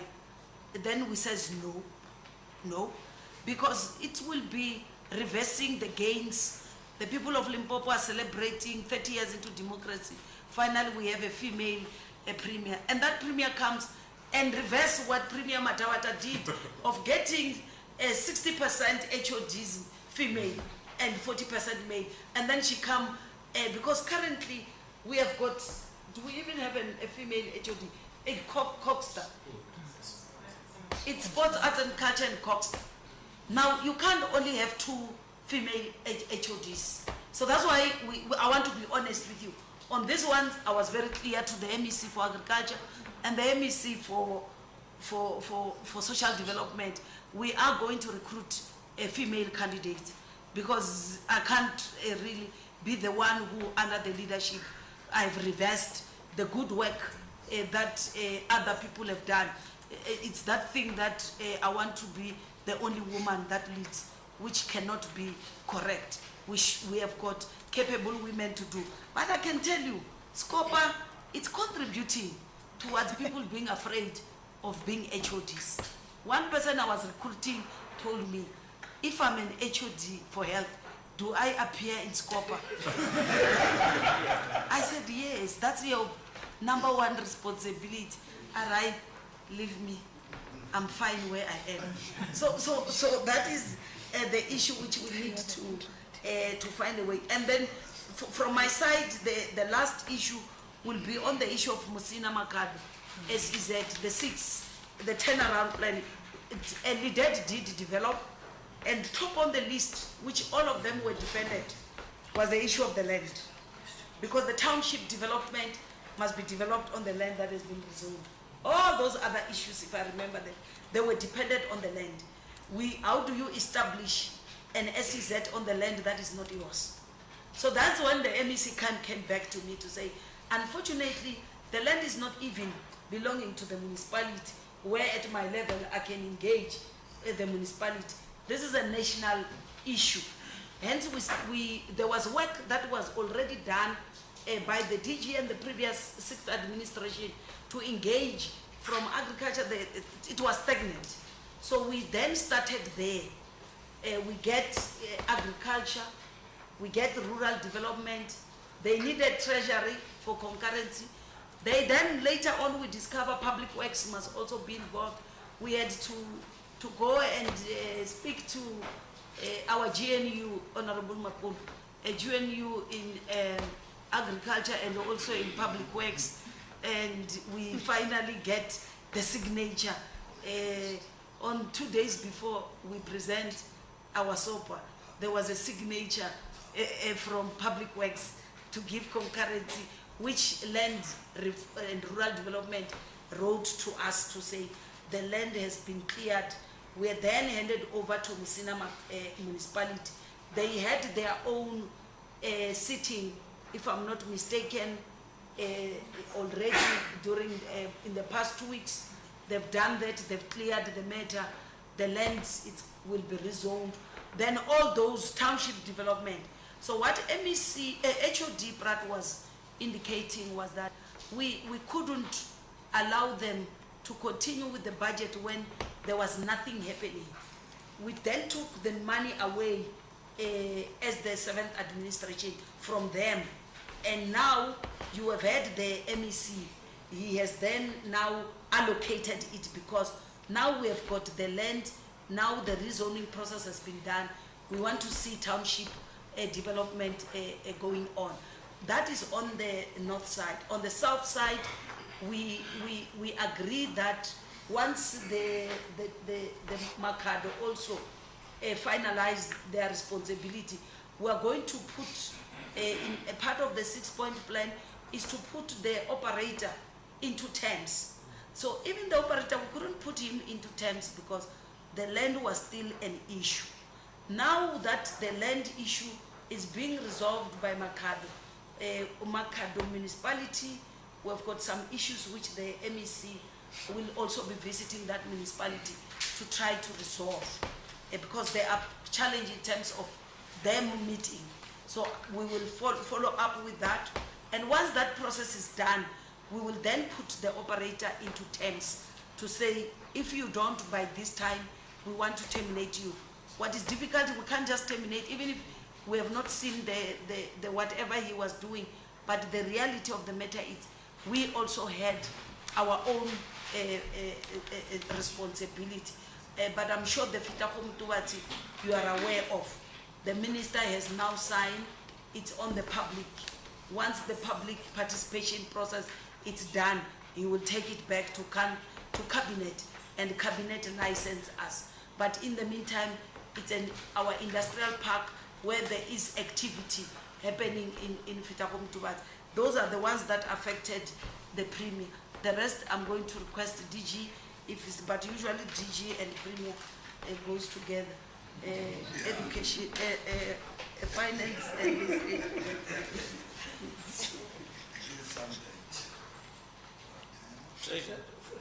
my name is Mr. Makun Chamanen, DG Limpopo.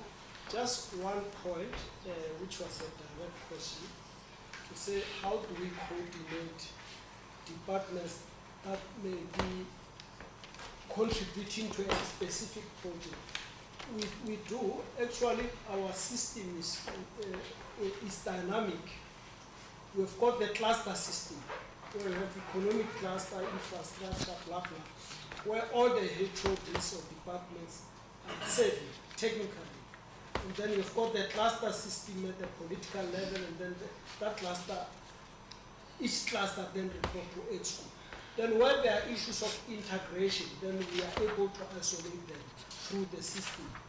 In addition to that, on what we may call critical projects or catalytic projects, we do establish project steering committees.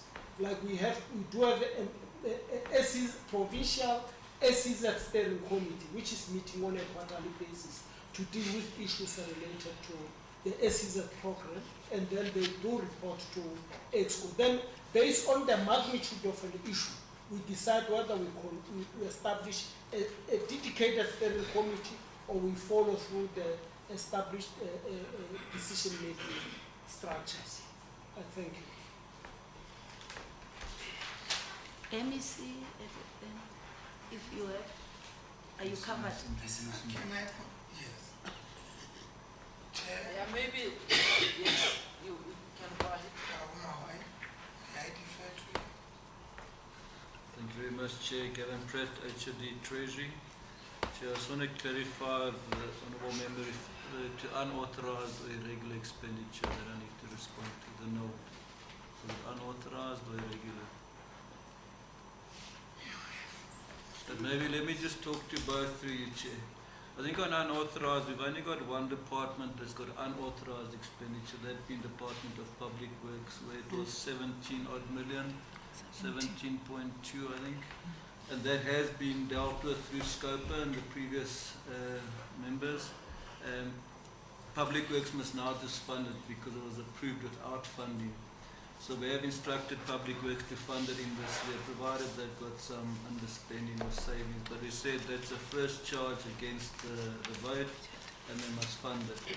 So then our unauthorised expenditure balance in the province will be zero. On irregular expenditure, Chair, we've made quite a lot of progress there. I think on page 9 of our transversal report, we've already condoned, and it is high, it was 18 billion. And we've reduced it by 5.4 billion, which we've condoned through the committees and also through removal. So we're still sitting with 13 billion rand as irregular expenditure balance as at the end of December, which was our latest report, of which 9 billion is for RAL. And then there's about 600 million for education and 1.2 billion, is it 1.9 billion, sorry, for Coxter, which is a new irregular expenditure that happened in the previous audit. So we've certainly, we got to deal with RAL, and as I said earlier, Honourable Chair, that we've just condoned 3 odd billion now for their expenditure, but there's still a way to go with RAL, and it's all old expenditure that has happened. A lot of those people have left the system, and we need to just clear and make this current, in fact, to prevent it from getting any bigger. The problem with RAL is that the contracts that were awarded then continue. So each time you're giving that person a contract in their database, as you call it, it's irregular until that contract is ended, which is ending, I believe, now. So you can't have any more irregular expenditure because of that contract. And until we condone all those, that will be a challenge. So going forward, that should also stop now in RAL, and we just need to then deal with this backlog. The challenge here is that some of the documents are gone. They're not available.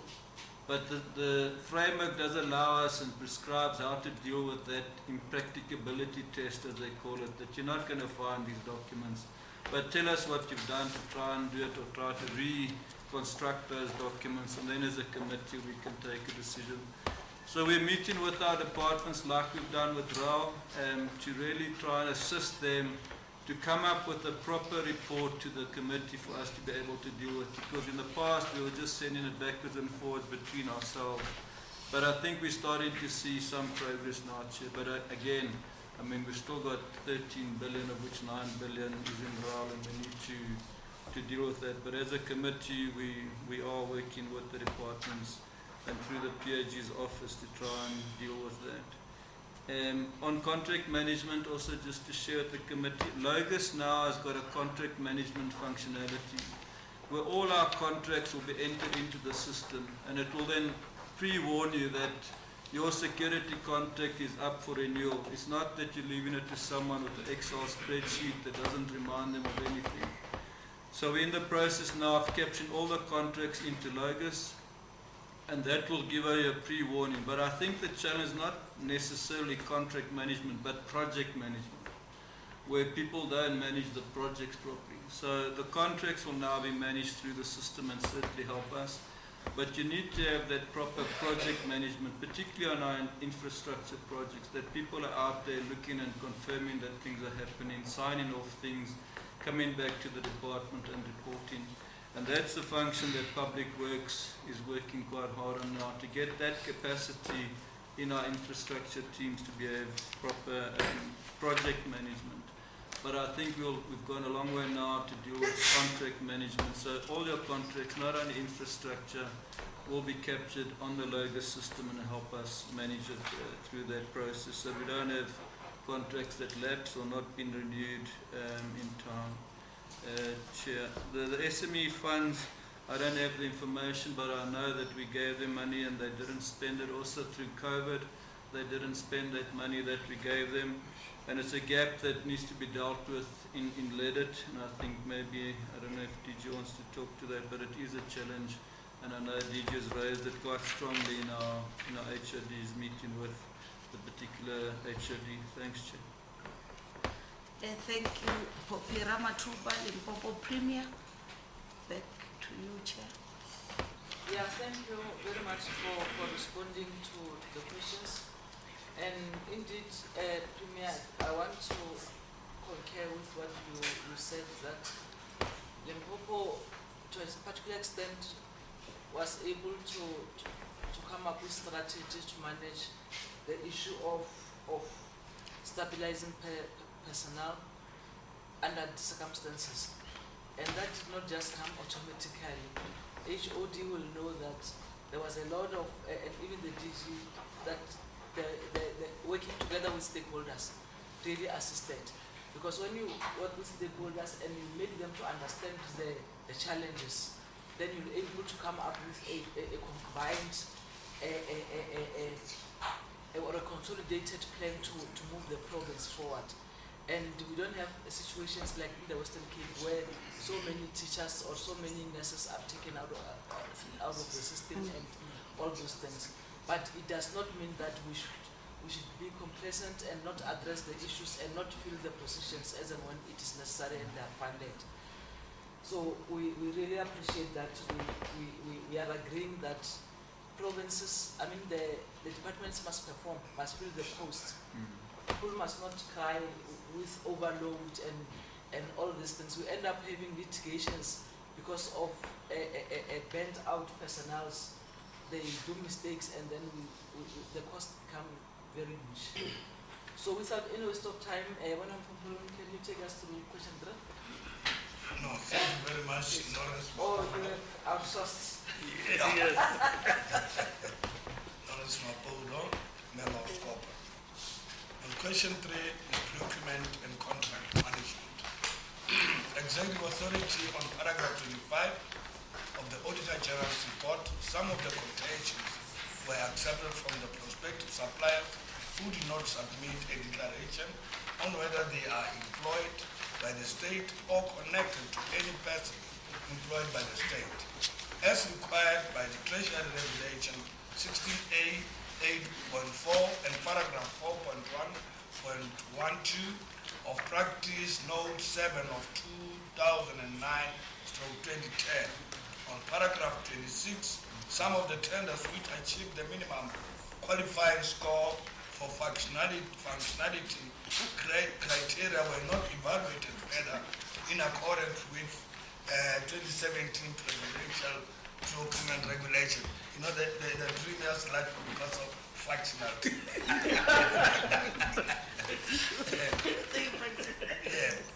Question A.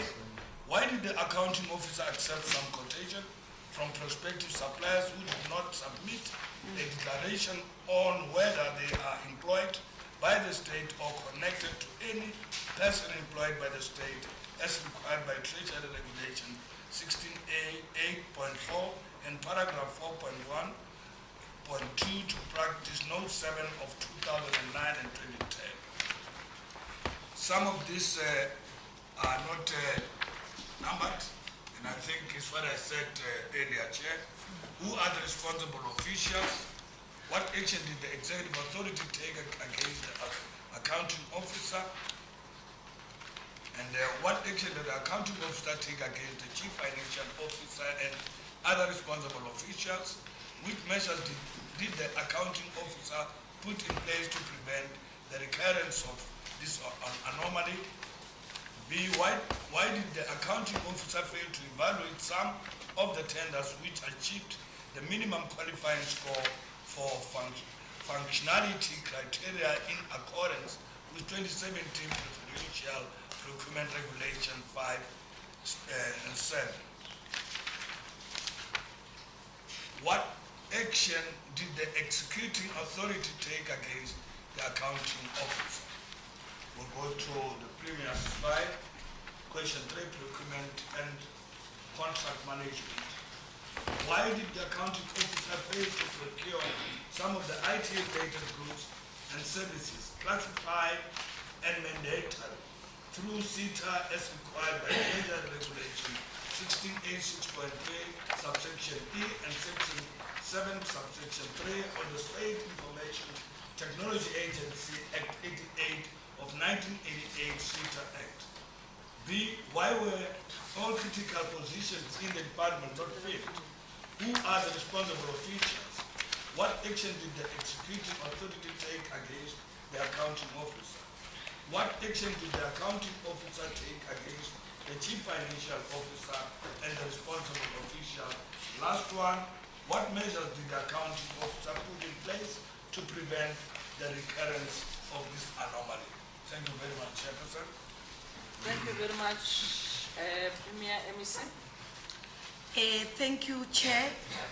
Popira Matuba, Limpopo Premier.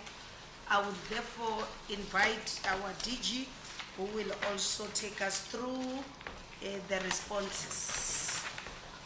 Thanks, Honorable Premier. My name is Mr. Nakun Chavile, DG for Limpopo Provincial Administration and the Accounting Officer for the Office of the Premier. The thrust,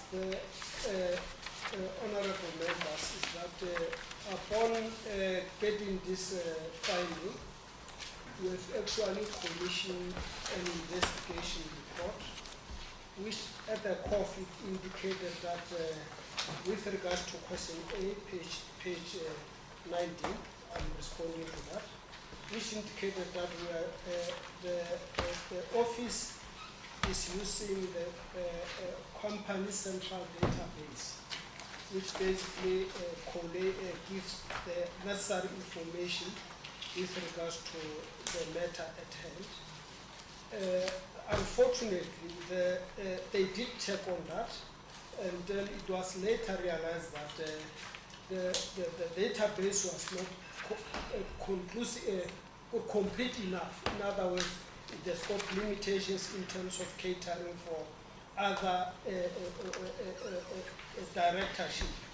Then we then commissioned the investigation accordingly as per the applicable prescript, and we accordingly implemented the recommendations of the investigation report, and indeed both the accounting officer and the CFO were not subjected to corrective action simply because the report did not actually implicate them accordingly. And then, of course, with regards to the officials that were implicated, we have listed them on page 21, and then in addition to that, we have attached the necessary report, and of course the consequential outcome of the process. Then I will therefore present the matter for consideration by the honorable members. MEC?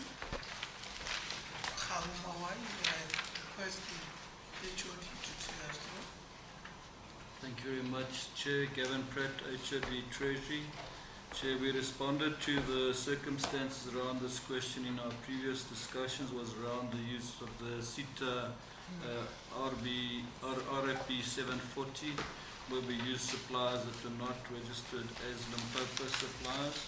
But maybe just to the specific questions then, why were all critical posts not filled in the department? Chair, I think it's, as you've said earlier, it's not about instruction note 7, it's about the bottleneck in our HR processes. where you've got quite a few posts to fill, and the submissions and all the recruitment processes are bottlenecked at our HR system. But we can confirm that in 23-24, our vacancy rate was at 21.73% and has subsequently been reduced to 10.38% as at the end of December, and it's improved subsequently also now, Chair. So most of our posts are now filled, and as the Premier also announced, our recruitment plan for the next financial year is in place. We were responsible officials. The regularity was due to the CFO, the Director Supply Chain, the Deputy Director Supply Chain, and the Assistant Director Supply Chain. What action did the Executive Authority take against the Accounting Office? No action was taken against the Accounting Office as the transgression was operational, and the Accounting Office not implicated, and he did take action against the officials involved in processing the transactions. What action did the Accounting Office take against the CFO? Responsible officials from the SCM irregularity were the CFO, Director, SCM, and the Deputy Director and the Assistant. And the Accounting Officer issued each of the officials with a verbal warning as was in the file, as the transgression was not malicious and did not result in a loss to the department. What measures we put in place to prevent it from happening in the future? The SCM unit now downloads the CITA accredited reseller list at the beginning of each financial year, and also checks monthly for the updates to the published list on the CITA website. All CITA procurement is now reviewed by the Deputy Director and the Director of SCM to ensure the department has complied with the CITA model and the latest published accredited reseller list.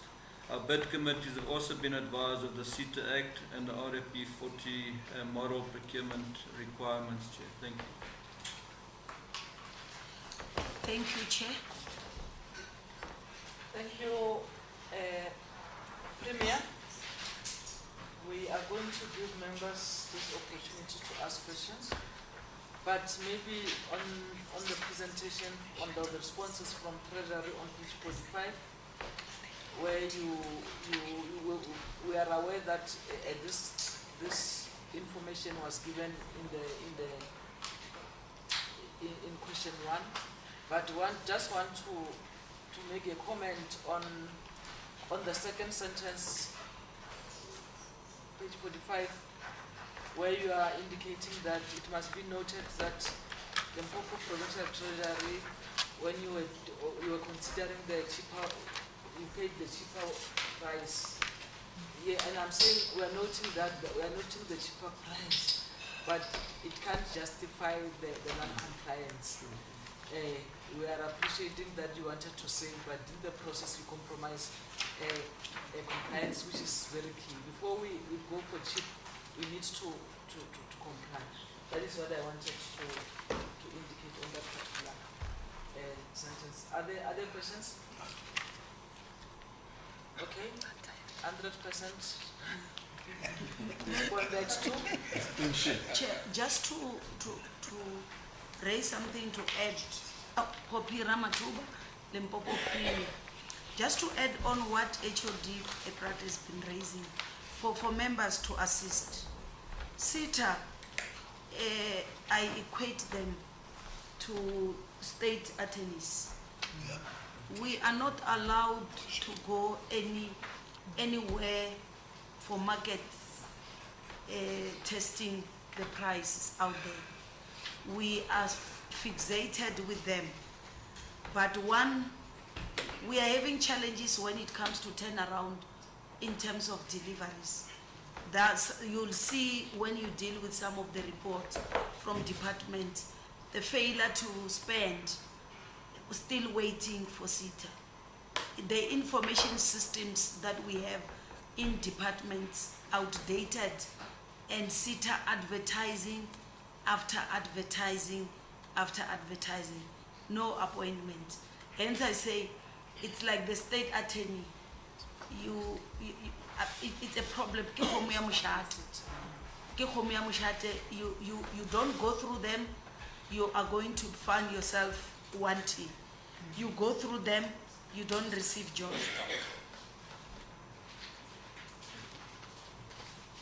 thank you very much. But this is the challenges, Premier, that we must raise, because we can't start with policies that are not assisting us. Policies were made by people, can be changed by people, and we know that there are processes that need to, and sometimes they take long. But at least let's start. Let's start. And I hope that when I was looking at this file of transversal issues, all the issues that you have been raising have been covered, unless maybe from the Premier or MEC, you have something that you think is not sufficiently covered. Look who wants to go. We are not yet covered. No problem. Can start. I know we used to live here. You used to live here around 10 o'clock. Yeah. So it's still early for us. Yeah. So are you covered, honorable members, with everything and even the transversal? If the Premier is not covered, we can stay. All right. No. I think we are doing very well. Where's my agenda? Oh, yes. So that was item number 4, questions and responses. And the number 5 is also covered in the process during the question and answers. And follow-up questions were made. Honorable Mahwai, I'm moving. Others are passing. You see, very soon I'll be on number 12. So, and then as and when we were debating, we were even giving recommendations, which will later will sit as Scopa to convert them into resolutions. We are going to request a comment by AGSA.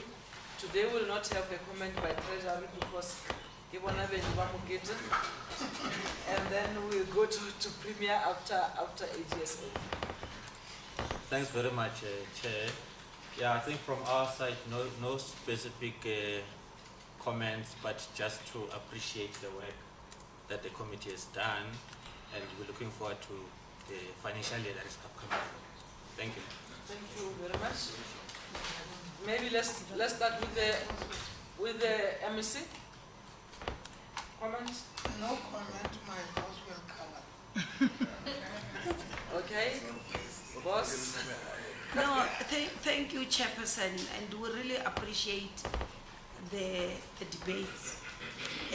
What you have raised, all of you, you must know that you are helping us to, because if we get it right at this level, we will then are able to be empowered to monitor and support all the other departments so that they can be at our level.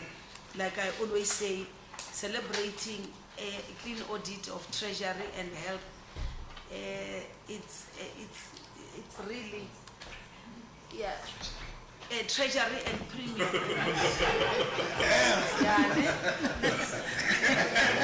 Yes, Chairperson, celebrating a clean audit for Treasury and Premier's office.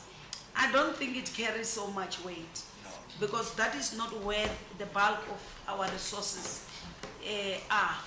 If we were to get a clean for education and health, that is when we will say, yes, Limpopo, we are doing very well.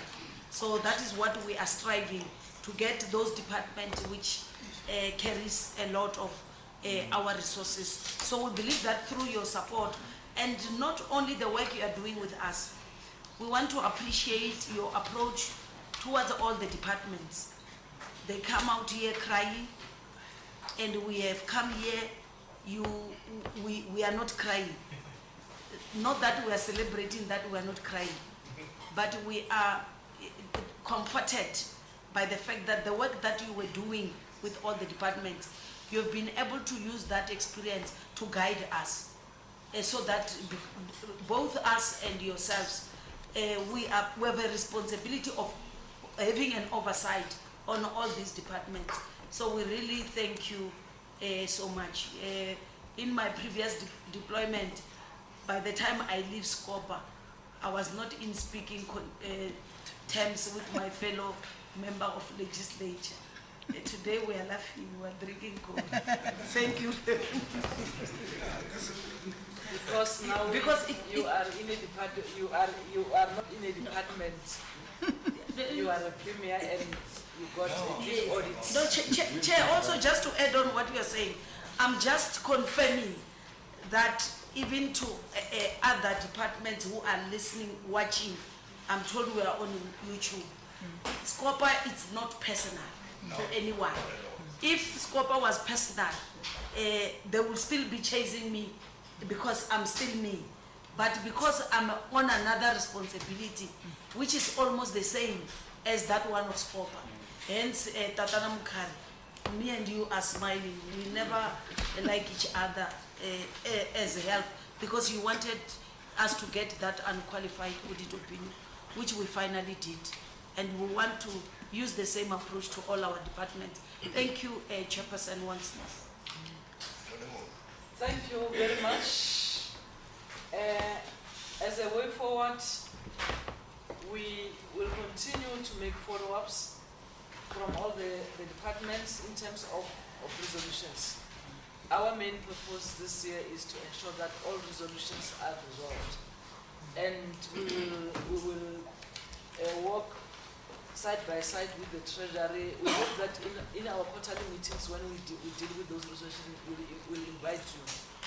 That will be assisting you in terms of those departments that are not even submitting quarterly reports in terms of the progress of the resolutions. And I must emphasize that progress must be progress. You know, I'm usually offended by a report that is saying progress in progress. In progress is not progress.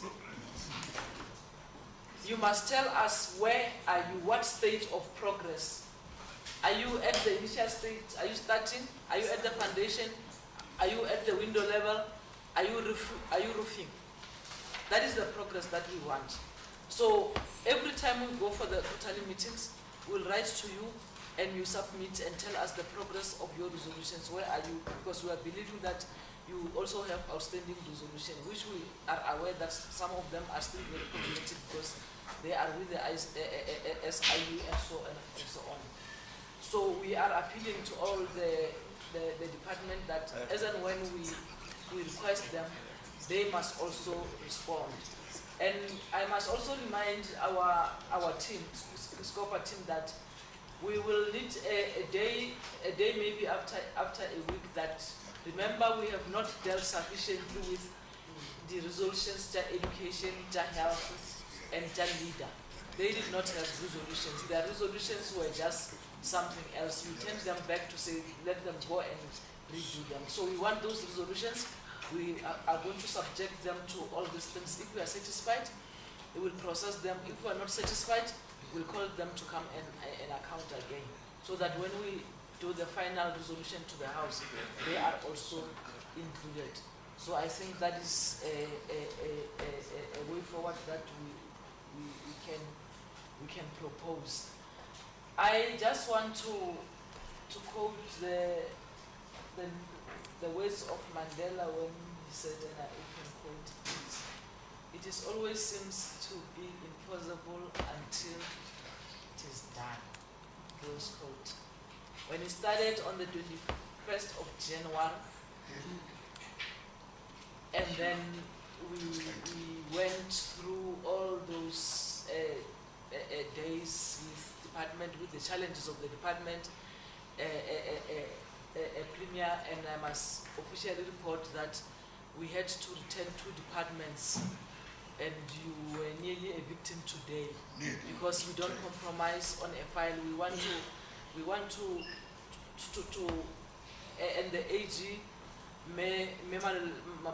always emphasize that we need to professionalize the state to an extent that each and every employee must know what is right and what is not right. When you do your job, do it with all your everything. So we wanted the files that have been done in accordance with the professional standards, that they must be packed nicely, easy to work, so that you don't struggle the whole day trying to go through the file and you don't even know the agenda that they are referring. So we had to return them, and they complied, and it was not personal. We want to indicate, we just wanted the right thing. And we believe that next time, when we are going to conduct, and maybe next time we will not have Scopa anyway, because all of you will be on clean audit. All the departments will be on clean audit, and then we don't have hearings. So, but if a department have to come, they must know the standard. We must maintain the standard. We must work. Treasurer, there was no. It did not edit the file. I did not want to talk about it, because if you've edited it, some of the little mistakes, you have picked them. They were very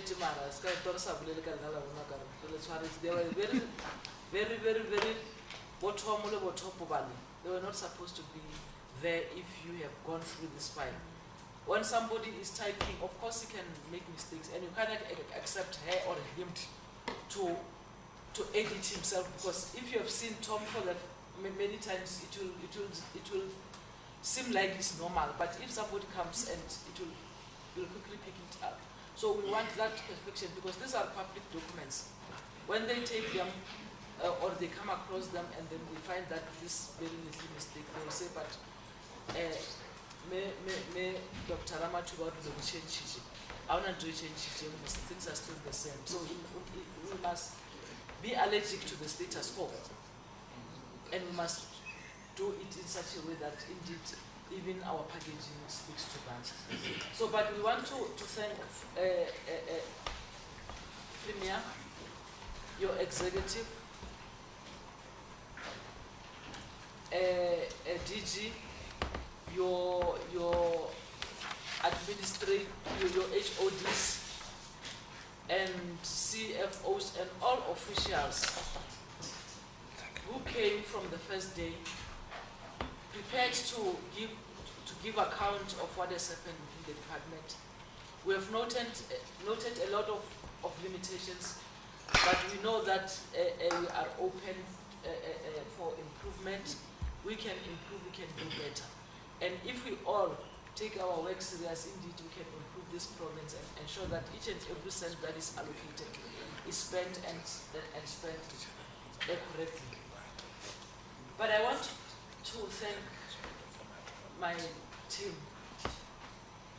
It has been a lot. Remember, Premier, when we started on the 21st, all members were on recess up until the 27th. So now we opened just a month before others, and we pulled through the whole period. So we really want to appreciate. It is not only the day when we come to the hearing, because we need to prepare. Yes. When you come today, you must know that tomorrow and the previous day, we were still on duty. And sometimes you will have a hearing on Thursday, Friday, Monday, and all those things. So we really want to appreciate, and ourselves have learned a lot from this process. And we also believe that indeed there's a room for improvement from our side. We'll improve. But I really appreciate that we've done a good job. Indeed, they've accounted. Indeed, we know where there are challenges. We know where there are leaks. There are leaks in your government, Premier, and we must find a way to close them. And going forward, we will work together with the Treasury and all the accounting ecosystem to ensure that we close all the leaks. To the staff, our coordinator, Mr. Mkari, our researcher, Mayor Timele and our new researcher, Mr. Chochi. Your hard work, you are always here, you are always preparing and all those things. Our media, Mr. Mawela, Mr. More and Sisi is not here, Carol is not here today. They were always there making sure that the public gets this briefing. So we want to thank you. We know that it was not easy. And all the legislature staff, the researchers, all the researchers from the legislature, we really want to appreciate you. The researchers from the political parties, you are doing what you're supposed to do in terms of assisting members to understand and giving them information with regard to all the departments. You have really made this possible, and we want to appreciate you.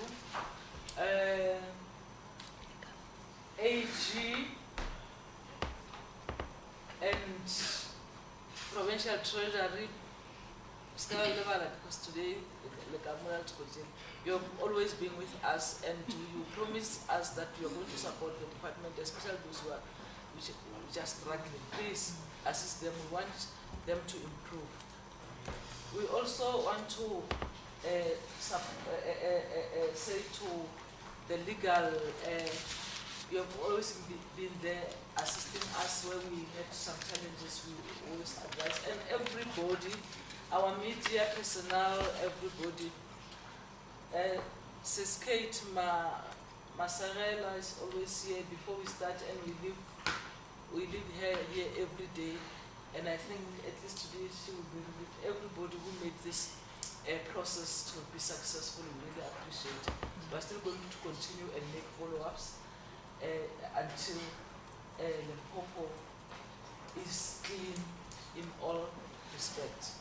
So thank you very much, and I hope I did not forget any other person.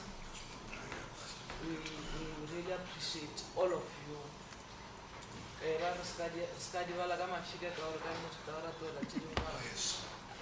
felt I need to mention these people because they've been there. So on number 12, any announcements? There is tea. Tea on Friday. Otherwise, we want the cold ones. Pray for the lunch. Yeah, this meeting and this 2024 Scopa hearings come to its logical conclusion. We'll meet in other meetings. Thank you. Hey, we're still going forward.